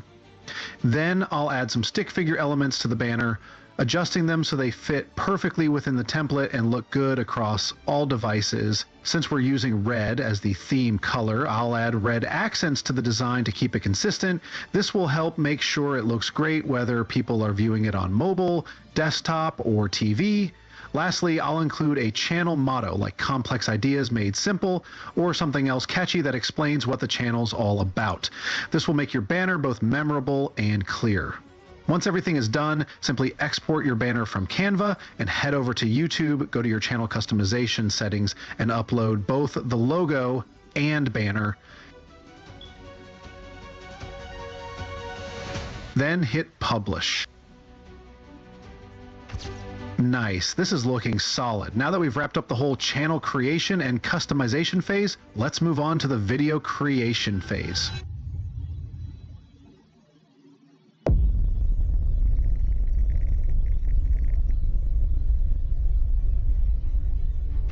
First up, we're going to brainstorm a bunch of video ideas. Before jumping into scripting, you need a list of cool topics to work with. To keep those ideas flowing, use the prompt displayed on your screen and feed it to any AI chatbot you prefer, whether that's ChatGPT, Claude AI, DeepSeek AI, or another tool. This prompt is your go-to for generating fresh video ideas every time you need. Now, as you can see, our chatbot has generated plenty of options to work with. Just so you know, I'm using the reasoning model of ChatGPT, in case you're wondering. Once you've locked in your video idea, the next step is to use the prompt I'm showing right now. This prompt is highly customizable, meaning you can tweak the word count, theme, and other details to match exactly what you need. For example, in the red area of the prompt that I outlined, that's where you'll insert your video title, which is the video idea you just brainstormed using your chatbot. Simply copy the idea and paste it into the specified section of the prompt. While the red area I'm currently specifying right now is where you can set the word count for your script. Typically, scripts around 200 to 300 words are about 2 minutes of content, so you can adjust the word count to influence the length of your video. So just copy one of the video ideas your chatbot created, I'm just going to use one of the video ideas my chatbot suggested, the topic on productivity being easier than we think. I'll take that idea and adjust it to fit my own video prompts. I will also replace the word count. I'll swap it for about 200 words since it's a short video. For videos that are 10 to 20 minutes long, though, I'd need to aim for 2,000 to 5,000 words. Once everything is ready, just send your prompts and your chatbot will generate a great script for you. There are other parts of the prompt you can tweak, like the theme or other details. If you're experienced with prompts, you can customize it however you like. Nice, our chatbot came up with some really great scripts, and it even included a few scene descriptions. The next thing we need now is a very soothing voiceover. For this, we're going to use 11 Labs, as it offers a wide range of voices to choose from, making it a very good option. 11 Labs is pretty straightforward. Once you sign up, you'll see an interface with a large prompt area where you can input your script. You'll need to copy your script in batches because 11 Labs doesn't work well if you try to input the entire script at once. So in order to avoid wonkiness, just input your script in batches. On the right side, you'll find a variety of voices to choose from. I personally like Eric's voice, so I'll be working with that. After pasting your prompt, generate the voiceover and then download it. Just repeat the entire process until you've generated all the voiceovers you need for your video. Keep going through the steps until the whole script is completed. Now that we have the script and the voiceover, the next step is to get visuals. We need visuals that match our storyline, and since we're working with stick figures, it might be a bit tricky. So this is the exact prompt you'll give to your chatbot to help generate a series of prompts. These prompts will be used with a text-to-image AI to create all the stick figure visuals you need for your entire script. What your chatbot will do is analyze the entire script and then provide text-to-image prompt visuals that you can use to represent each scene in the script. Now that we have a series of prompts, the next thing we need is a really good text-to-image tool that can take these prompts and generate stick figure visuals for us. For this, we'll use Leonardo AI, as they have super fast image generators and offer up to 400 daily image generations for the free tier users, which is pretty awesome for those on a budget. Over here, there are tons of options to work with, and you can tweak many parameters. For this, choose the Flux model as it gives very high quality outputs. The Flux channel model costs just 10 credits per generation, making it super cost effective. Also select the 16:9 aspect ratio since we're working with long form content. If you're doing short form content, you'll want to choose the 9:16 ratio instead. Once you've selected those, that's pretty much all you need to adjust, but if you want to tweak anything else, feel free to do so. Once everything is set, just go to your chatbot to copy your prompts and paste them into the Leonardo prompt box area. As you can see, it did a great job generating the stick figure visuals. In my last video, when I did stick figure animations, we used a plain black background with white stick figures. But for this video, I decided to switch things up. This time, we're working with a plain white background and black drawn stick figures. So far, Leonardo AI is really nailing every image generation. Just repeat the entire process. Generate your visuals, download them, then copy the next prompt from your chatbot, and keep going until everything's done.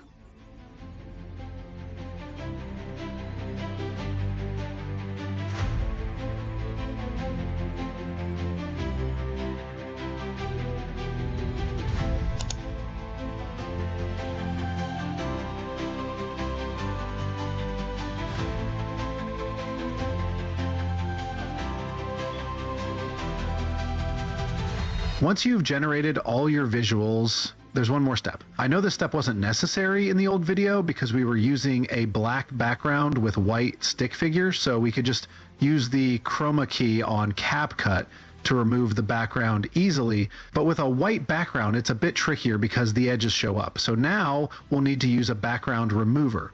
If you have a tool that can remove backgrounds in batches, that would be really helpful. Just upload all your images and let the tool remove the background for you. So just go back to your browser and search for background removal. There are plenty of options you can use. For me, I'll be working with the first link I find. Once you're on the site, all you have to do is upload the images you want to remove the background from, and the website will do the rest. Once the background is removed, simply download your image. Then just repeat the entire process as needed. P.S. This site also supports batch background removal, so you can upload all your images at once and it will automatically remove the backgrounds one by one. It might take around 10 to 15 minutes, but it gets the job done. Once all the backgrounds have been removed, you might notice a slight drop in image quality. They might not be as sharp as before, so you'll need to sharpen them a bit. To do this, you'll want to use a free image upscaler to improve the quality. I'll show you the one I use, and it also supports batch uploads, so you can upscale multiple images at the same time, which saves you a shit ton of time. Just click on the website called Upscaler and it'll take you to this interface. From there, just click Add Files, then select multiple files from your PC. On the right-hand side, you can choose the parameters to upscale your images by 2x, 3x, or 4x, depending on how much you want to enhance the quality. Once you're done, you're all set. The last thing you'll need before editing is background music. Normally, I'd suggest getting it from YouTube Studio or Pixabay.com, but since we're trying something new, I'd love to generate some with Suno AI. AI music is still pretty new, but there have been some really exciting advancements. On Suno AI, we're going to generate background music, so make sure to check the instrumental box, as the AI will automatically add lyrics if you don't. After that, just enter your prompt, which I'm currently showing you right now. This prompt will tell the AI to generate Mozart-inspired background music, which is exactly what we want. Suno AI really does a great job with it. Once you find something you like, simply download the audio. If you're not satisfied, you can keep tweaking it until you get the right sound. But honestly, Suno AI does such a great job that you'll hardly run into any issues. The last step in this video creation process is editing and putting everything together. For this, we'll use CapCut, as it offers a wide range of features like animations, transitions, effects, and sound effects for free. So start a new project, then import all your materials into the editing library. It's always a good idea to keep everything organized by placing your visuals, voiceover, and background music in one folder. Once you have everything in a single folder, import it into CapCut to keep things neat and organized. The first thing you'll want to do is drag all your voiceovers into the timeline. Since we generated the voiceovers in batches, label the first one as voiceover 1. This will make it easy to know which one to add where. Voiceover 1, voiceover 2, and so on. Once everything is arranged in order, increase the volume of your voiceovers all the way up to make sure your voiceover stays above all other audio, like background music and sound effects, if you have any. Once that's done, your next step is to drag the background music you generated with Suno AI into the timeline.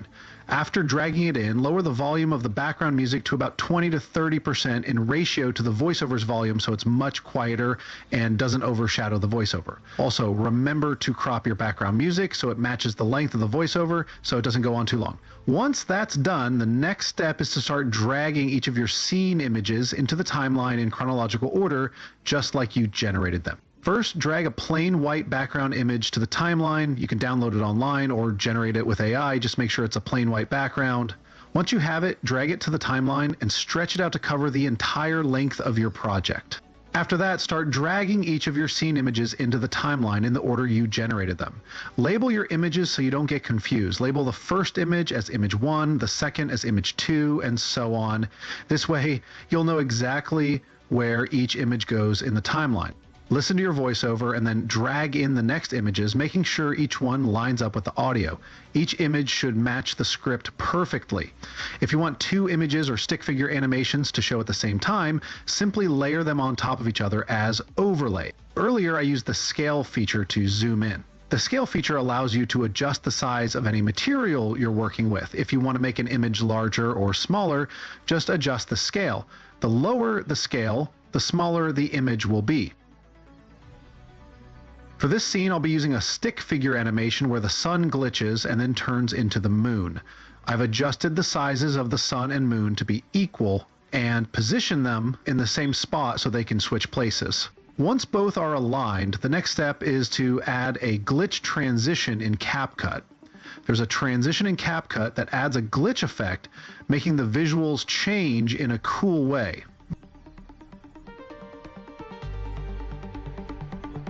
This looks good. Now I'm just going to keep dragging the scene images into the timeline following the voiceover. The voiceover will guide you on which stick figure animation to add and where, so just follow along with it. Another way to enhance your video is by adding animations to your stick figures.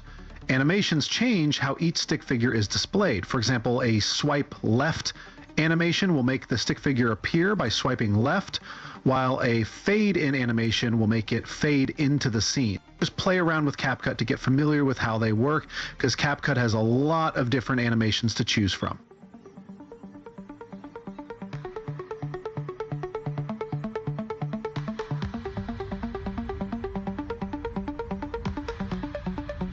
For this scene, we have a stick figure with a laptop trying to juggle multiple tasks.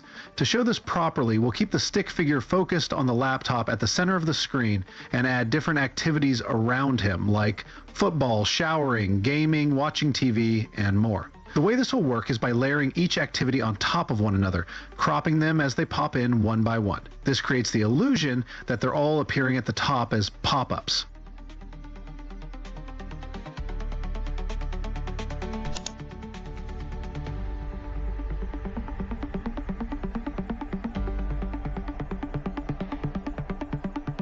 Once you've successfully created the pop-up effect and everything looks good, it's time to crop the ending extensions to make sure they don't carry over into the next scene.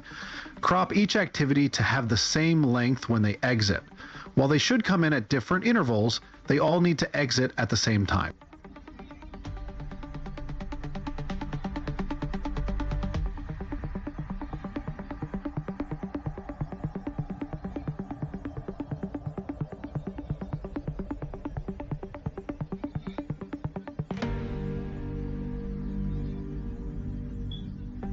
Everything is looking great so far. Just remember to keep dragging your next elements into the timeline, crop them so they don't overlap into the next scene, and always use overlays. If you want two different stick figure animations to show at the same time in one scene, just layer them on top of each other.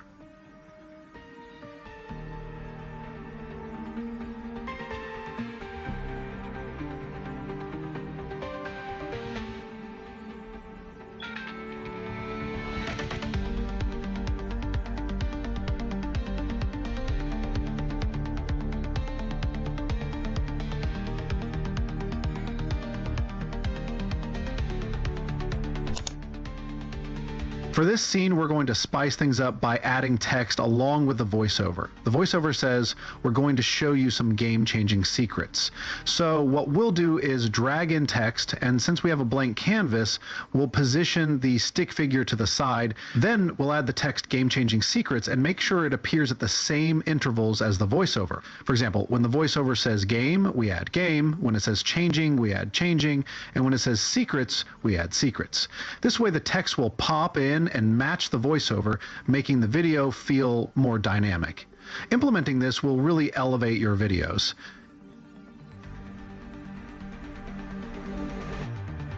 Once everything is in sync with your voiceover and the text is popping in at the right moments, you'll need to crop it so the text pops out at the same time. Just like the other visuals where they come in at different times but exit together, you'll do the same here. Make sure you crop the text so it leaves the scene at the same time when it's switching to the next part.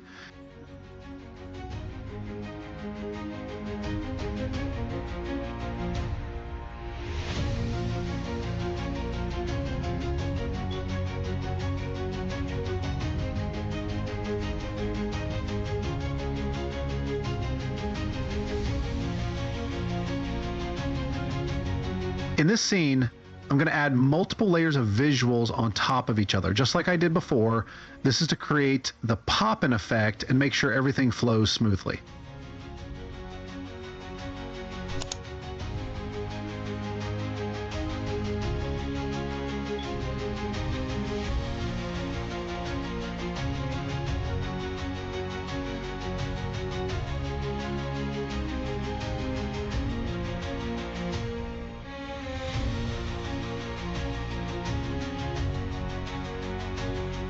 For this scene, I'm going to leave a gap between the two stick figure animations. Instead of adding more stick figures, I'll just add a text saying, well, since that matches what the voiceover says. This keeps it in sync. After that, I'll add the next stick figure animation to continue the scene.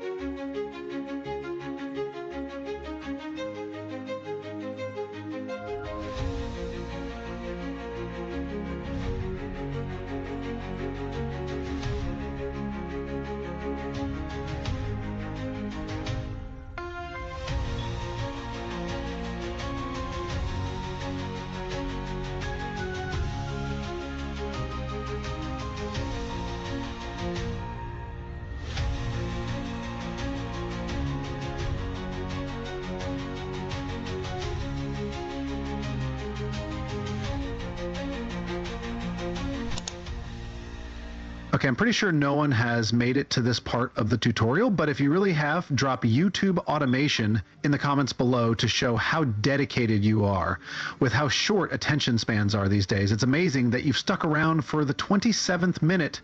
Kudos to you.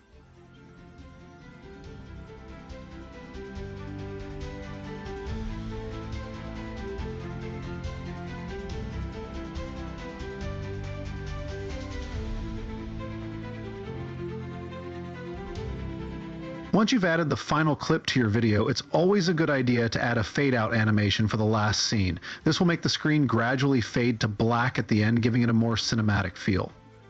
Great! After what feels like an eternity of cropping, adjusting, and syncing everything with the voiceover, we're almost done. The next step is pretty simple, adding captions. If you're using a newer version of CapCut, you might run into restrictions because they've added a paywall. To add captions for free, you'll need to use an older version like 3.9 or 4.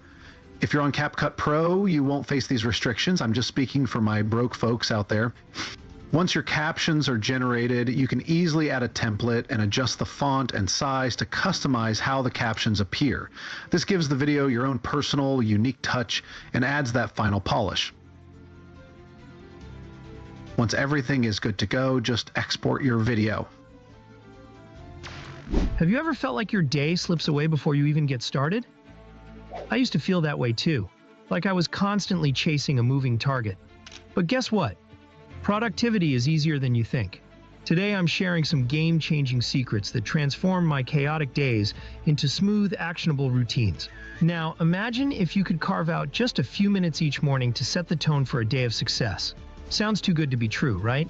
Well, stick with me because I'm about to reveal the 3 simple steps that can boost your productivity without overwhelming your schedule. No fancy jargon, just clear, bite-sized tips that work. Step 1. It's all about creating a morning ritual that sets your mindset right. Something as quick as a 5-minute mindfulness exercise. Have you ever tried taking a moment just for yourself before the chaos begins? Trust me, it's a game changer. Step 2 involves planning your day in a way that's both flexible and focused. Ever wonder why some days just fly by? That's the secret sauce, and I'm going to show you how to stir it up. And step 3? It's about tackling your biggest task first, the one that scares you a little. Imagine the relief when you knock that out early. So, transform your mornings, conquer challenges, and unlock limitless potential with these simple steps. Embrace mindful moments, plan, and tackle your fears. Your journey to productivity begins now. Thank you for watching. This AI YouTube channel that makes simple movies has only posted 57 videos, but has already pulled in a massive 15.4 million views with just those 57 videos.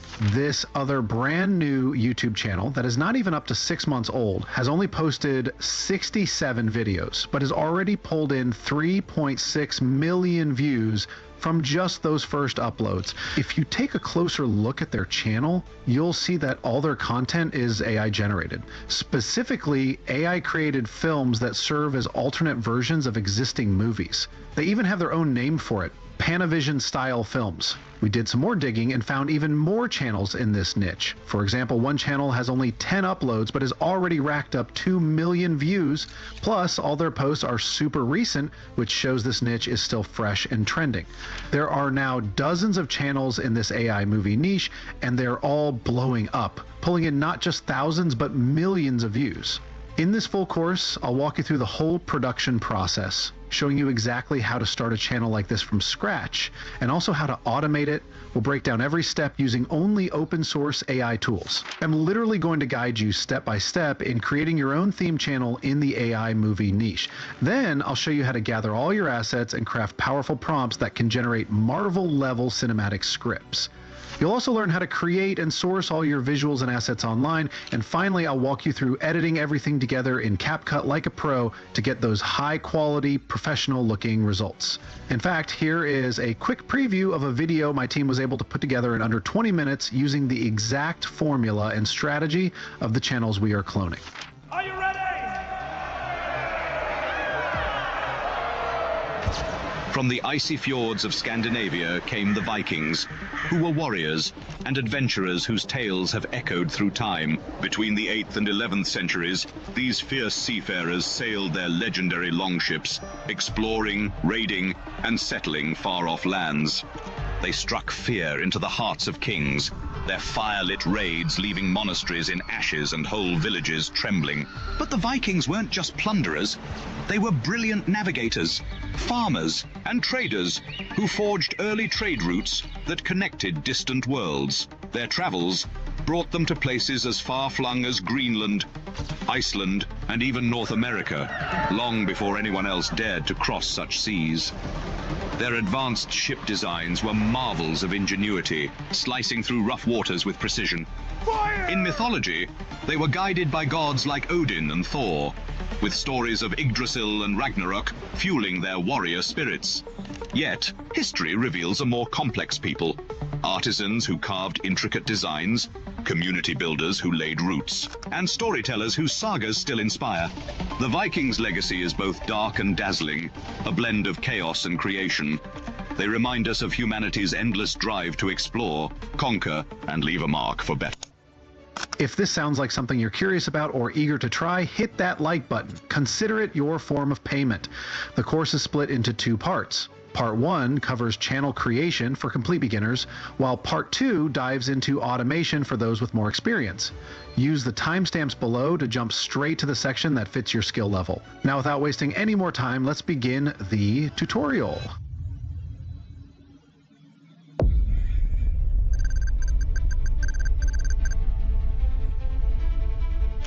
The first step is creating our channel, and for this you'll need a chatbot. I recommend using DeepSeek AI since it's completely open source and free for everyone, but you can also go with ChatGPT, Claude AI, or even Autopilot. Just pick whichever chatbot you're most comfortable with.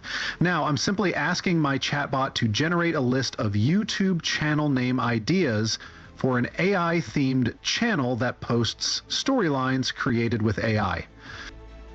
Once your chatbot suggests a list of names, go through them and pick one that's catchy and easy to remember. Once you've got the perfect name, just copy it, head over to YouTube, click on your Google account icon and select Create New Channel. Then paste your chosen name and click Create Account. This step is super simple, so you shouldn't run into any issues. Now that your channel is set up, it's time to customize it. To do this, tell your chatbot the exact name you picked and ask it to generate things like a catchy channel description, SEO hashtags, and keywords for better optimization. For example, I'm telling my chatbot the name I chose and asking it to create a fun, eye-catching channel description with emojis to make it pop. And as you can see, the chatbot did a pretty solid job. Now I'm just going to copy the channel description it gave me, head over to my YouTube channel and click on Customize Channel. This will take me to YouTube Studio. From there, I'll scroll down to the section labeled Channel Description and simply paste in the description from my chatbot. One optional step you can take is pasting the SEO hashtags your chatbot provided right below your channel description. This isn't required, but it can help boost your channel's SEO and make it easier for people to find. Once you've done all that and hit publish, the next step is to click on Settings in your YouTube Studio.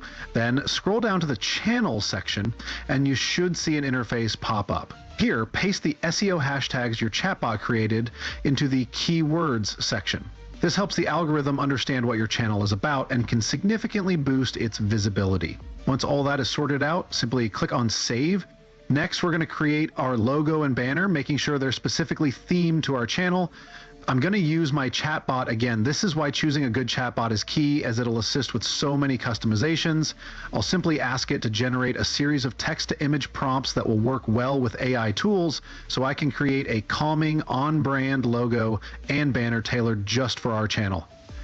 This is the exact prompt I used with my chatbot. You can take a screenshot, or if you need it, just drop a comment below, and I'll be happy to share it in a Google Docs link. Once you give your chatbot this prompt, it should generate a series of text-to-image prompts to help create soothing channel-specific logos. The next step is to use a text-to-image AI. For this tutorial, we'll be working with Ideogram and Leonardo AI. Both offer free credits, so you can test them out before deciding if you want a subscription. We'll be trying both to see which one does the best job at generating logos and banners.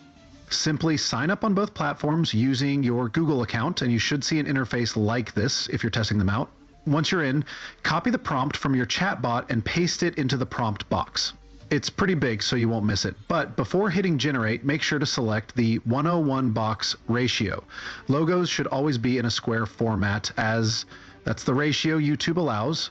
So just copy your prompt from your chatbot, head over to your AI image generator, paste it in, and hit generate. Remember, logos should always be in a square format to fit properly on YouTube. Ideogram has finished generating the logo, and it did a solid job, so I'm going to download it and then head over to Leonardo to compare. Leonardo also delivered great results, so I'll download both and pick the best one for my logo. Once I have my logo, the next step is to switch the aspect ratio from square to rectangular, since I'm now generating my banner instead. Banners should always be in a rectangular ratio, even if they don't fit perfectly. I'll adjust them later. For now, just generate your banners in a rectangular ratio. And for the prompts, you can switch them up however you like. You can use the banner prompt for the logo or the logo prompt for the banner. It doesn't really matter as long as you're happy with the output. Just experiment with different prompts to get multiple results. That's the key. Now I'll simply go through the outputs and pick the one I like best.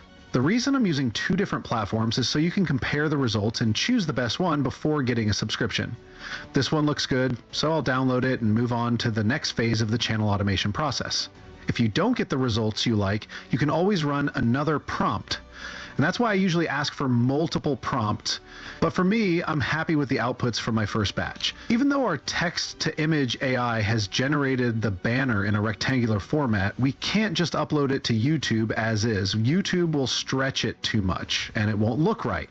So we need to customize and crop the banner properly. For this, we're going to use Canva.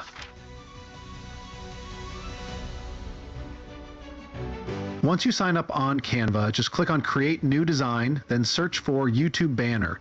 Click on the option that appears, and it will take you to a blank interface where you can start from scratch with a white canvas. We need to be working with a template because we need a guide that shows how different devices display our banner. YouTube crops banners differently depending on whether someone is using a desktop, TV, or mobile device to view your channel. I have a YouTube banner template in PNG format, so I'll be using that. You can find it online, or if you need it, just drop a comment below and I'll share a link where you can download it. Now I'm just going to import the template from my PC into my Canva workspace. Once you import your banner template into your Canva workspace, drag it onto your blank canvas. You can either stretch it manually or simply click on it and select Set as Background Image. This will automatically stretch it out to fill the entire canvas. Now here's the tricky part. You see the red area that says put your important stuff here? That red zone is universal, meaning every single device, whether it's a phone, tablet, TV, or PC, will see that part of your banner. So anything important like text, logos, icons, or trademarks should stay inside that red area since it's always visible. The edges outside the red area will only be seen on desktops and TVs, so that's where you can place secondary details. Primary content stays in the red zone while extra design elements go outside it. Now, import the banner image you generated with Leonardo AI or Ideogram into your Canva workspace. Drag it on top of the template you're working with. Use the template as a guide to adjust and crop your image, making sure that any part you want to be visible on all devices stays within the red area.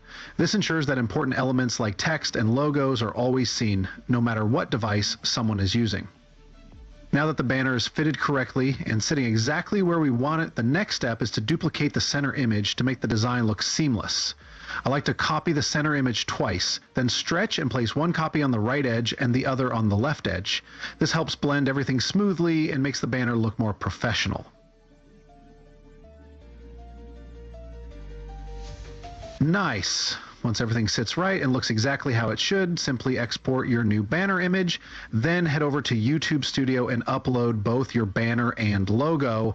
Once that's done, just hit publish and that's it. You're all set. Now that all of that has been sorted, it's time to move on to the next step, creating our very first video. This step is mandatory for everyone, unlike the first step, which was optional. So without wasting any more time, let's jump right into the tutorial.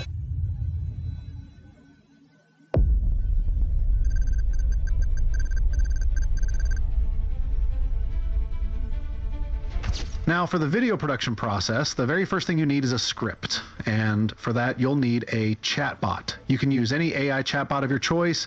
I'm using ChatGPT, but you can also try DeepSeek AI, which I'd recommend. This is the exact prompt I use to generate my story. You can take a screenshot or ask in the description and I'll share a link where you can get it. The prompt is fully editable. It asks the AI to search the web for updates, and I've highlighted key areas in different colors. Those highlighted areas are where you can edit the theme or swap out words to get different results. This makes the prompt reusable for multiple scripts. Once you've got your script, the next step is getting a voiceover. For this, we're using DubDub, but if you want a completely free option, you can go with Microsoft Clipchamp. It's free, open source, and lets you generate up to 1,000 hours of voiceovers without paying a dime. For today's video, we're using DubDub. So just copy your script, head over to their site, and sign up with your Google account. Once you're signed up for DubDub, you'll see a screen with a bunch of options. No worries though, we're only focusing on the text-to-speech feature today. Just click on that option and you'll be taken to a big prompt box. This is where you paste the script you got from your chatbot. If you click on the avatar icon above the prompt box, you can choose a character to work with. Each character has a different AI voice, so you've got a bunch of options. For this tutorial, I'm using Jack Thompson's voice. Once you've picked your avatar, just hit the big play button and DubDub will generate your voiceover. After that, click Export, choose your preferred format, and you're good to go. Once you've got your voiceover, you'll need visuals that match it. To do this, you have to give your chatbot, the one you use for your script, a specific prompt. The prompt is shown above, so you can screenshot it or just ask in the comments. I'll drop a link for you. This prompt makes your chatbot act like a pro prompt engineer. It'll generate a bunch of text-to-video prompts that you can feed into an AI video generator. That way your visuals perfectly match your storyline. Sometimes the AI might give you just a few prompts. If that happens, no stress, just ask it to expand or give you more. If it still gives you too few, ask again until you get enough.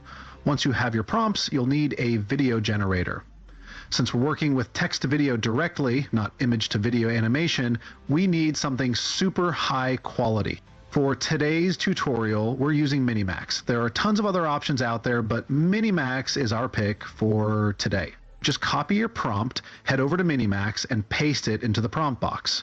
Before that, you'll need to sign up with your Google account, super quick and easy. Once you're in, drop your prompt in the box and hit generate. Now simply repeat this process until you've generated every single visual you need. Minimax did a great job. I'm really happy with every output it gave. It captured the hand movements, camera angles, and everything very accurately. But if you're not happy with the results, you can always hit the recreate button. Running the same prompt will give you a completely different output. So far, Minimax has handled everything well, from smooth movements to transitions within clips. Once you're satisfied, just download your results. If you need more visuals, you can run new prompts and repeat the process until you've gathered all the assets you need. Once you've got all your materials, your script, voiceover, and visuals, there are just a few more things you need before jumping into CapCut to edit and piece everything together. You'll need sound effects and background music that fits the vibe of your video. My go-to for sound effects is pixabay.com. Most editing apps already have built-in sound effects, but grabbing extra ones that match your video's theme can make a big difference. If you're unsure what sounds to use, just ask your chatbot after it gives you the script. Once you find the right sound effects on Pixabay, just download them. Next, head over to Suno AI. This tool creates music using AI, so we're sticking with the AI theme for our audio creation too. On Suno AI, just sign up with your Google account, hit the create button, and you'll see a prompt box where you can type in what kind of music you want to create. Since we're making background music, we don't want lyrics, so make sure to tick the instrumental button on Suno AI. This stops the AI from adding any lyrics and ensures you get a clean instrumental track. Once you've done that, use the prompt on your screen to generate the music. If you want to create your own, just type in a prompt that tells the AI what kind of vibe you're going for, maybe something that builds up, has an echo effect, or just fits your storyline. Suno AI works fast, so you should get your background music in no time. Once it's ready, just download it, and that's it. You now have all the materials you need to start editing. Once Once you've got everything, open CapCut and create a new project. Then import the folder where you stored all your assets. I always recommend keeping everything in one folder. It makes things way easier when it's time to edit. Just import everything into CapCut. Once everything's in CapCut, the next step is to work on the audio. First, drag your voiceover to the timeline. Then increase the volume of the voiceover so it stands out over everything else. After that, import your background music from Suno AI and lower its volume to about 25 to 30% compared to the voiceover. This ensures the music doesn't overpower your voice. If you noticed, I left a 6 to 7 second gap at the beginning of the video. I did this by shifting the voiceover so the background music plays first before the talking starts. This helps create a hook that grabs attention. Once that's set up exactly as I described, the next step is to drag all your clips onto the timeline in the order your chatbot generated. What I mean by this is when your chatbot says, "This is scene 1, and you copy the prompt into your AI text-to-video generator, make sure to label that visual as scene 1. This helps keep things organized so you don't get mixed up while editing. Once you know which scene is which, it's way easier to just drag and arrange them in order on the timeline. Just place each clip chronologically in the order you generated them.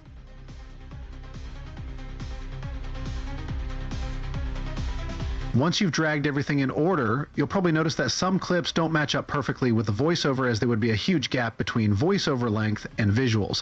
This happens because the visuals aren't directly in sync with the audio. So now you'll need to listen to the voiceover carefully and trim each clip to match what's being said. This part might take a little time, especially if you're a beginner, but it's super important. Keeping your audio and visuals in sync makes your video look more professional and cinematic. The better the timing, the smoother and more polished your video will look, which just increases your chances of retaining viewers and algorithm boosting your video. So just keep trimming and adjusting until your clips perfectly match the voiceover. Also, if you've made it this far in the tutorial, drop a comment saying YouTube automation. A lot of people have short attention spans, so the fact that you're still here is pretty impressive. Oh, and if you want behind the scenes content and exclusive tips on secret projects, feel free to join my Telegram group.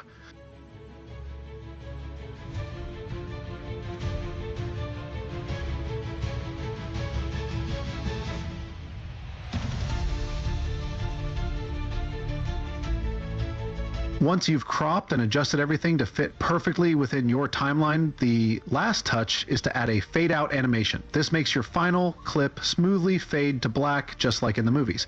Once that's done, the next step is adding transitions to make your video flow even better.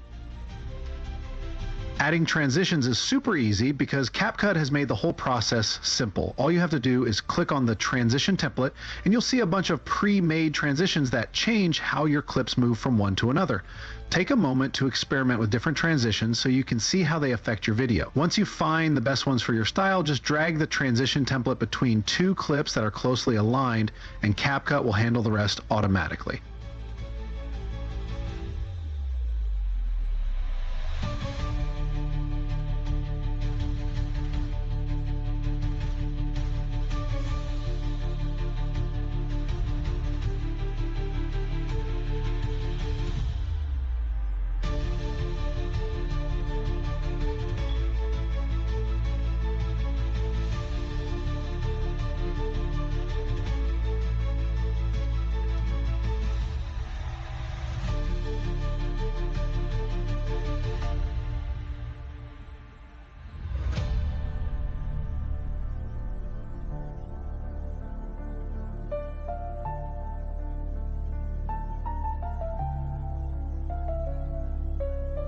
Once your transitions are set, the next step is to add sound effects.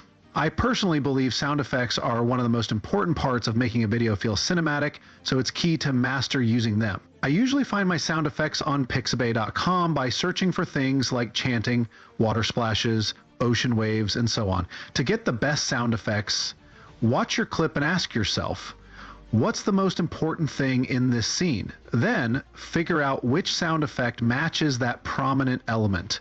This helps make your video feel more immersive and real. For example, in the intro of my video, I used two different sound effects. First, I added a clip of a man shouting, "Are you ready?" Then, to complement that, I added another sound of a group of men chanting. These two sounds work together, making everything feel more real and immersive. Understanding how to layer and match sound effects will seriously level up your videos, making them feel way more cinematic and professional. Sound design isn't just extra, it's what brings your visuals to life.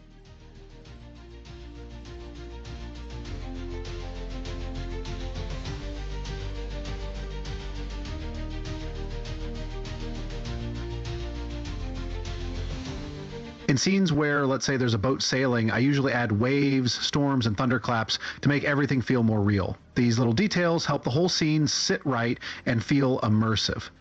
If you're not sure how to use sound effects properly, I'd recommend watching a YouTube tutorial to learn the basics. Also, big news, since a lot of people have been asking about my school and coaching, I'm launching a community soon.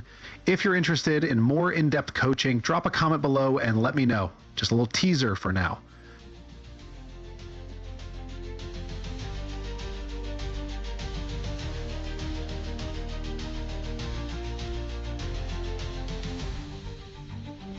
Sometimes I also add fade in and fade out effects to sound effects to make them feel smoother. This helps them blend naturally into the scene instead of sounding too sudden or out of place.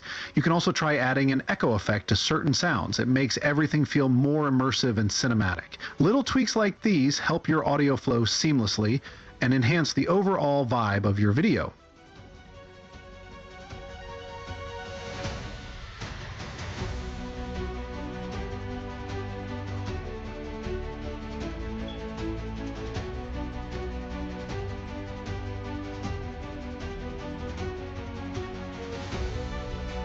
Once you're done adding sound effects, the next step is to add captions. Captions are super important because they help keep viewers engaged and make your content more accessible. Luckily, CapCut makes this super easy. All you have to do is click on Auto Caption, then hit Generate Captions. CapCut will automatically create captions that match your voiceover and fill in the whole storyline for you. After that, you can customize your captions to make them look exactly how you want. This lets you control how they appear on screen, which is pretty cool. Just play around with the templates on CapCut, try different fonts, colors, and styles, and adjust them to match the vibe of your video. A little customization makes your captions stand out and keeps things visually engaging. So just crop and adjust the size of your captions to make sure they're not too big or too small. You want them to be easy to read without covering too much of the screen.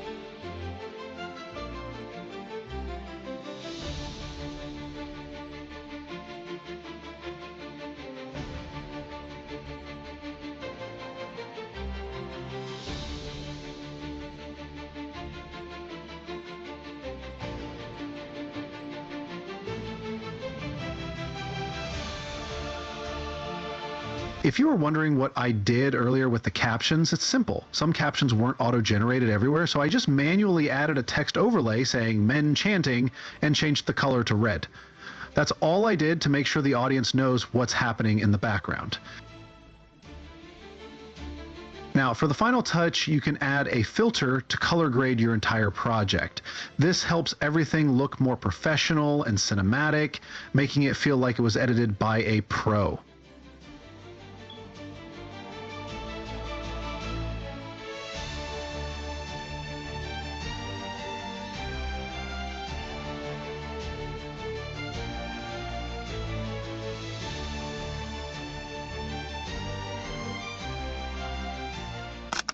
Are you ready? From the icy fjords of Scandinavia came the Vikings, who were warriors and adventurers whose tales have echoed through time. Between the 8th and 11th centuries, these fierce seafarers sailed their legendary longships, exploring, raiding, and settling far-off lands. They struck fear into the hearts of kings, their fire-lit raids leaving monasteries in ashes and whole villages trembling. But the Vikings weren't just plunderers. They were brilliant navigators, farmers, and traders who forged early trade routes that connected distant worlds. Their travels brought them to places as far-flung as Greenland, Iceland, and even North America, long before anyone else dared to cross such seas. Their advanced ship designs were marvels of ingenuity, slicing through rough waters with precision. In mythology, they were guided by gods like Odin and Thor, with stories of Yggdrasil and Ragnarok fueling their warrior spirits. Yet, history reveals a more complex people. Artisans who carved intricate designs, community builders who laid roots, and storytellers whose sagas still inspire. The Vikings' legacy is both dark and dazzling, a blend of chaos and creation. They remind us of humanity's endless drive to explore, conquer, and leave a mark for better or worse.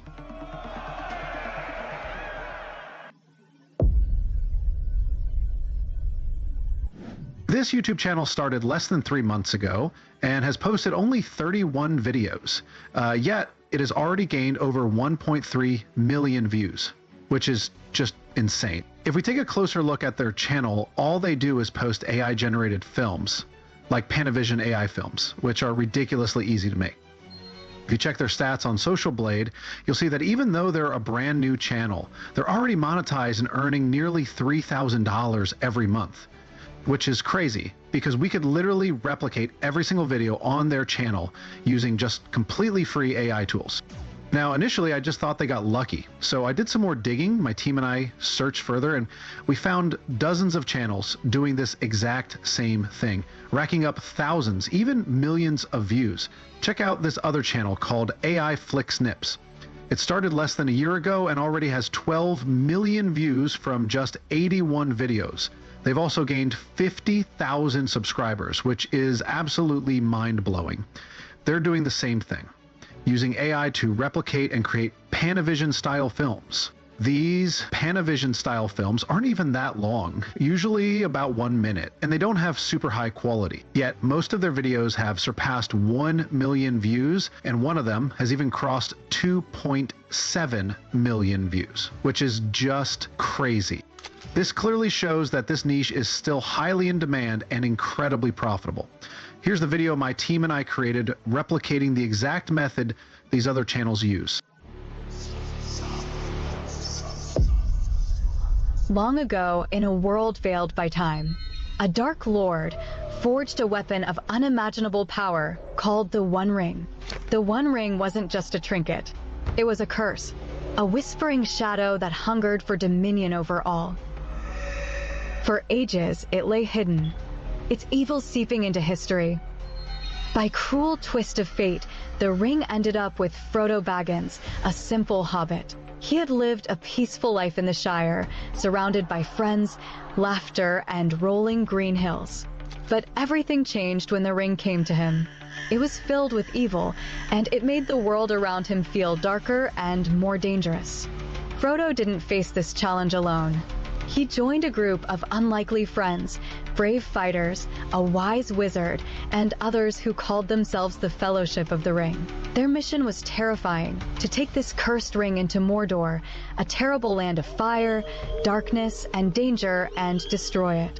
The journey was like living in a nightmare. I created that video using completely free AI tools, and in this tutorial, I'm going to guide you step by step through the entire process of starting and automating a channel like this from scratch. We'll cover everything, literally every single step. I'll guide you through creating your own channel in the movie niche, including designing a professional looking banner and logo. I'll show you how to create your first video, generate all your assets, visuals, music, everything using only free AI tools. Plus, I'll include a free editing tutorial and teach you how to make amazing eye-catching thumbnails. If that sounds exciting, make sure to hit the like button. So without wasting any more time, let us begin the tutorial.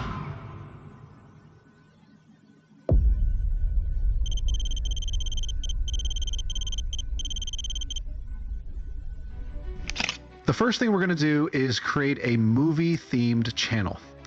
If you've already got this part covered, feel free to skip ahead using the timestamps below. This section is optional and is for those who need help setting up a niche themed channel and designing a fitted banner or logo. If you're good to go, just jump to the next part using the timestamps.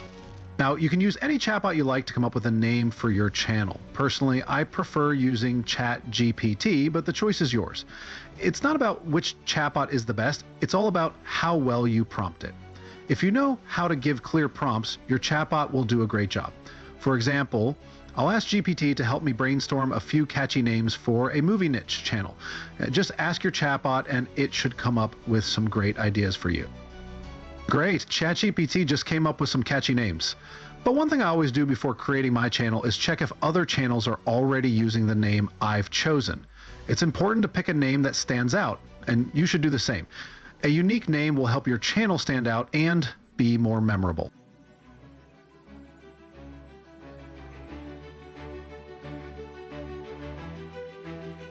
Great! It looks like Storyline Synth hasn't been taken, so we're gonna use that name to create the channel. Nice! Now that the channel has been created, the next step is to let ChatGPT know the name you've chosen in Storyline Synth. By doing this, it can use the name to help further customize your channel and provide more tailored suggestions for things like branding and content ideas. Now, I'm currently asking it to come up with a detailed and catchy 100-word description for the channel we're creating. Next, we'll customize the channel. I'll copy and paste the description, and then we'll move on to creating the banner and logo.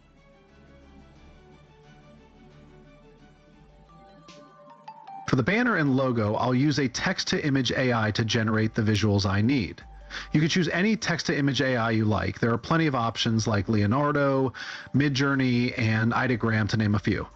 For today's video, I'm going to use Ideogram, which offers free credits, about 10, allowing you to generate up to 40 images per day for free. I'm going to ask ChatGPT to give me a series of 40-word prompts that I can use with a text-to-image AI to generate a logo for the channel we're working on. From what I've found, Ideogram AI handles text-based visuals the best, so it's probably the best tool to use for creating logo visuals. When creating your logo on Ideogram, make sure to choose the 1:1 ratio. This is the ideal square format for YouTube logos, as it fits perfectly in the space provided for channel logos. Ideogram typically generates stunning and impressive visuals. So if you're happy with the results, simply download the visuals. If you'd like to see more options, you can hit the regenerate button and then download the new images. I'm pretty satisfied with the logo results. Now I'm going to generate the banner image. The only change I'll make is switching from the 1:1 square ratio to the 16:9 rectangular ratio, as that's the proper ratio for YouTube banners.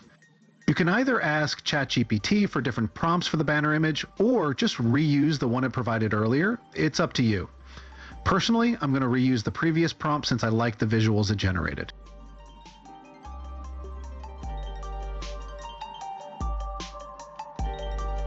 This looks great. I'm going to download the image, but I won't upload it directly just yet because YouTube will stretch it out, which could hide important details and make it look distorted. Instead, I'll use a banner template to resize it, ensuring it displays properly on both mobile and desktop devices. You'll see what I mean in just a minute. If you're getting into the content business, Canva is a must-have. It's beginner-friendly, easy to use, and offers pre-built templates, which are super helpful. Canva is mostly free, although some effects are part of the Pro plan, but the free version has a wide range of options. I'm going to use Canva to resize the banner image to make it fit better.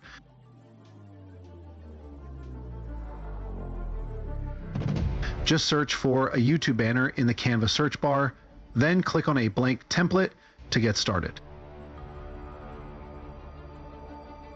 Now here's the tricky part. I have a banner template that shows what mobile devices and desktop users will see. The template has specified lines that show where to fit your image. I'll make sure the important parts of the image are inside those lines to ensure it looks good on both desktop and mobile devices. This way, I can make sure people on both platforms see what I want them to. I'll start by uploading the banner image I want to use and my personal banner template. I'll set the banner template as the background and then crop the banner image I made with Ideogram AI to fit within the lines. If you'd like a copy of the banner template, just let me know. I'd be happy to share it. In the banner template, the red area is where your most important information should go, because that's what people on mobile devices will see. Make sure to crop your banner image so all the key details fit within the red lines. The white areas around the red lines are visible to people using desktop devices. Now I'll drag and drop my banner image on top of the template, place it right above the banner template, and crop it to fit within the red lines. Then I might add stretched versions of the image to the edges to make sure everything is filled and looks complete.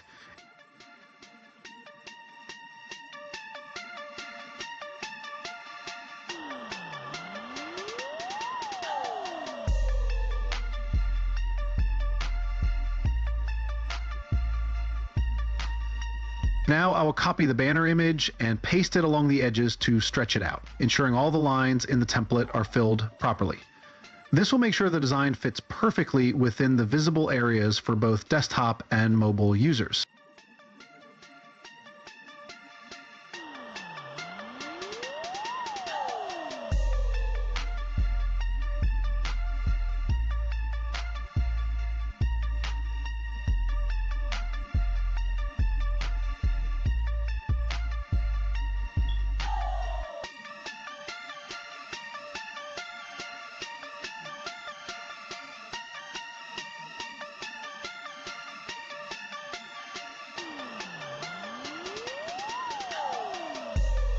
Great, this looks much better now. People on both desktop and mobile devices will see the banner exactly the way we want. Just download the updated banner image, go to your channel's customization area, and upload it to complete the process. Now I'm going to upload the banner I created with Canva and the logo I made with Ideogram.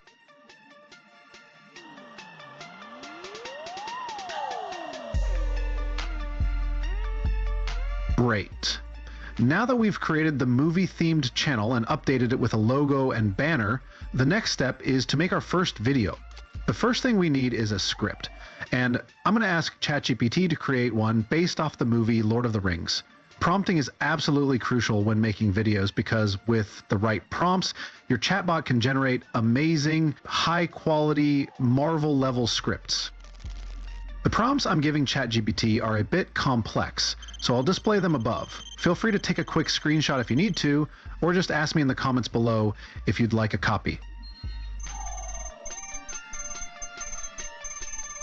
Great! The script is ready and it's done a fantastic job. Personally, I like to go the extra mile by asking it to paraphrase the script using everyday language and increase the suspense and tension. However, if the first draft works for you, that's perfectly fine. If you'd like adjustments or want to explore other options with the script, just ask. It's AI, and it's here to help you. Now that we have a script, we'll need a free yet high-quality voiceover. Many people use 11 Labs, which is fine, but it does have limitations. If you like 11 Labs, that's great, but I have a completely free alternative that allows you to generate up to 10 hours of voiceover for free. It's called Microsoft Clipchamp, and it provides various voice options for you to choose from. It's 100% free and an excellent option for unlimited voiceovers. All you need to do is copy your script from ChatGPT and head over to Microsoft Clipchamp. Then click on the text-to-speech feature. You can scroll through the hundreds of voice options to find the one that fits your project best. Personally, I like using Ava because her voice has a narrative storytelling tone that works well. Choose any voice you prefer, paste your script, preview how it sounds, and export it. It's that simple. While the voiceover files are exported in video format, don't worry, you can easily handle that during editing in CapCut. Now that we have the script and voiceover ready, the next step is to create visuals to complement the voiceover in the background. To do this, we'll craft a set of prompts that match the narrative.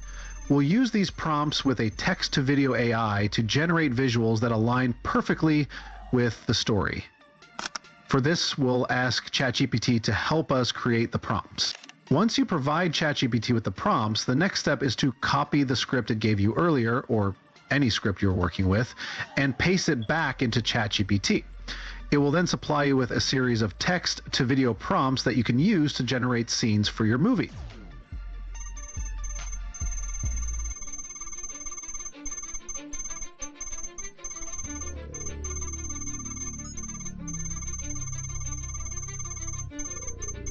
Now that we have all the prompts, we're ready to generate the videos needed for the movie. There are several text-to-video tools you can choose from, and the options are endless.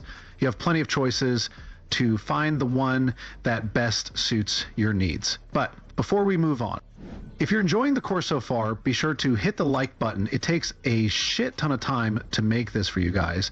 And if you're into content where AI tools are used to make money online, make sure to smash the subscribe button. Now, I've created a Telegram group for all my subscribers to stay updated on upcoming projects, work, and get behind the scenes content. If you're interested, just click the link in the description to join and stay updated. Now back to our video. For the video generator, you could use tools like Luma AI, Kling AI, or Runway Gen 3. It's all up to you. However, I personally prefer Minimax Halo AI. For today's video, we'll be using Minimax Halo AI, but feel free to choose whatever works best for you. Just copy your prompts from ChatGPT and paste it into the Minimax Halo AI prompt box. Minimax Halo AI has an amazing deal where when you sign up, you get unlimited generations for the first 3 days. This means you can create hundreds of videos during that time. Even after the 3 days are over, they still give you 100 credits daily, allowing you to continue downloading free videos from their site. Minimax generally does a great job with image to video and text to video, so I'm not really surprised by the results. They're reliable. As you can see, they produce good results. So just generate all the videos you need for your film, and let's move on to the next part of the tutorial. If you'd prefer to generate images first, that's completely fine. You can create your images and then animate them. For today's video, I decided to go straight to video generation, but if you'd rather start with images and animate them into videos, that works just as well. Now, before we edit our video, we need a few more things. First, we'll need some complex sound effects. While editing software often comes with built-in sound effects, some specific ones suited to your video may need to be downloaded online. Additionally, you'll need soothing background music that complements the type of video you're creating. And if you want to take things to the next level, consider upscaling your images or videos before editing them. Upscaling enhances clarity and quality, giving your content a polished, professional look, which makes it stand out more. For complex custom sound effects, you can find a wide range on Pixabay.com. Pixabay offers many free sound effects that are really impressive. Just search for the type of sound effect you need, and you're almost guaranteed to find it there. For background music, there are plenty of options. You can get it from YouTube Studio, Pixabay.com, or other royalty-free music sites online. However, in today's video, we're trying something a bit different. AI-generated music. We'll use AI to create the music for our project, making it feel like almost everything in the video is AI generated. It's kind of funny, isn't it? AI generated music is still relatively new, but there are plenty of options to choose from. One of the best and most affordable tools is Suno AI, which lets you generate up to 5 tracks daily for free. It's pretty cool, offering great customization and control, making music production feel super easy. The key is knowing how to prompt it correctly. I covered AI-generated music in detail in a previous video, so if you want to learn more, just click on the next video to dive into it. Just open your browser and type in Suno AI. You can sign in using your Google account, phone number, or even a temporary email. It's totally up to you. Once you're signed in, don't worry if it seems overwhelming. It's pretty straightforward. Simply click on the Create tab, and it will take you to an interface with a prompt box where you can get started. This is the exact prompt I gave to Suno AI. Feel free to take a screenshot if you'd like to save it, or you could just leave a comment below. After entering the prompt, just hit the Create button, and Suno AI will generate 2 separate music tracks for you. Make sure to click on the Instrumental button if you want the AI to generate instrumental-only tracks, which is what we're doing today. If you don't click it, the AI will automatically add lyrics to the music. Suno AI generates your music in less than 30 seconds, which is pretty impressive. Once it's ready, all you need to do is download the audio track. Last thing I recommend before editing is to upskill all your individual clips. If you started with images, it's best to upskill them before animating to enhance their clarity and quality.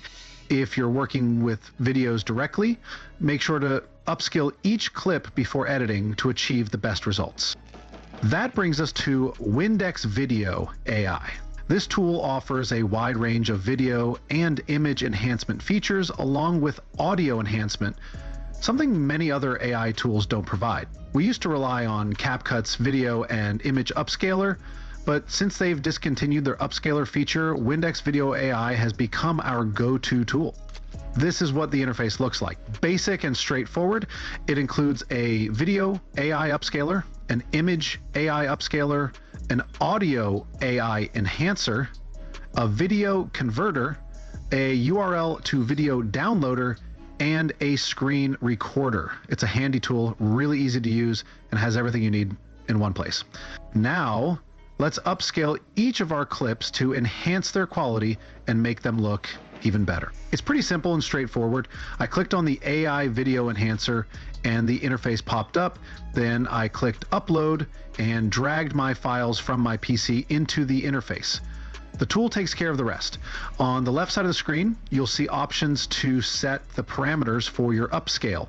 You can choose 4K, 8K, or even 12K. It's entirely up to you. Just select the level of upscale you want. Then just click the Run button to start the process and save the enhanced file to your PC. It's really simple and easy to do. For image upscaling, the process is almost identical. Just click on the Image AI option, upload your image from your PC to the software interface, and let it load for a moment. Then choose the parameters for how you want your image to be upscaled, whether it's 3K, 4K, or another option. Simply adjust the settings on the left side of the software. Once you've made all the necessary adjustments and are satisfied with the parameters, just hit the Run button to save the upscaled file locally on your device. The next step is editing. You can use any editing software you prefer, but I recommend CapCut. Start by creating a new project and importing all the materials you'll be working with into your editing library. Your videos, voiceovers, and sound effects.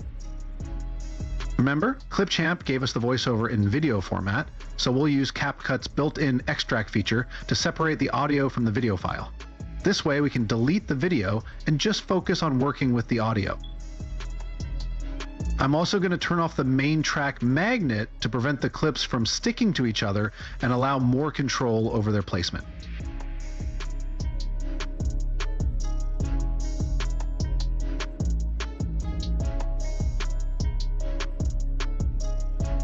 The next step is to increase the volume of the voiceover, all the way up to make it very loud.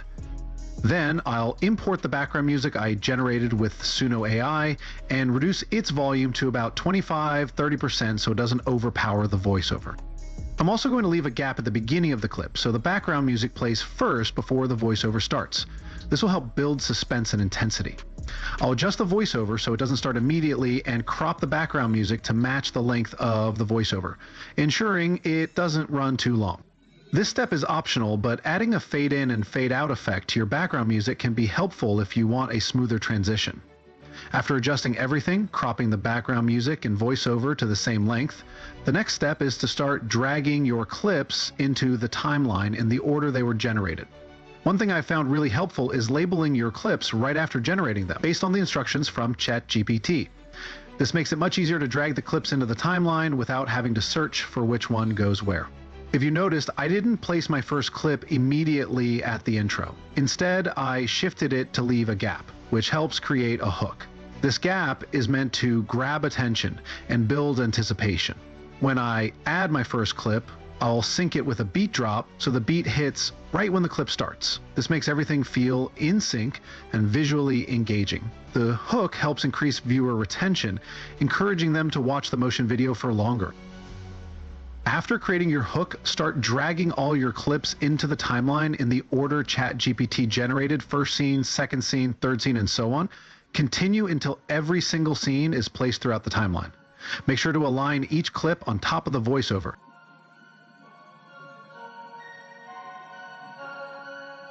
Once you've aligned all the scenes with the voiceover, notice the clips extend beyond the voiceover on the timeline. That's a sign they need to be cropped and adjusted to fit the narration perfectly. Your next step is to crop each scene to match the voiceover. This means that whenever the narrative changes, the visuals should change too, ensuring the video stays in sync with the story being told. Listen to the audio carefully and trim each clip so it matches what the voiceover is describing. This process might take some time, but it's absolutely worth it. You can't skip it because it's very important. Take your time and carefully crop everything to ensure it matches and syncs perfectly with the voiceover. The better the sync, the better your video will turn out. If you noticed, I left some gaps by splitting the voiceover into 2 separate sections. I just created small pauses between parts of the narration. These gaps help the flow of the story feel more natural and ensure it aligns better with the visuals and the overall narrative.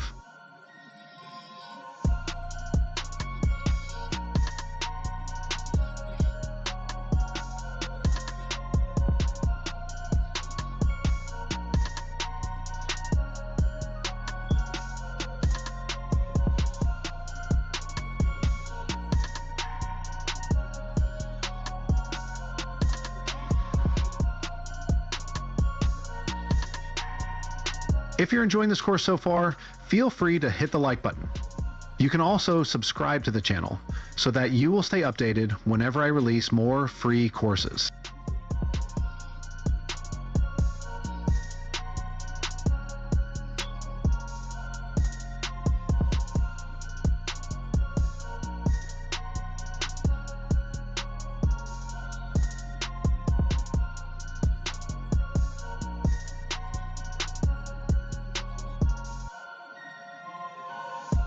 Once you've cropped everything to match the voiceover narrative, the next step is to add transitions. Transitions are non-negotiable. They're essential for filmmaking, whether AI generated or real-time cinema. If you're looking to get into film editing or production, understanding how to use transitions is crucial. They help make the change between scenes appear smoother and more professional. You don't have to worry about transitions because CapCut has made it super easy. They offer a variety of transition templates and other techniques. You just need to drag your chosen transition template between 2 clips and CapCut will automatically apply it for you.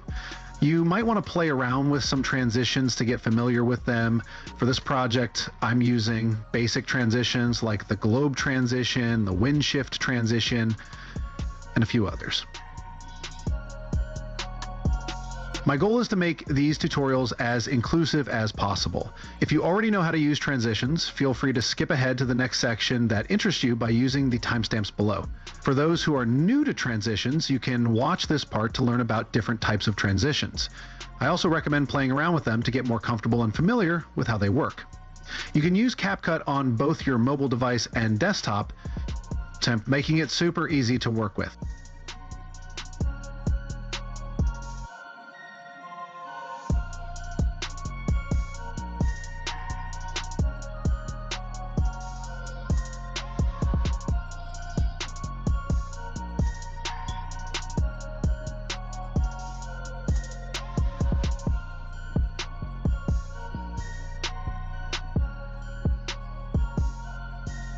You might also need to adjust the duration of each transition depending on the specific scenario you're working with. This ensures the transitions feel natural and flow well with the rest of the video.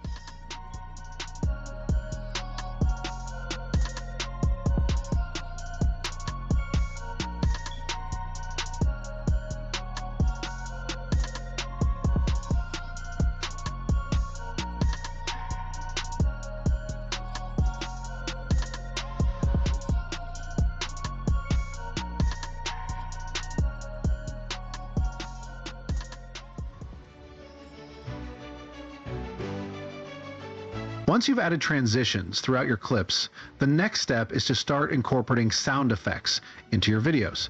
Sound effects are non-negotiable. They're even more important than transitions because they help bring your scenes to life. They're used in every single piece of cinema to enhance the overall experience and make it feel more immersive. I always recommend downloading all your sound effects from different websites and storing them locally on your PC. This way you can easily access them while editing without having to search for them online during the process. For the intro, the first part of the video is dark, so to make it more artistically pleasing, I'm going to add a ghost whispering sound effect that I downloaded from Pixabay. For this project, I will be using sound effects like owl hooting, howling wolves, and crows because they create an eerie and ominous atmosphere to enhance the mood of the video, which is exactly what we're aiming for. I'll also be adding an echo effect to each sound effect to help them blend together and create even more eerie vibes. I'm also going to add a magic-like shine sound effect to every place where I use the glow transition, as the glow transition pairs well with the magic sound effect.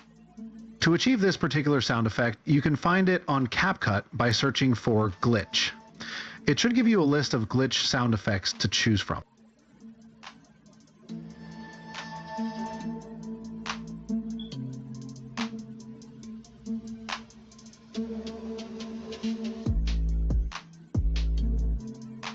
For this particular scene, I'm going to add a sound effect of people laughing, since the scene shows people literally laughing. Since it blends well with the scene and feels like the right fit, I'm also going to add a fading animation to every sound effect.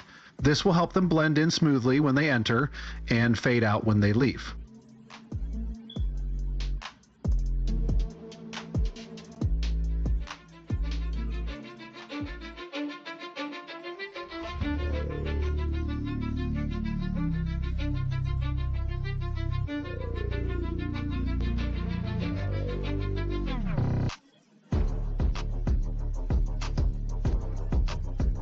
For the last scene, I'm going to add the sound effect of ghosts whispering again, since the voiceover ends almost in the middle of the final clip.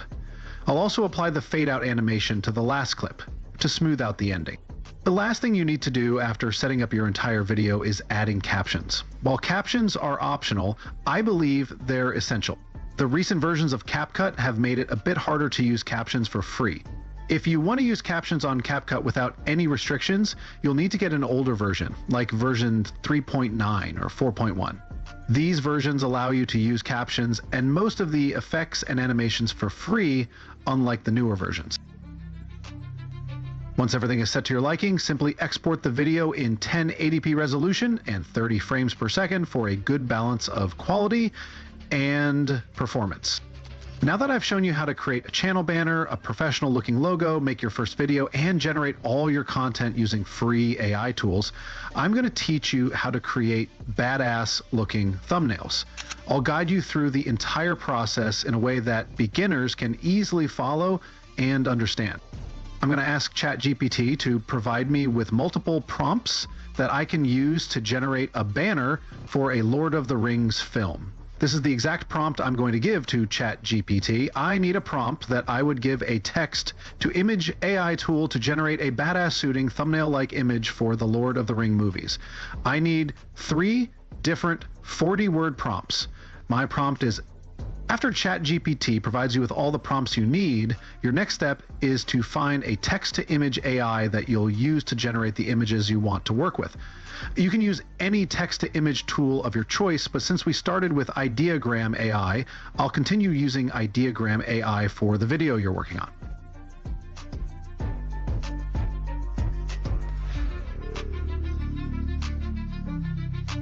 Once Ideogram generates all the images you need, download them if you're satisfied. If you're not happy with the results, simply hit the Regenerate button to create new images. I asked for multiple prompts earlier because sometimes different prompts provide more options to generate the kind of images you want. If one prompt doesn't work, try another one or keep hitting the Regenerate button. Once you have all the images you need, you might want to customize them further by adding text or effects. You can use any software of your choice like Photoshop, but since we're focusing on free and beginner-friendly tools, we'll be using Canva. Canva offers a large library of effects and many useful features for photo editing, making it perfect for creating our thumbnail. Once you're signed into Canva, simply search for YouTube thumbnail in their search bar. Then click on the blank canvas or the white background to start a new project. Once you click on it and are taken to this interface, all you need to do is upload the images you're working with. Since I'm teaching you how to create two different thumbnails, I'll upload the images generated from Ideogram that I'm working with. Simply click on the image to add it to the blank canvas. You can set the image as the background by either stretching it out manually to fit the canvas or by clicking on the image once it's on the canvas and selecting the Set as Background Image option. Once the image is stretched out, the next step is to add text. I'll type the name of the film, Lord of the Rings, and then adjust the text color, font, and apply a glow effect. I'll also experiment with other effects to see how it turns out.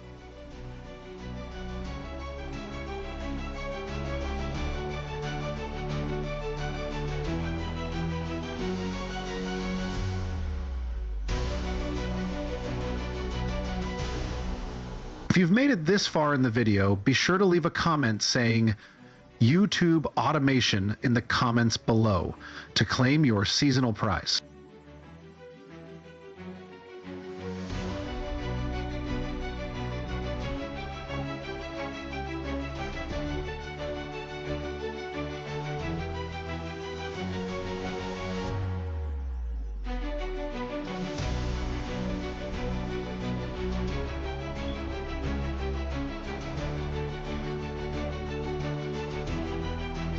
Great, this looks good. I adjusted the font color, changed some of the text to red and some to white, and added a glow effect, giving it a unique look. Now, let me try something different with the second image and see what the result is.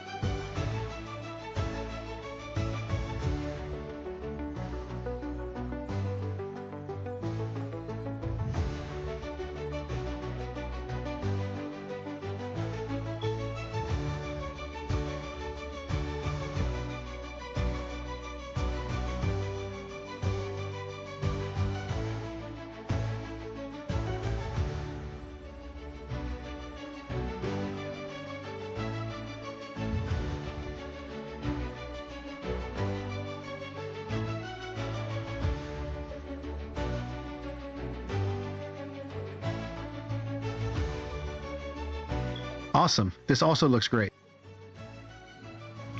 I've just shown you how to create and automate a channel from scratch using completely free AI tools.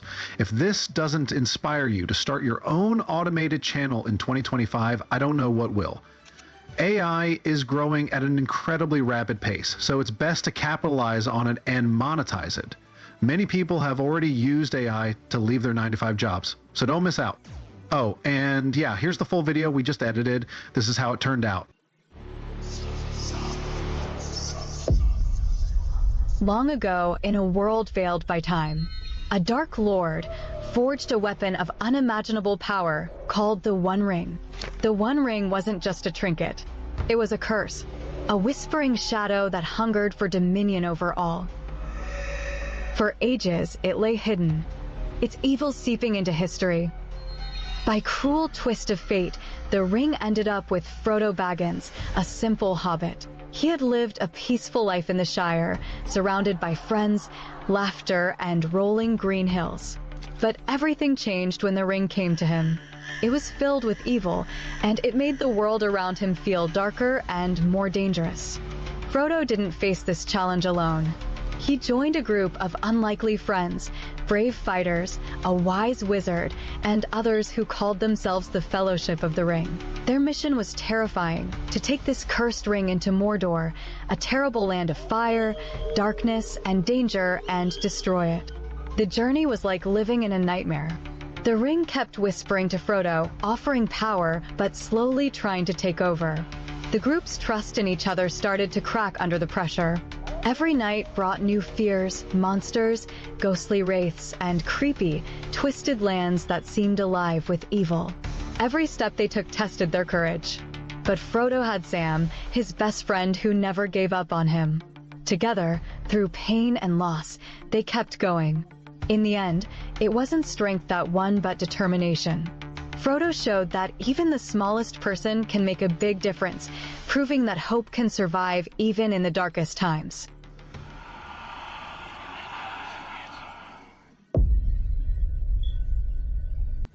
First off, check out this new YouTube channel called The Stoic Guide that started less than 6 months ago.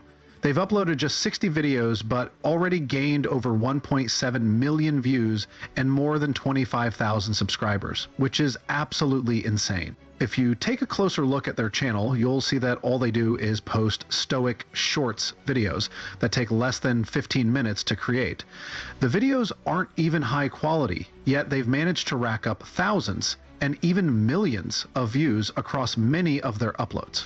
Another channel called Stoic Bond does the same thing and has managed to get over 4.5 million views with just 33 videos. Even this channel called Sheened, they've gotten over 18.7 million views from just 200 videos and have gained over 300,000 subscribers. The channel also posts simple spiritual content that's crazy easy to create. This clearly shows that this niche is still in high demand. The algorithm keeps promoting it because people continue to watch it.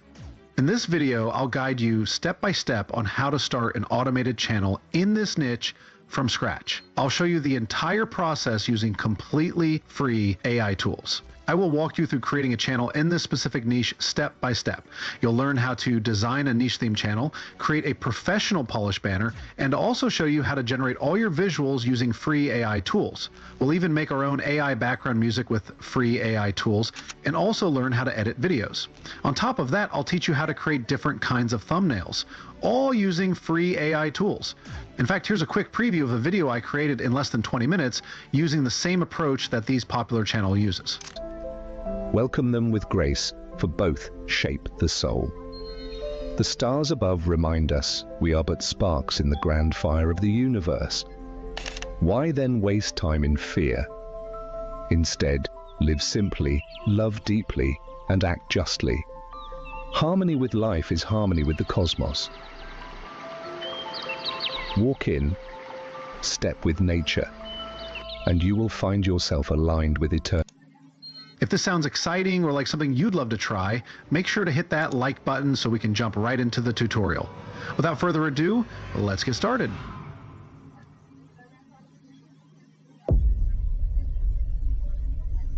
The first thing we will do is to create a niche-themed channel, particularly one in this Stoic style niche. If you've already got this part covered or already have a channel, that's totally fine. You can skip ahead using the timestamps below. I've designed this tutorial to be inclusive, so both beginners and pros can easily follow along. If you're good to go, feel free to move on, but if you need help creating a niche-themed channel or designing a fitting logo, stick around. You can use any chatbot you prefer, like Copilot, Claude AI, or ChatGPT. The key is knowing how to properly prompt them to get the best results. Your main focus should be on crafting good prompts. For example, I'll ask ChatGPT to come up with a list of catchy names for channels in the Stoic and motivational niche. It will generate several ideas that fit perfectly within that niche. Knowing how to prompt your chatbot effectively will make the whole process much easier and faster. ChatGPT just came up with some great catchy names. The next step, which is optional but highly recommended, is to check if other channels are already using the name you like. Having a unique name is super important for branding and making your channel memorable. To do this, simply copy the name you plan to use and search for it on YouTube to see if it's already taken. It looks like the name we chose isn't being used by anyone, so let's create a channel with that name. To do this, simply click on the plus icon on your YouTube tab and then select the Create Channel option.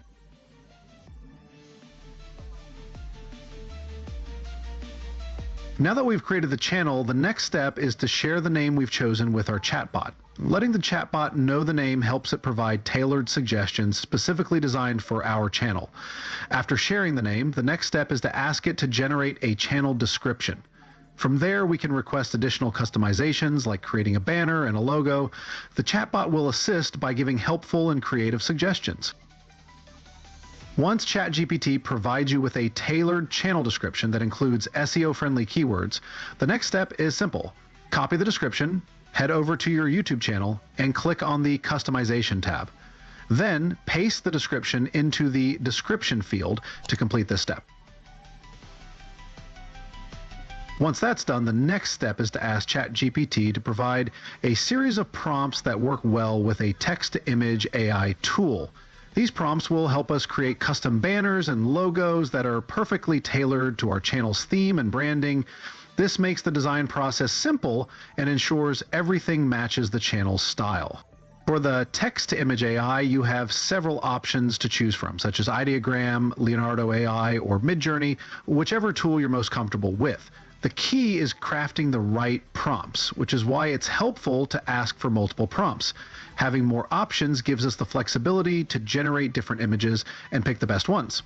When generating a logo image, it's essential to use a 1:1 aspect ratio, the square format, as this is the best size for YouTube logos. Always ensure your images are created in this ratio for proper fit and clarity. I'll also use Leonardo AI to generate the logo image while running it side by side with Ideogram. This way, we can compare the outputs and choose whichever one produces the better result. Using both tools is optional, but I'll show you what happens when we use both Ideogram and Leonardo AI to generate images for a logo. Leonardo AI offers more flexibility for customization when generating images. You can choose from various themes like the 3D model, cinematic model, close-up portrait model, and more. However, it's crucial to keep the same 1:1 box ratio when generating a logo. If you decide to use Leonardo AI, make sure to select the 1:1 aspect ratio in the settings to ensure the logo fits perfectly. First batch of logos has been created. Interestingly, Leonardo AI generated the images in turbo speed and was quicker than Ideogram, probably due to the different platforms we're using. Both results are really great, but I personally prefer the one generated by Leonardo AI. Feel free to drop a comment below to let us know which results you like the most. If you're not satisfied with the first batch of images, simply copy your next set of prompts from your chatbot and repeat the entire process to generate a new batch of images. Keep experimenting with different prompts until you find the set of results that works best for you. Just remember, the logo image should always be in a 1:1 square ratio, no matter which platform you're using to generate it. Now that we've created the logo, it's time to generate the banner image.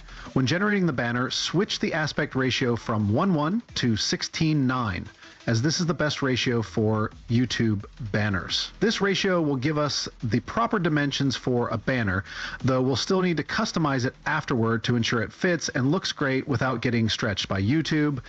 But don't worry about the stretch. We've already found the perfect templates to help us crop the banner image so it fits YouTube's dimensions perfectly. Now that you've generated the banner image, it's time to head over to Canva or any similar tool to customize it. If you don't customize your banner, YouTube will stretch it out and some important details could be cut off. To make sure everything fits perfectly, we'll use an image template or guideline to help us crop and adjust the banner. This ensures it displays well across different devices, from phones to desktops. The template will show the safe zones where important elements should be placed, so they're visible no matter what device someone is using to view your channel. On Canva, simply search for YouTube banner in the search bar. Once you find the option, click on a blank canvas or empty white canvas to start a new project. This will give you a clean slate to work with. Once you're on your blank empty canvas in Canva, upload the banner image you generated with your text-to-image AI tool. Then you'll also need to upload the banner template. This template is crucial because it shows the safe zones where important elements should be placed, ensuring they'll be visible across different devices. feel free to drop a comment below and I'll be happy to share it with you. The template will help you position everything correctly so your banner looks great no matter where it's viewed. Once you upload the template to Canva, you can either stretch it out manually to fit the canvas, or to make it easier, simply click on the template and then select Set as Background Image. This will automatically stretch the template to fit the entire canvas. Here's the tricky part. The red line on the template that outlines "put your important stuff here, ... This section is what people using mobile devices will see. Anything you place within this red area will be visible to viewers on their phones, so it's essential to position key elements like your logo, text, and any important details inside this red zone. The white area represents what people will see on desktop devices. You can stretch or extend elements from the red area into the white space for desktop views, but remember to keep your key content within the red area to ensure it's visible on mobile. This helps make sure everything looks good no matter what device someone uses to view your channel. I will upload and drag my banner image into the template. Then I'll crop it to ensure it fits properly within the red outline. This might take some time depending on how familiar you are with Canva. The key is to make sure all the important details are well assigned within the red outline. Once the red outline is properly filled, you can copy the image within the red outline and paste it along the side of the white lines. Then rotate and stretch it to make it look like the image naturally extends and stretches out to that length. Great. Once your image is ready, download it and head over to YouTube to customize your channel. After that, you can move on to the next step, creating a video.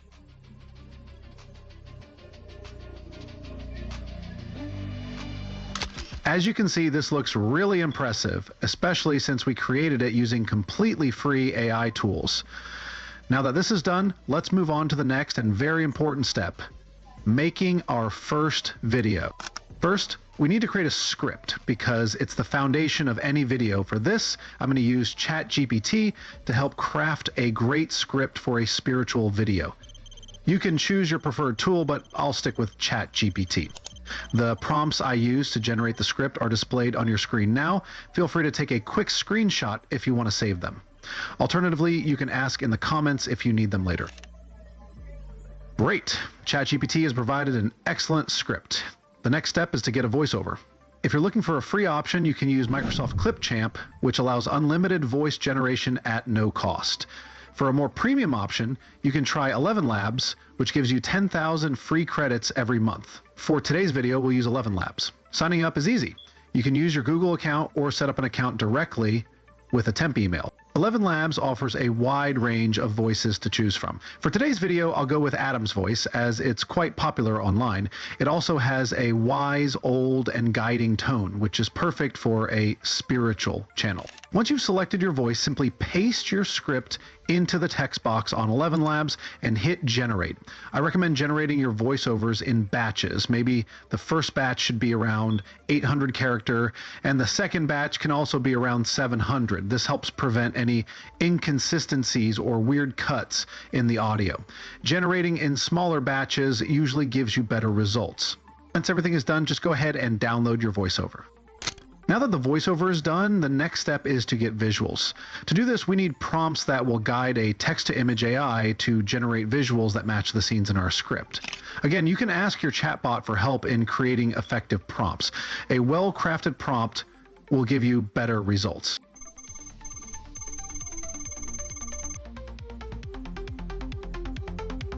With this approach, your chatbot should generate a series of text-to-image prompts that align well with the scenes in your script. By working with ChatGPT, you can easily adjust or request more prompts if needed. If the first batch works well for you, feel free to stick with them or simply say yes if you'd like more prompts to choose from. The first thing you'll need to do is generate your images. Once that's done, you can animate them to add motion, making the visuals more engaging and appealing to your audience. Since we're working on a budget and need to make the most of free tiers, Leonardo AI is a great choice. They offer 150 free credits, which, if used wisely, can generate up to 400 images. Many platforms offer free credits, but Leonardo stands out for budget-friendly users. With their image generator costing only 10 credits per use, we can efficiently generate all the visuals we need for our scenes without exceeding the limit. For Leonardo AI, we'll use the Flux Chanel model, as it only requires 10 credits per image generation. It's also important to select the right aspect ratio. For short-form content, use a 9:16 ratio, which is ideal for creating vertical videos like shorts. For long-form content, choose the 16:9 rectangular ratio, which works best for YouTube long videos. Keep this in mind when working on your projects: 9:16 for shorts and 16:9 for long-form videos. Leonardo AI generates images in less than 5 seconds, so you won't have to deal with long wait times. Its fast service ensures a smooth workflow. Once you've generated your images, you can tweak your prompts and repeat the process to create all the visuals you need for your project. If you've found this tutorial helpful so far, be sure to smash that like button. Now, simply repeat the process to generate all the images you need for your video.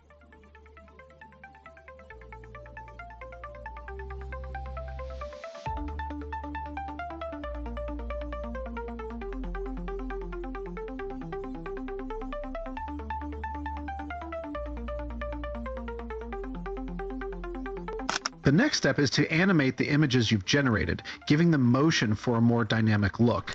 There are plenty of tools available for this purpose, such as Luma Labs, Kling AI, Pika AI, or Runway Gen 3. These platforms are freemium services, meaning they offer both free and paid options, so you can start with their free features and upgrade if needed. For today's video, we will use Runway Gen 3, which provides 125 free credits when you sign up. After signing up, you'll see an interface with several options. Simply click through the suggestions and look for Generative Video. That's the option you need to select. Once you click on Generative Session, you'll be taken to the prompt area. Here you simply upload your image and write a description in the prompt box, specifying how you want your image to look and move in the animated video. The new update on Runway Gen 3 is a game changer, offering advanced camera control for your video creations. The prompt area now includes options for various camera movements such as panning, circular motion, zoom, portrait, over the shoulder, cinematic close-ups, and more. Simply select the camera movement you want and follow the editable sections instructions to write the prompt for how you want your image to appear and move. Once everything is set, click Generate and your video will start rendering. Runway Gen 3 allows you to create either 5 seconds of footage, 25 credits, or 10 seconds, 50 credits. Be mindful of your credit usage as you plan your project. What sets Runway apart is its advanced camera angle controls unmatched by other tools. You can make your animations pan, zoom, or rotate from virtually any angle.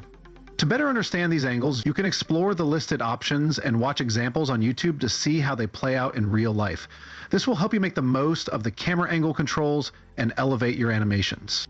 Once your animation is complete, download it and repeat the process with the next set of images. Be sure to change the camera angle for variety and continue this cycle until all your images have been animated and turned into motion videos. This approach will make the editing process more engaging and satisfying, ultimately giving your final output a polished and professional look.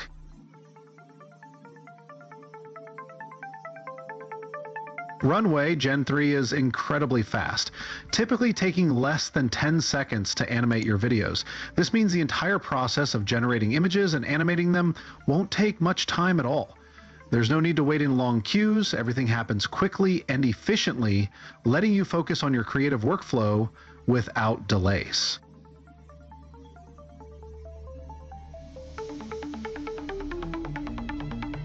Once you've generated all your visuals, you're almost done gathering your assets. The next steps are to find background music that fits your project and a few subtle sound effects. Most editing software includes built-in sound effects, but you can also source additional ones from various websites if needed. While optional, sound effects can enhance the immersiveness of your video and make it more engaging. But before we go on, do well to smash that like button because it takes a shit ton of time to make this courses for you guys. Think of it as your way of saying thank you for all the time you put into your content. If you're into content about using AI tools to make money online, be sure to hit the like and subscribe buttons. That's exactly what we focus on here. I've also created a Telegram group for subscribers to connect, discuss content ideas, get updates on upcoming projects, and even vote on the kinds of projects we should create. It's a behind-the-scenes space to stay connected with me and my team. If you're interested, click the link in the description to join. For custom subtle sound effects, you can check out bixabay.com. They offer a wide range of free sound effects that you can easily download. It's a great free resource and incredibly helpful. I personally get all my sound effects from there.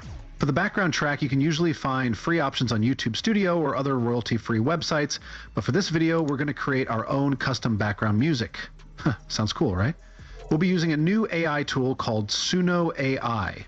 AI-generated music is still a relatively new concept, but with the impressive advancements we've seen recently, it's worth exploring more often. Let's generate a calm, soothing track that perfectly fits our project. Head over to your browser and search for Suno AI, then click on their website. You'll be taken to an interface that looks something like this. From there, click on the Create tab, which will take you to the prompt box area. Here, you can input your prompts to generate the background music you'd like. The track we want to generate is primarily instrumental, so make sure to check the instrumental box. If you don't, the AI might automatically add lyrics to the track. Since we need an instrumental-only track for this project, it's essential to select this option before generating the music. Here's the exact prompt we used to create the music for this project. Feel free to take a quick screenshot if you'd like, or just ask in the comments, and I'll be happy to share with you. Once Suno AI has generated your track, simply download the audio version and move on to the next phase of the tutorial. It doesn't take long, just about 25 seconds to generate your track. It's amazing how fast all the tools we've used in today's video work with practically no wait times. Pretty cool, right? Now we're moving on to the editing phase, which is pretty much the final step. Start a new project in your editing software. I'd recommend CapCut. Then import all the materials you'll be working with into your editing library, including your visuals, voiceovers, sound effects, and everything else you've prepared. The reason I recommend CapCut is because it offers a wide range of transition effects, animations, and many other features for free on the free tier, making it a great option. However, feel free to use any editing software you're comfortable with, whatever works best for you. The first step is to drag your voiceover onto the editing timeline. Increase the volume to ensure it stays above all other audio elements. Since we generated 2 batches of voiceover from 11 Labs, drag both parts to your timeline and label them Part 1 for the first batch and Part 2 for the second so you don't get confused. Once you've added your voiceover to the timeline, drag your background music, whether it's generated with Suno AI or downloaded from YouTube Studio or Pixabay, onto the timeline. Then reduce the background music's volume to around 25–30% so it doesn't overpower the voiceover, allowing it to play softly in the background. Finally, crop the background music to match the length of your voiceover. The next step is to drag all the scenes you generated and animated onto your timeline. It's helpful to label them according to the scenes ChatGPT gave you, scene 1, scene 2, scene 3, etc. This way you won't waste time searching for which clip goes where. Once all your clips are on the timeline, keep in mind that you may need to crop them to match the voiceover narrative.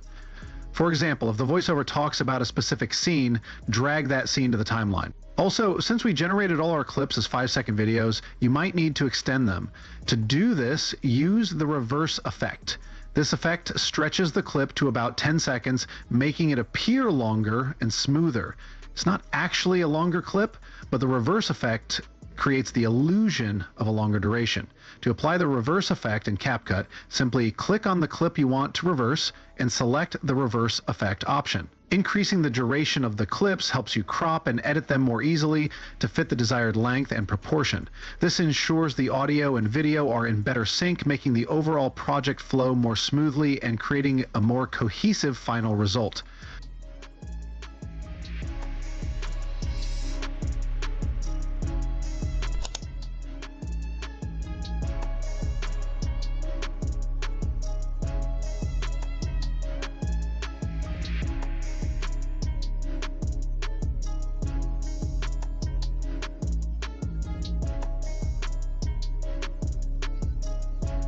The last step is to add a fade-out animation to the final clip. This will create a smooth blackout effect at the end of the video, giving it a polished cinematic finish and signaling the conclusion of the movie.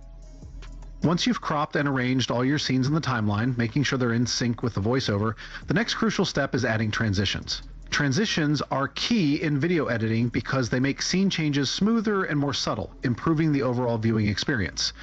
Adding transitions is non-negotiable for a polished video. But CapCut makes it super easy. All you need to do is drag a transition template between two clips that are close to each other, and CapCut will automatically apply the transition effect for you. You might need to play around with the templates to see how each one looks, but once you get the hang of it, transitions will elevate your video's flow.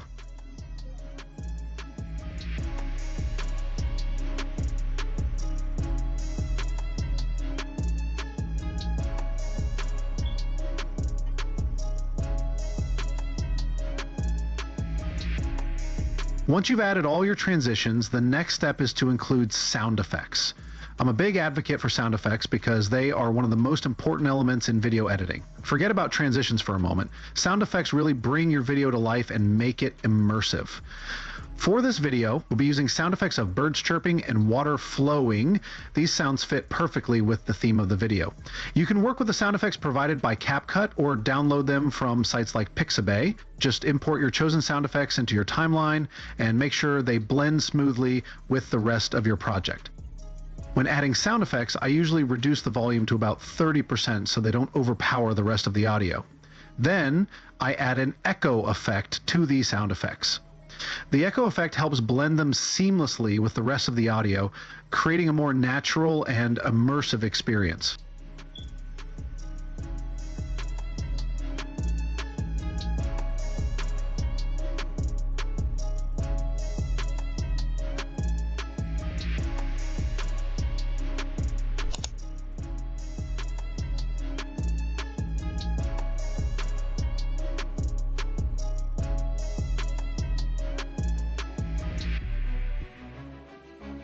Once all your sound effects are added, the next step is to apply a filter. Filters are great for color grading the entire video, giving it a more polished, cinematic look. While it's optional, it's definitely an important step. In CapCut, this process is super easy. Just search for filters in the filter tab, drag your chosen filter onto the timeline, and stretch it across the entire video.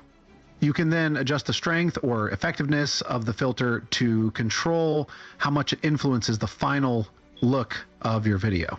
The final finishing touch is adding captions. In CapCut, you can use the auto caption feature, which is free on older versions of the software, to automatically generate captions for your video. However, newer versions of CapCut have made captions a part of their paid Pro plan. If you're using an older version, you can still add captions without needing a subscription or payment. Simply use the auto caption feature, and CapCut will handle the rest. Once the captions are generated, it's a good idea to customize them. You can add a template and adjust the font style to give the captions a more personalized look. While this step is optional, it really enhances the overall appearance of your video and makes it look more polished and professional. Play around with the template and font options to find a style that complements your video. And then finally, export your video. The next step is to remove the watermark that the AI tools left on the visuals. This ensures your video doesn't look amateurish. After that, we'll upscale the video to 4K resolution to give it a more professional, high-quality finish. Finally, we'll create a custom thumbnail to make your video stand out. Let's get started. To remove the watermark, just search for Video Watermark Removal in your browser and click on the Video Cutter website that comes up, typically called Video Cutter. This site lets you remove watermarks without any fees. The interface might have changed, but the functionality is still the same and works just as well. Click on Open File or Upload File to drag the video you exported from CapCut into their interface. Once it's uploaded, the tool will allow you to remove the watermark from your video. The tool provides you with a box-like cursor. Hold it down to form a rectangle or square that specifies the area of the video where you want to cut out, blur, or remove the watermark. Position the box around the watermark, then click on Apply. Once the watermark is removed, click Save, and then download your video.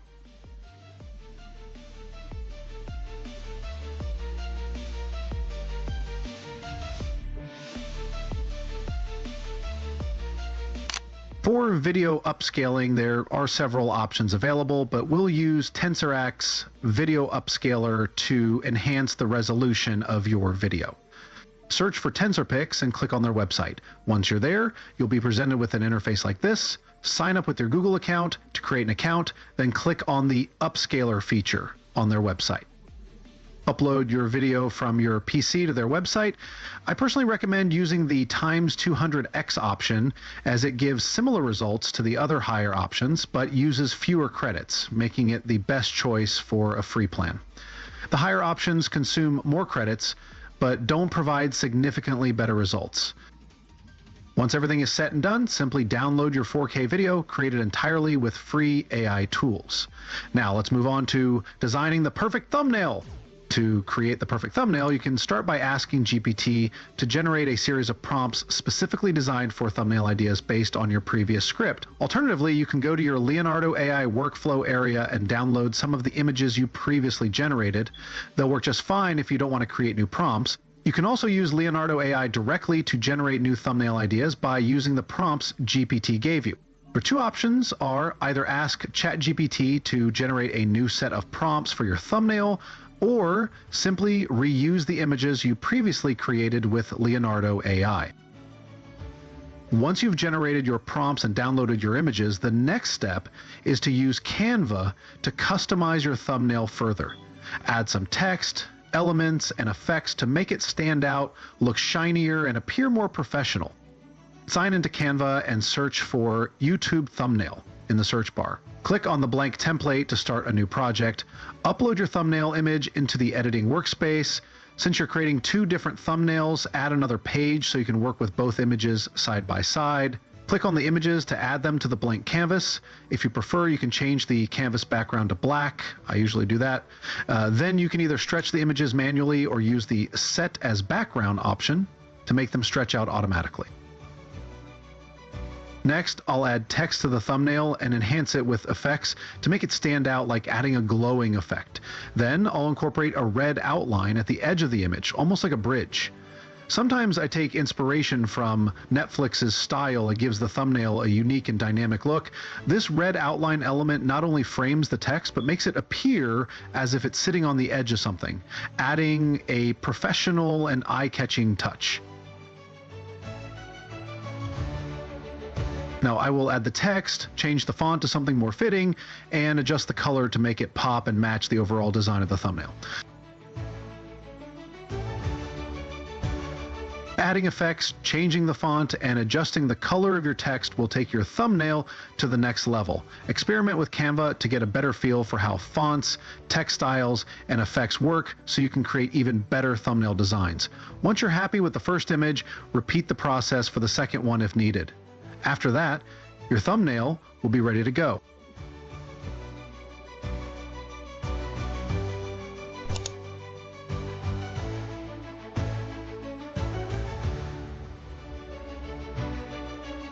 Nice, this looks so much better. Both of them look stunning. Simply download your thumbnail and then let me show you the final result of the video we created completely without the watermark. Here we go. Life is like a flowing river, unchanging in motion yet never the same. Stand not against its current, but glide with it, for peace is found in accepting what we cannot control. The sun rises and sets unconcerned with yesterday's storms. Be like the sun, let not anger or sorrow linger. They are passing shadows, not the essence of who you are. Virtue, like the sturdy oak, stands firm against tempests. Kindness, patience, and wisdom are your roots. Nurture them daily. Pain and joy are but visitors. Welcome them with grace, for both shape the soul. The stars above remind us we are but sparks in the grand fire of the universe. Why then waste time in fear? Instead, live simply, love deeply, and act justly. Harmony with life is harmony with the cosmos.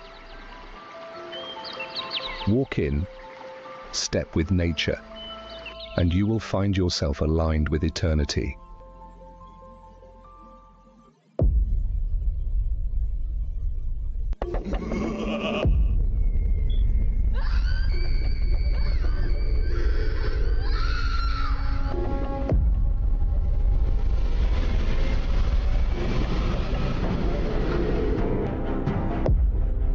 In the quiet little town of Springwood, something sinister lurks beneath the surface. By day, it's your typical suburban neighborhood, perfect lawns, friendly neighbors, and high school drama. But at night, things take a dark, twisted turn and gets terrifying. The teens of Elm Street are in for the most sleepless nights of their lives, haunted by a figure that's more nightmare than man. Meet Freddy Krueger, the burn-up, wisecracking villain who's all about keeping you permanently tucked in bed. He's not just coming for your bedhead, he's coming for your soul. One by one, the teens of Springwood find themselves trapped in Freddy's deadly dream world, and the only exit is waking up. So if you're from Elm Street, say goodbye to naps. That whole video was made using completely free AI tools. Videos like this are the best for telling engaging stories and can be completely monetized across all platforms. TikTok, YouTube, and other platforms. Let's take this channel, for example. With only 25 videos, they have gathered over 17,000 subscribers and over 2 million views, which is insane, as the kinds of videos they make can be made with free AI tools and can be made in less than 30 minutes. In this course, I am going to walk you through the whole production process and teach you how to use every single tool for free without spending any cash. In today's video, we will literally do everything from creating a channel to getting our display picture to editing our thumbnail, and also show you how to properly edit videos to keep your audience hooked. There are timestamps below, so feel free to skip to any section that piques your interest. Let us start with getting materials to produce our video. The first thing we get is a very nice script. ChatGPT helped with this. The prompt we used was write a voiceover summary of the movie Nightmare on Elm Street, where people are haunted and tried to be killed by a terrifying figure. Add a little bit of humor and suspense to the script, but keep it within a horror aesthetic. Make it 200 words long, focus on the town and teens, and that's how we get our script. After getting the script, the next thing to do is to get prompts to generate scenes in our script. But before we do that, some people in the comment section have been complaining about the language barrier problem as they wish to reach a broader audience with their content. Don't worry, I've got you covered. I just discovered a new tool that helps you translate your videos to multiple languages with very high accuracy. But we will cover that later in the video. For now, let's just get our prompts for our movie. ChatGPT also helped with this. All the prompts we use will all be in the description for those who want a blueprint. Now, after getting the prompts, the next thing we need to do is to generate scenes with our prompt. We will use the new Minimax text to video tool to generate our scenes. Minimax is completely free and offers unlimited generations. All you need to do is to sign up with your mobile number. But if you don't want to give out your personal number, or you don't have one, my team have found a method where you could actually sign up multiple times even without giving out your details. Here's how.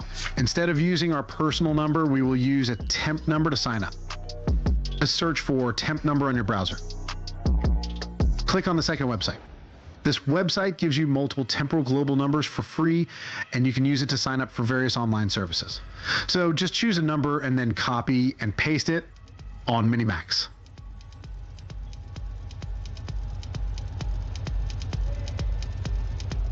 And request a verification code. I head back to the temp number website, and you should find the code. Copy and paste the verification code, and you should be granted access. Now, this is where the magic happens. Over here, you can paste your prompts and generate very high-level videos. And the best part is we can generate unlimited videos for free. Now, just copy your prompt and then paste it on your prompt box. It can take anywhere from 30 seconds to 2 minutes to generate, but it's totally worth the wait as the videos it generate are very high quality. What I like to do is to sign up on multiple tabs and then paste different prompts across all the tabs. This way you would generate your scenes much quicker.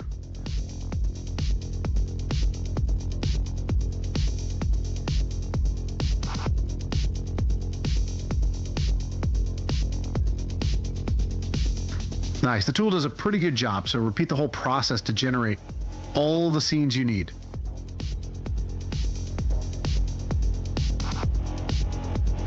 Now, we need a few more things for our video. But before we go on, please hit the like button to help the algorithm push the video to more eyes. You could also consider subscribing to the channel if you like content like this where free AI tools are used to make money online. I am Cybercash Coach, and welcome to the future. I use free AI tools to create automated side hustles. Now back to our video. We needed a background sound, and I got mine from YouTube Studio. As it has a mass library of copyright-free music. You could also get yours from pixabay.com. Just search through and find the one that suits you. And finally, we need a very decent voiceover. And since we are working with free tools, we will use my favorite free AI voiceover generator, the Microsoft Clipchamp. So just copy your script and head over to Clipchamp. Then click on text to speech. Then scroll through their voice library and choose a nice voice that suits you. Paste your script, preview it, and then export and download. Now that we have all the ingredients, let's start cooking. We will use CapCut to piece everything together. Start a new project and import all your materials. You might also need to download certain custom sound effects from Pixabay, as CapCut may not have all the sound effects you need. Now, first thing to do is to create a hook, something that makes the viewers watch your video much longer. A hook could be anything, just something that makes the viewers curious after watching the first 5 seconds of your video. After making your hook, we now need to extract our voiceover from the file Clipchamp generated, and then delete the video format. Then increase the voiceover volume influence all the way up.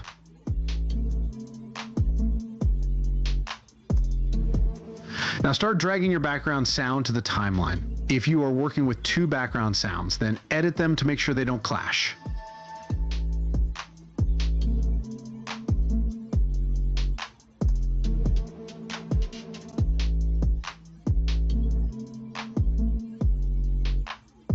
After that, start dragging all your scenes to the timeline. Line them up just the way ChatGPT gave you. I personally like to label mine. This helps me edit faster and reduce stress.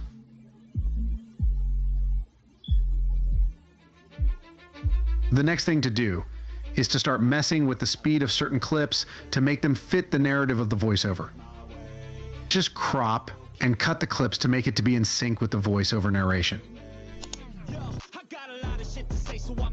Just make sure each scene is changing in uniform to the voiceover.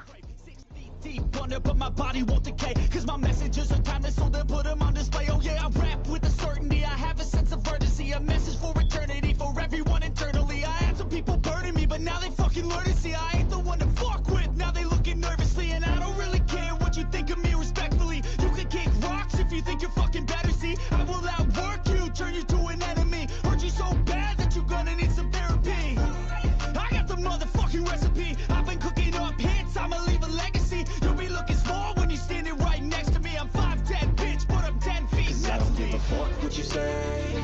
Yeah, I'ma do shit my way. So you can go kick rocks, I'ma stack bricks. The next thing to do is to start to import all your sound effects across all your clips.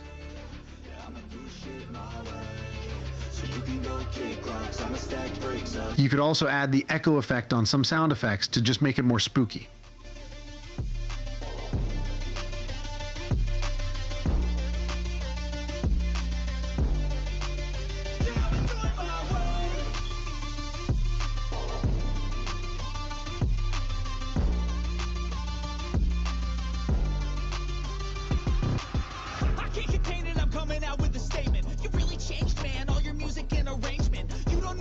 Shut your mouth, you can save it. I'm the same dude that got his come up from the basement. 100 songs, 100 weeks, didn't change it. Experiments, development, intelligence, and patience. I'll do it all again, cause I never feel complacent. Let's keep the good vibes, positivity's contagious. I'm never looking back, cause I made a life that's passionate.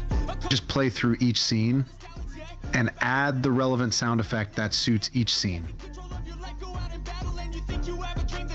Get after it, get out your head and fucking capture it. You got one life to master it. Don't give up on your future. We all start losers. We're all late bloomers, gotta struggle through the sewer. What you say? Yeah, I'ma do shit my way. So you can go kick rocks, I'ma stack bricks up, build what I want to make. Cause I don't give a fuck what you say. Yeah, I'ma do shit my way. So you can go kick rocks, I'ma stack bricks up, build what I want to make. Now let's play through a few filters to just make our clip more cinematic.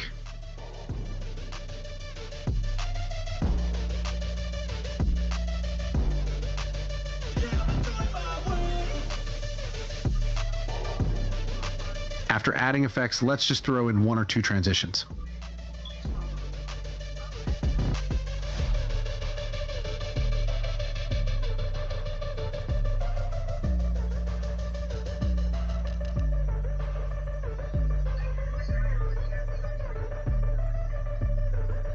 Now let's drag and drop a final filter just to color code our video.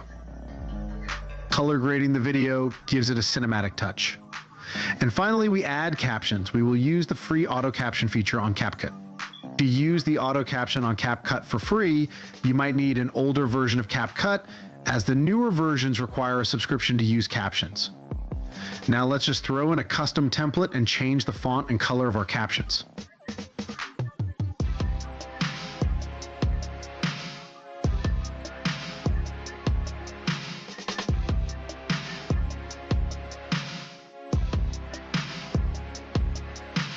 Nice, that's dope. Now let's export our video.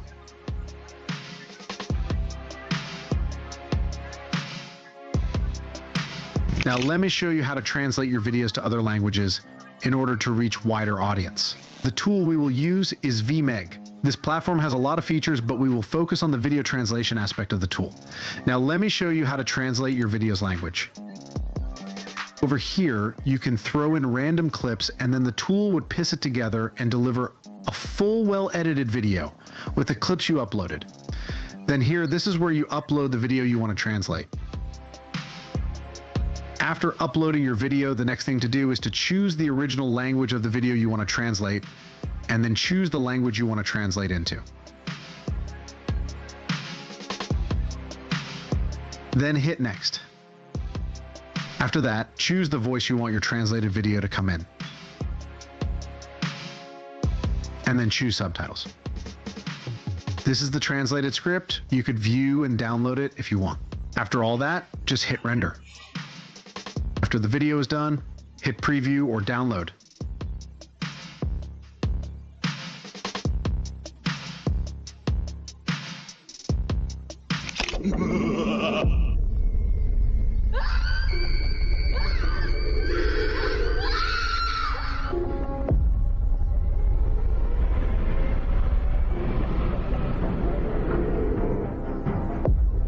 春木の静かな街に道は見えない。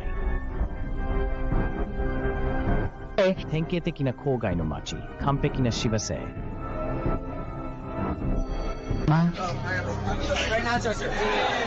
夜になると状況が悪化し、恐ろしい展開に。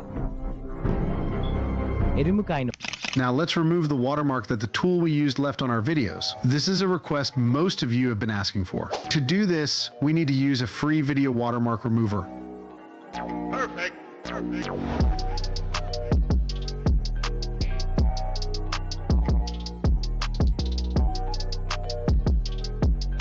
After uploading your video, you need to use the box like cursor to specify the area where the watermark is at. Then hit apply. After that, hit save and then wait for it to upload completely. Then hit export. It exports in 720p, but don't worry, we will fix that later. Then finally we hit save. Now since that site gave us our video in 720p, we will use a video upscaler to improve the quality of our video. We will use CapCut Video Upscaler to improve the quality of our video. Click here and upload your video, and then wait for it to load. After it has finished uploading, hit upscale. Nice. Now we have a 4K video to upload to our channel.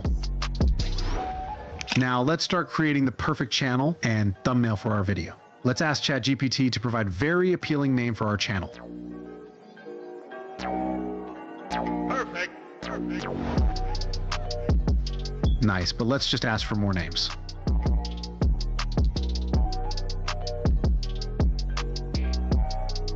Nice. The name Movie Matrix stands out and looks cool, so let's pick it. So now let's pick it and create our channel.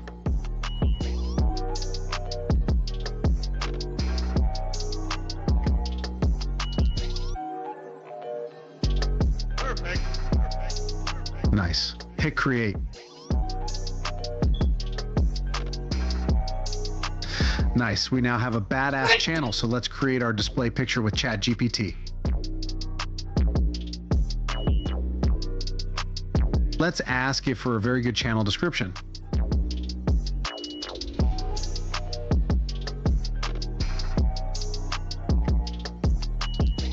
Let's copy it and paste it on our new channel. Now we need a very suiting display picture and a fitted background banner. We will ask ChatGPT to generate one for us. You could also ask it for prompts if you want to use another text-to-image AI to generate for you.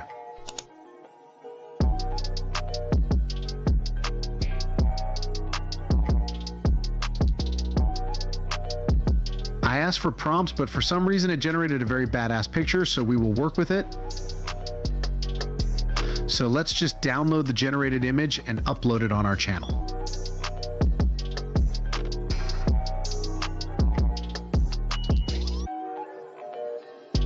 Now we need a fitted background banner. We will use Canva for this. Just sign up with your Google account.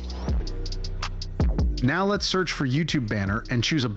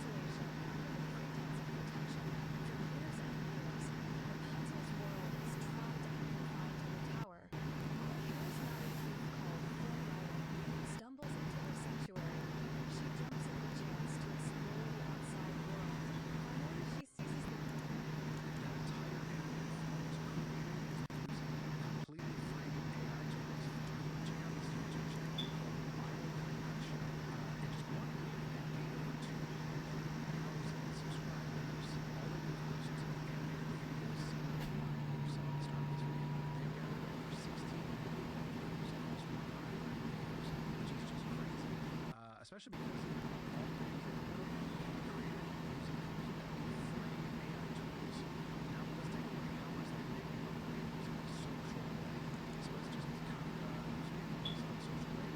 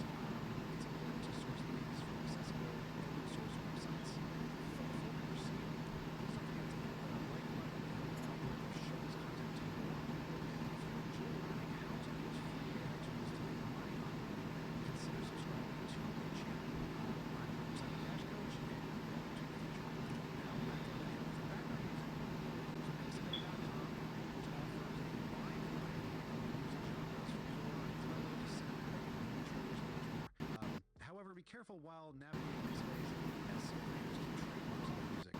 Using such tracks can lead to a strike, so make sure to choose clean. Alternatively, you can use YouTube Studio, which offers a massive library of copyright-free music. This means any track you download from YouTube Studio is safe to use and won't lead to a strike, making it a great option if you want to play it safe. The last thing you might need before editing is a few sound effects. While most editing software comes with built-in sound effects, if you don't find what you need, always download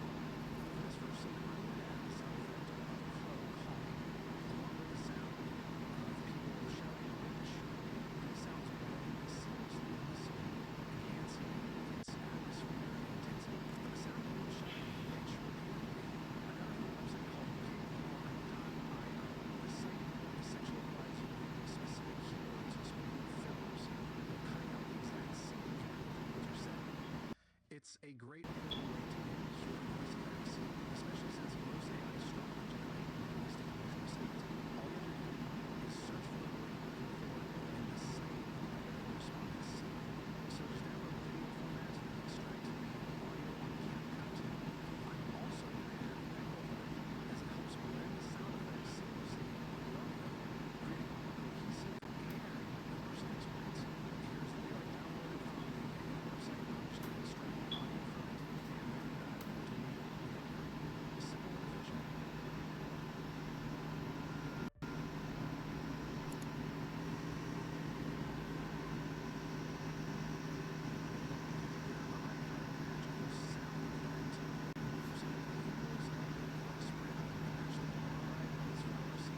You can simply search for magic lyrics. That's the idea of sprinkles or jam.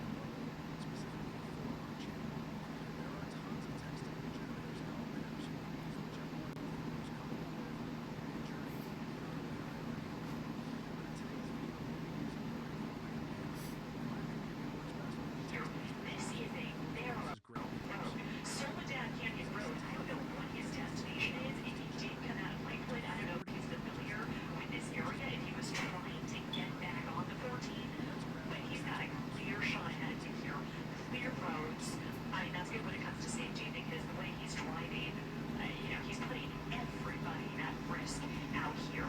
Black and whites on the ground, they're hanging a pretty safe distance back. You see that lead unit from CHP back there.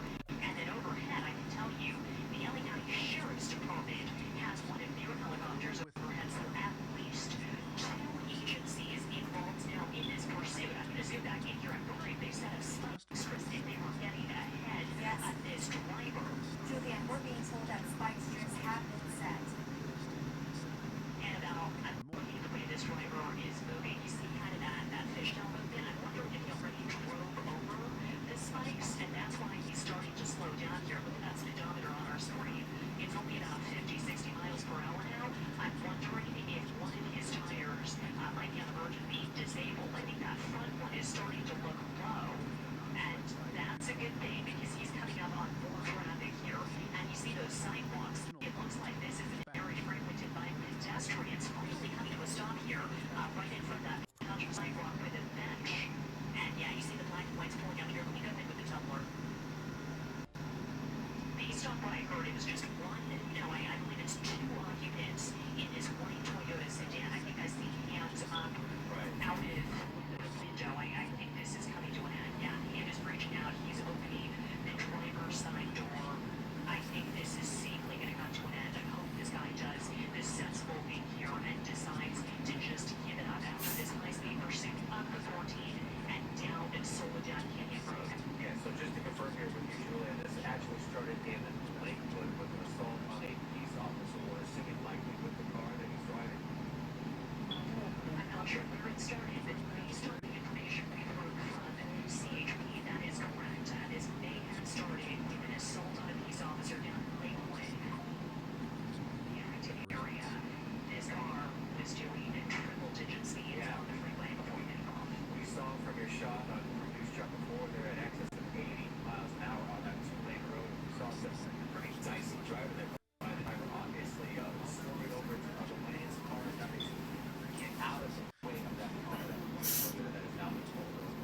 He was so lucky that this didn't, see an accident where innocent people were involved because somebody could have been coming in the opposite direction without knowing that this car was in the opposite lane.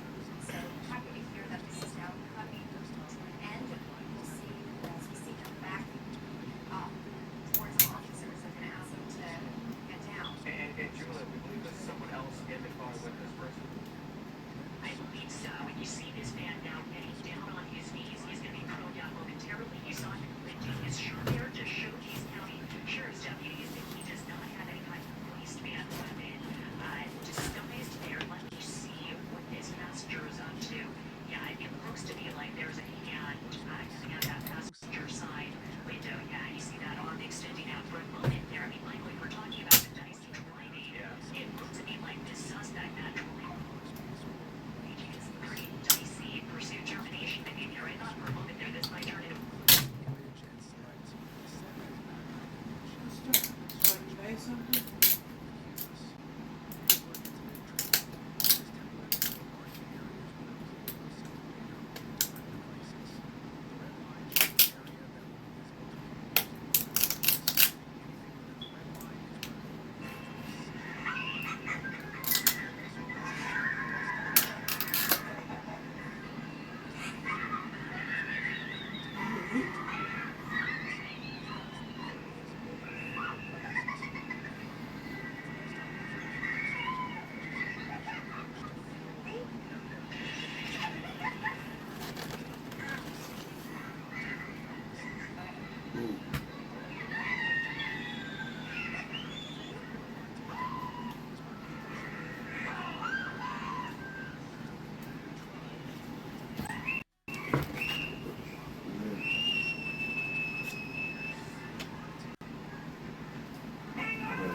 Redid it.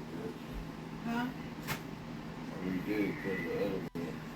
I can't hear you. I redid it because the other one will come out there. Great. Now that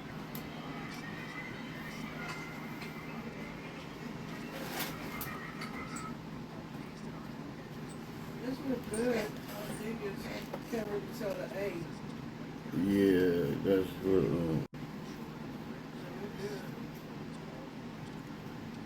But I could have put the holes in the egg, but I didn't know. I didn't know how, man. I don't know shit. I just didn't know how to put the O's in the egg.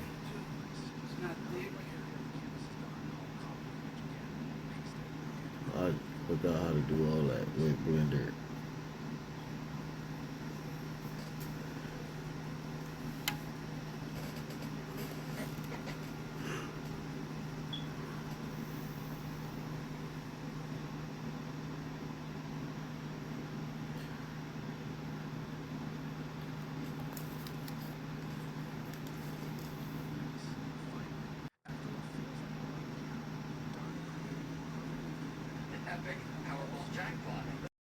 Logo.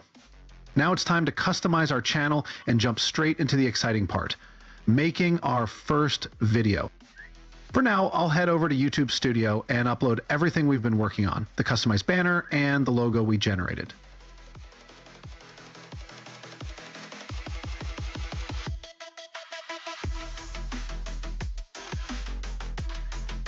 Nice. This looks absolutely amazing.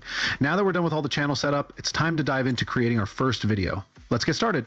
To create a video, the first thing we need is a script. Like I mentioned